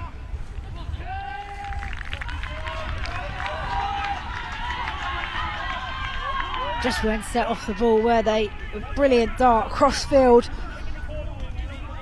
from Cutler. He's looked lively in the first half, but manages to find the outside space, get really good go forward, but then the organisation off that in ones and twos, nobody nominating off the 9, which then just leads to mistakes and errors.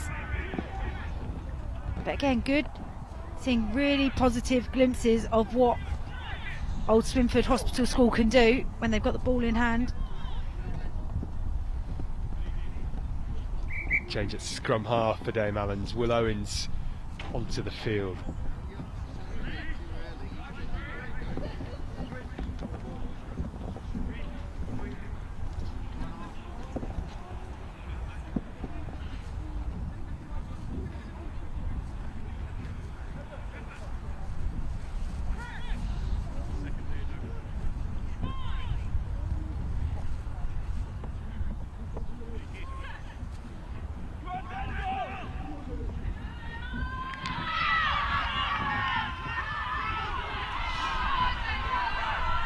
That is a rampage.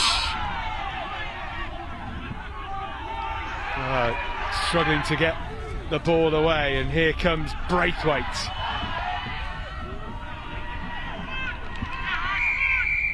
Coming back for the penalty. Tackler not rolling away. Old Swinford penalised. Yeah, you could see they were set, and with the defender not rolling away, it just completely slows the ball down. Allows Old Swinford Hospital to get their fold number up.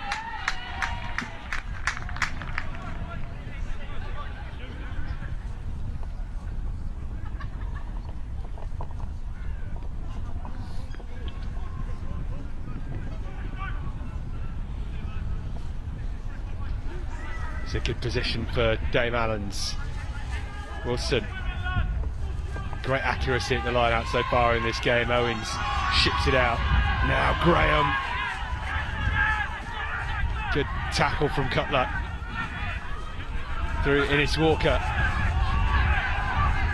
Braithwaite sees some space. Oh, just teetering on the edge. And Dunn out wide. Paler charging. Paler stops short. And pick and go, and it's going to be Blakey with the try.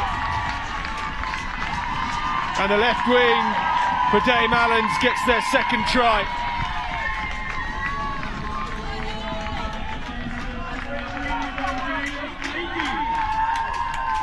But it was really good tempo from playing from the ruck. Just shifts the ball, puts it out in space, finds the hooker that manages to brush off one. Probably could have just put it through the hands there, but Blakey, with sharp instincts, recognises that nobody's covered the blind side, so a quick dart to the corner. But it's just the response that Dame Allen's needed after conceding.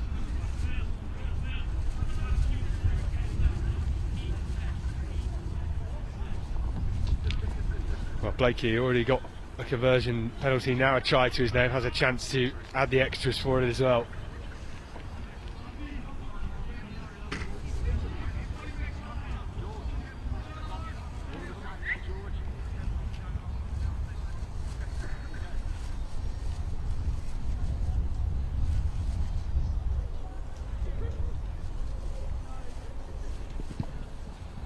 Huge strike, that is. Wow, straight over. And Dame Allen to extend the lead. There's always something about when you score and you're the kicker. They always seem to manage to get those ones over. That was an excellent strike, not an easy conversion at all. But this is where they're most dangerous. Moving it to the outside, recognition. Space was on the left-hand side because old Swindon Hospital had all folded round to the open side.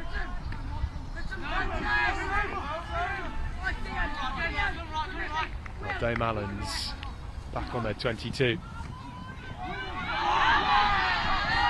What a shot that was. Right underneath the rib cage and hit back about 4 metres. Graham charging forward. There's a real talisman in their side. Gives them a lot of energy forward, and Dunn kicks for touch and it rolls out. 35 metres out from their own try line. I think it was a bit of a free kick because the referee had said advantage for a penalty. So it allows them to clear their lines.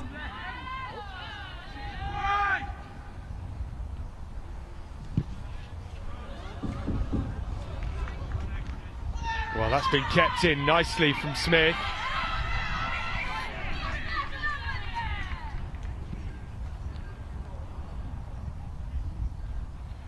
Well, he thought he'd kept it in, but it did go into touch, and Dame Allen's will have the line out.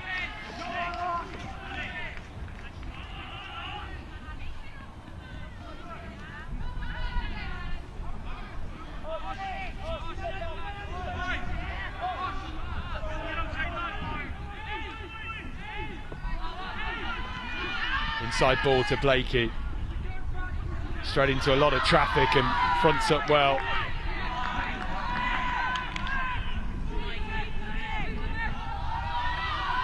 Now done. Hard tackle from Stevens.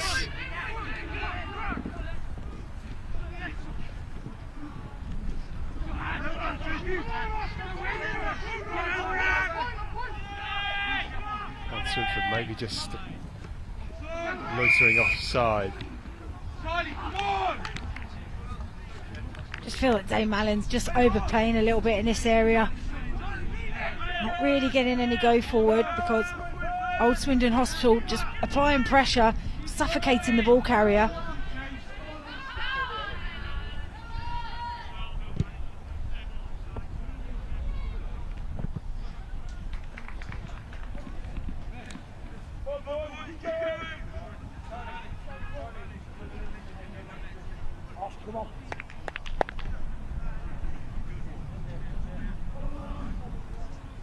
They just need to be a bit smart and pragmatic. It is only 17 points to 5 here in this semi-final. The winner will play Chislehurst and Sidcup Grammar in the final at Twickenham in 11 days' time. And it's a good lead, but maybe not quite enough at the moment. Done through the middle and an inch forward.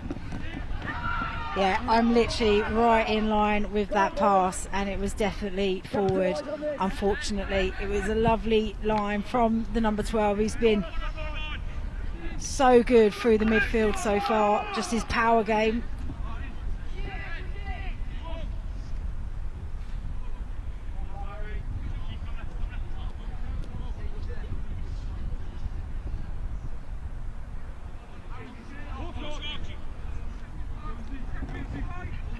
scrums have definitely settled into this second half.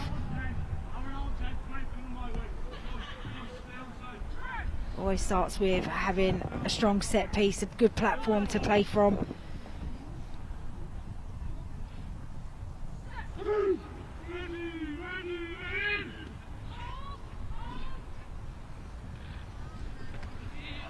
Swinford flooding the touchline. Evans saw half a break through the middle.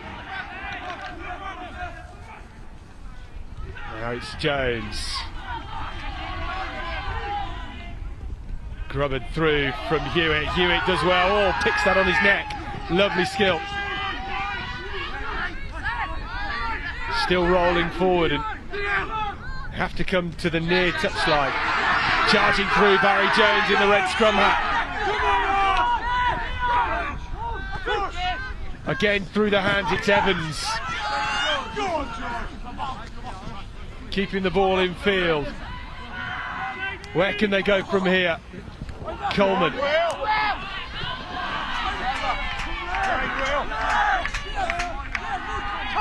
So intensity now as Hewitt flashes it to Barry Jones again. There is space out wide. And now Hewitt loops it long into the hands of Tebbett. And Tebbett gets the score for Old Swinford that keeps them in the game.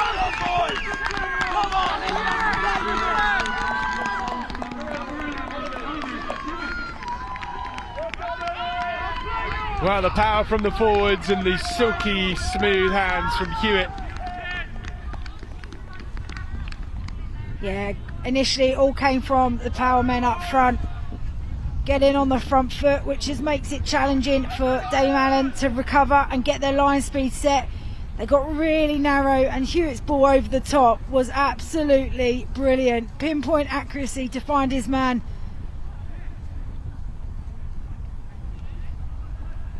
Lovely drift from Tebbett as well, just to drift off the man. And this is an important kick for Oliver Hewitt.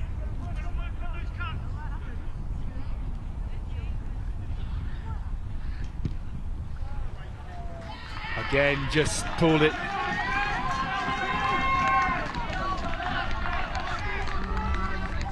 Dame Allan 17, Old Swinford Hospital 10. Here it is again. Easy finish in the end for Tebbett. That's what you want as a winger.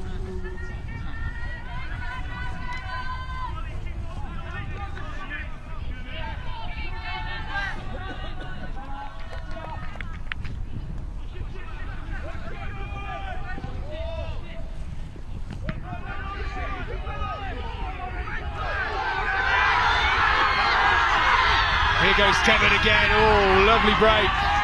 Straight from the restart. And scores can change games, and certainly the momentum now with Old Swinford. Ferrier into contact.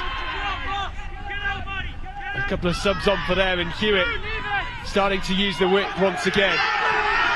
Jones into the 22 now, takes breakaway to stop him.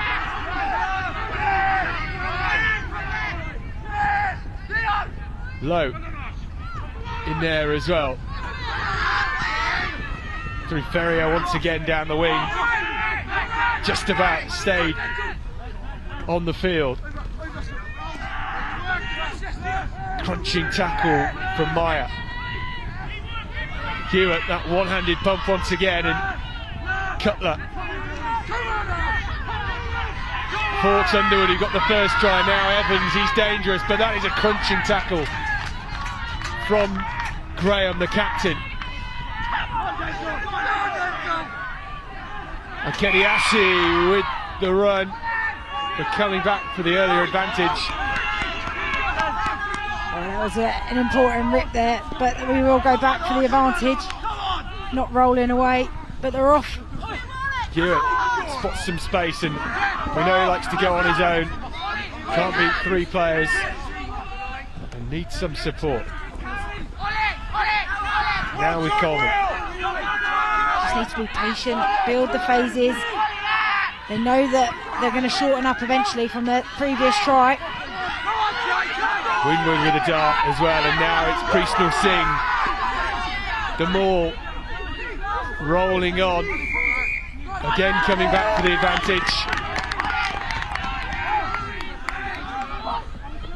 Yeah, new penalty advantage given for being offside.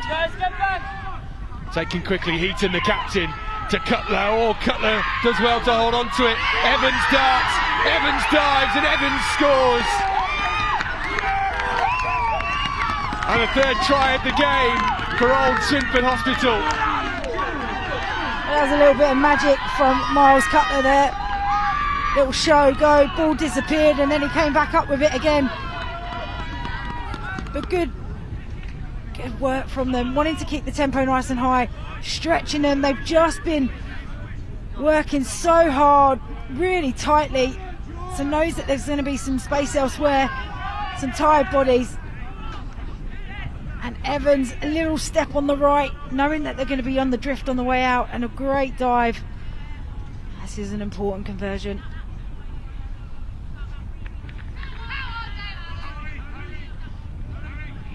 Hewitt lining up for the posts. He makes no mistake this time. And old Swinford level the scores.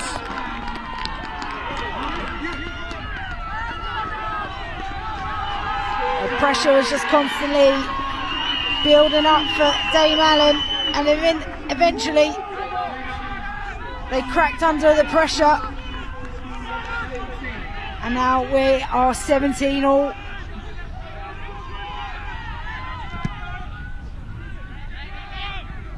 Well, it's probably worth mentioning at this point, as it sits 17 all, that if it is a draw at the end of normal time, it will come down to the number of tries, then the number of conversions scored. And at this point, it is old Swinford Hospital that would be the team that goes through to the final at Twickenham.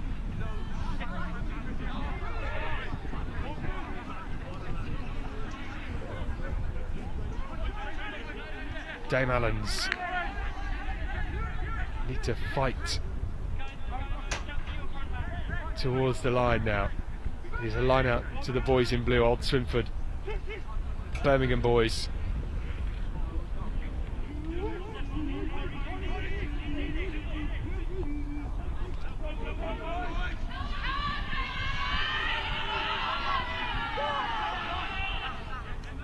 Hewitt, one-handed carry again, does well to hold on to it. Evans, the man that levelled the score, and lively runner, and down the wing they come through Ferrier.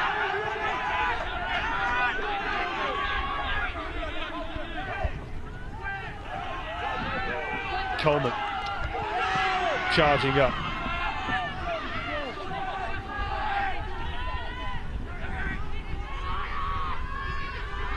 Cutler to Evans again, linking up nicely, and down the right wing they come. It's Tebbett. Tebbett well chopped, and that was a great cover tackle from Jones. Stevens.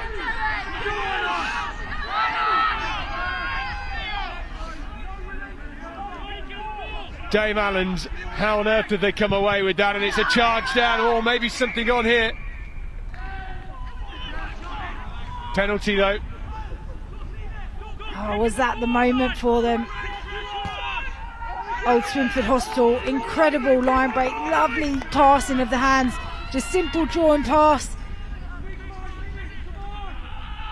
Could have had the opportunity to put the man on the outside away, but great cover chase, great fight, great heart from Dame Allan to really fight to get back.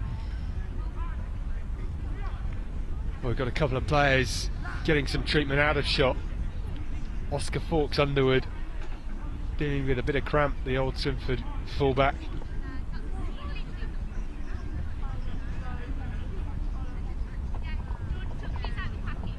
No time to wait for these two sides. I don't want to leave it down to a draw.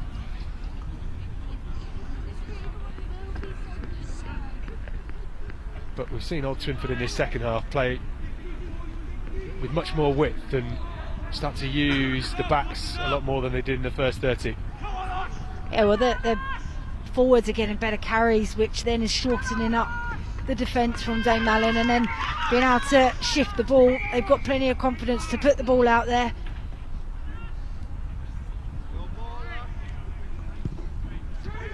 Matt Dunn, well, that's the first time he's missed touch today, and Hewitt steps and fends, and that was a big fend.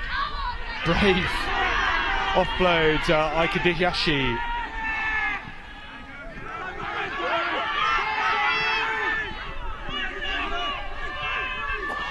Now Stevens.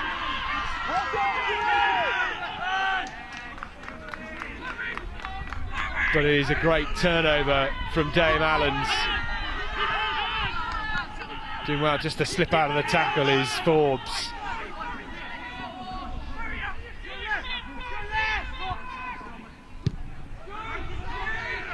Nice box into space, but it's straight to Hewitt. And Hewitt fronts up, and he's done really well to brush off the tackles. Finally his opposite man gets him. Scrappy. And Old Swinford get the penalty. Oh, they've taken it quickly. Maybe should have taken a breath, but it's in the hands of Winwood. Darting through the middle, it's Stevens. Can Stevens go the whole way? Oh, it's so close.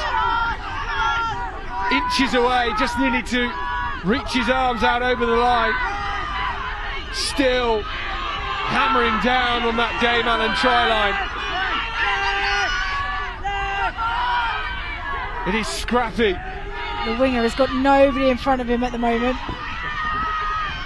Hewitt to the offload. Oh, can they go over here? Just held up was George Smith.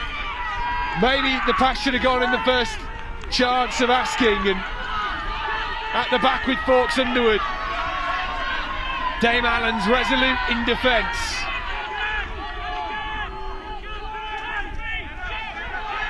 Big defence from Dame Allan's. They had so many numbers. The grubber through from Cutler. And maybe a chance here. Cutler has somehow got it back. It was a knock-on. And Cutler starting to go to the line. Oh! He has scored in the corner. It was his grubber that opened up. And Miles Cutler with a fine score to put Old Swinford back in front. Oh, so impressive. They actually ran out of numbers. I think that's why he went boot to ball, and the number 8 read it really well and dropped back. But good players always try and make up for their mistakes. Straight back on his feet, making the tackle, getting in between the passing channel. And then what about this for a finish? Beats one, beats two, little hitch skitch, and then he's over.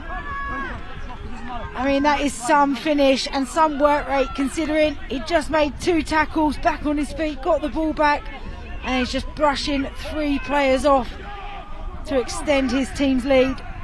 Well, I think it might have been Fawkes Underwood with the tackle that dislodged the ball, that popped into Cutler's arms, and it was an absolute sitter for him, really.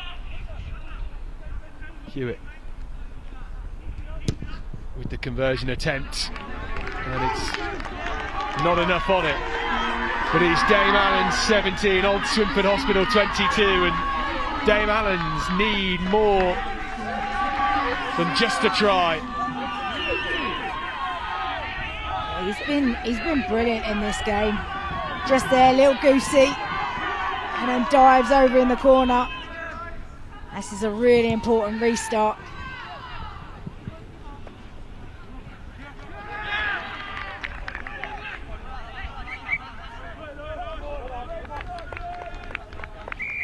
That will be not what Dame Allan would have wanted, a knock on, and then I think the referee's just having a chat with the assistant referee, because he did knock it on and then the player in front played it, so it's in turn actually a penalty, not just a scrum. Good nudge off the left boot. Hewitt again. And we already have the Old Swinford Hospital under-18s in the Vase final at Twickenham in 11 days' time. Can their under-15s join them? What a day that would be.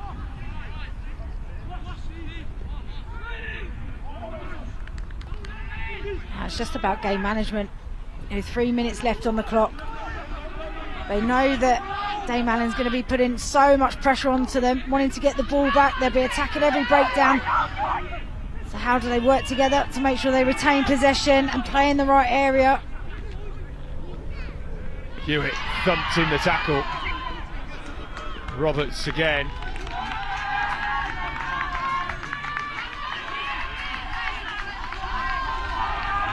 Scrum down to Dame Allen's.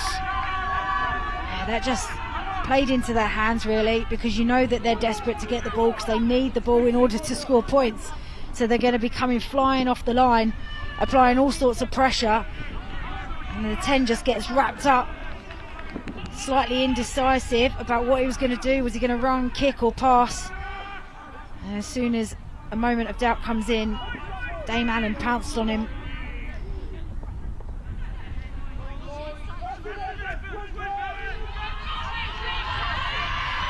Roberts fronts up and goes on his own.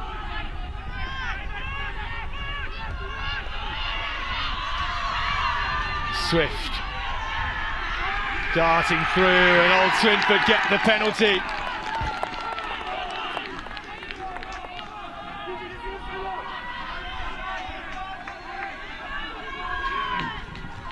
It's good work in there by Barry Jones, the vice captain, just asking the referee how long's left on the clock. But brilliant work from Hewitt. Well, that was a bit of a soft touch finder, and Walton to Blakey, Jones with the tackle.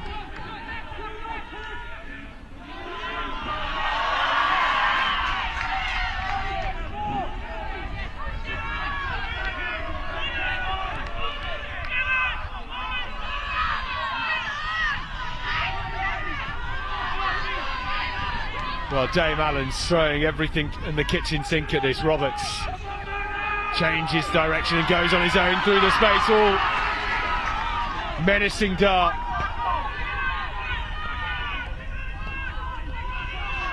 Done. Out the back door. It's loose.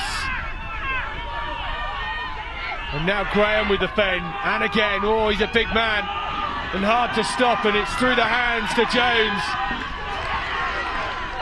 Jones to Pearce, and just stays in touch.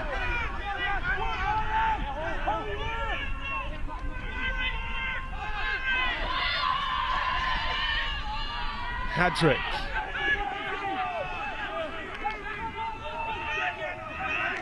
And done. Some space out wide. Oh, should have surely given it to Blakey.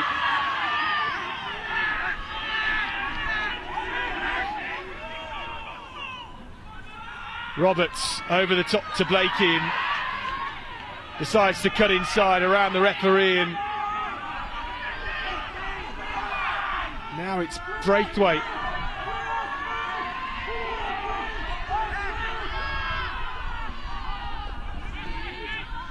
Well, Fawkes Underwood is on the floor with cramp, and there's some space at the back, but Old Swinford rewarded with the penalty.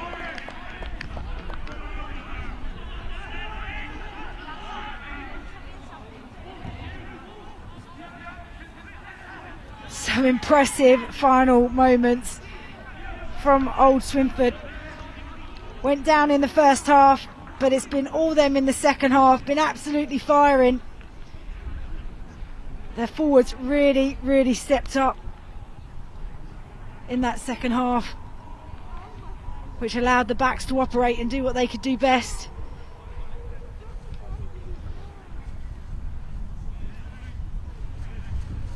Well, there's surely nothing left on the clock. I'm not sure Old Swinford actually got any players to bring on.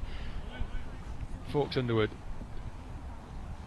struggling with cramp, and yeah, he's a real trooper. He had cramp moments ago, got back to his feet, limped to the backfield to try and cover. Now I'm sure Hewitt won't make the same mistake as last time. Well, what a finish. And Old Swinford have done it. They'll be playing 2 finals at Twickenham in 11 days' time. And big celebrations from the boys in blue. the final score here at Aylesbury Rugby Club. Dame Allan 17, Old Swinford Hospital 22. And Rachel, what a semi-final that was. Yeah, it's really incredible. Credit to both teams. I mean, how brilliant is it that semi-finals are this close, and how good schoolboy rugby really is. That game really could have gone either way in the end. Dame Allan were purely dominant in that first half, opening up. But the resilience and the determination and the character from Old Swinford to come back fighting right to the death was really impressive and sets them up nicely for what's to come in 11 days' time, when they get to play at the home of English rugby at Twickenham Stadium. Well, it is a fierce contest we've had here today, and it's great to see the sportsmanship from these two teams. It looks as if it might go Dame Allan's way,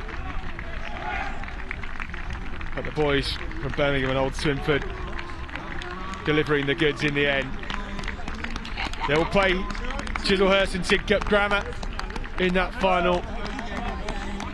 The Continental Tyres under 15 schools Vase final. And a serious weekend of rugby we have had here at Aylesbury Rugby Club.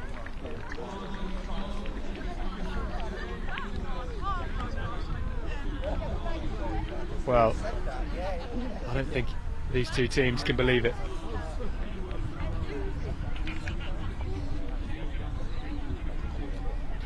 Well, a wonderful weekend and a wonderful day of under 15 schoolboy rugby.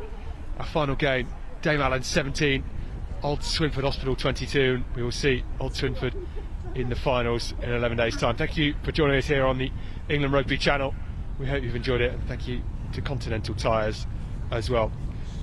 What a wonderful weekend. Until Twickenham, good night.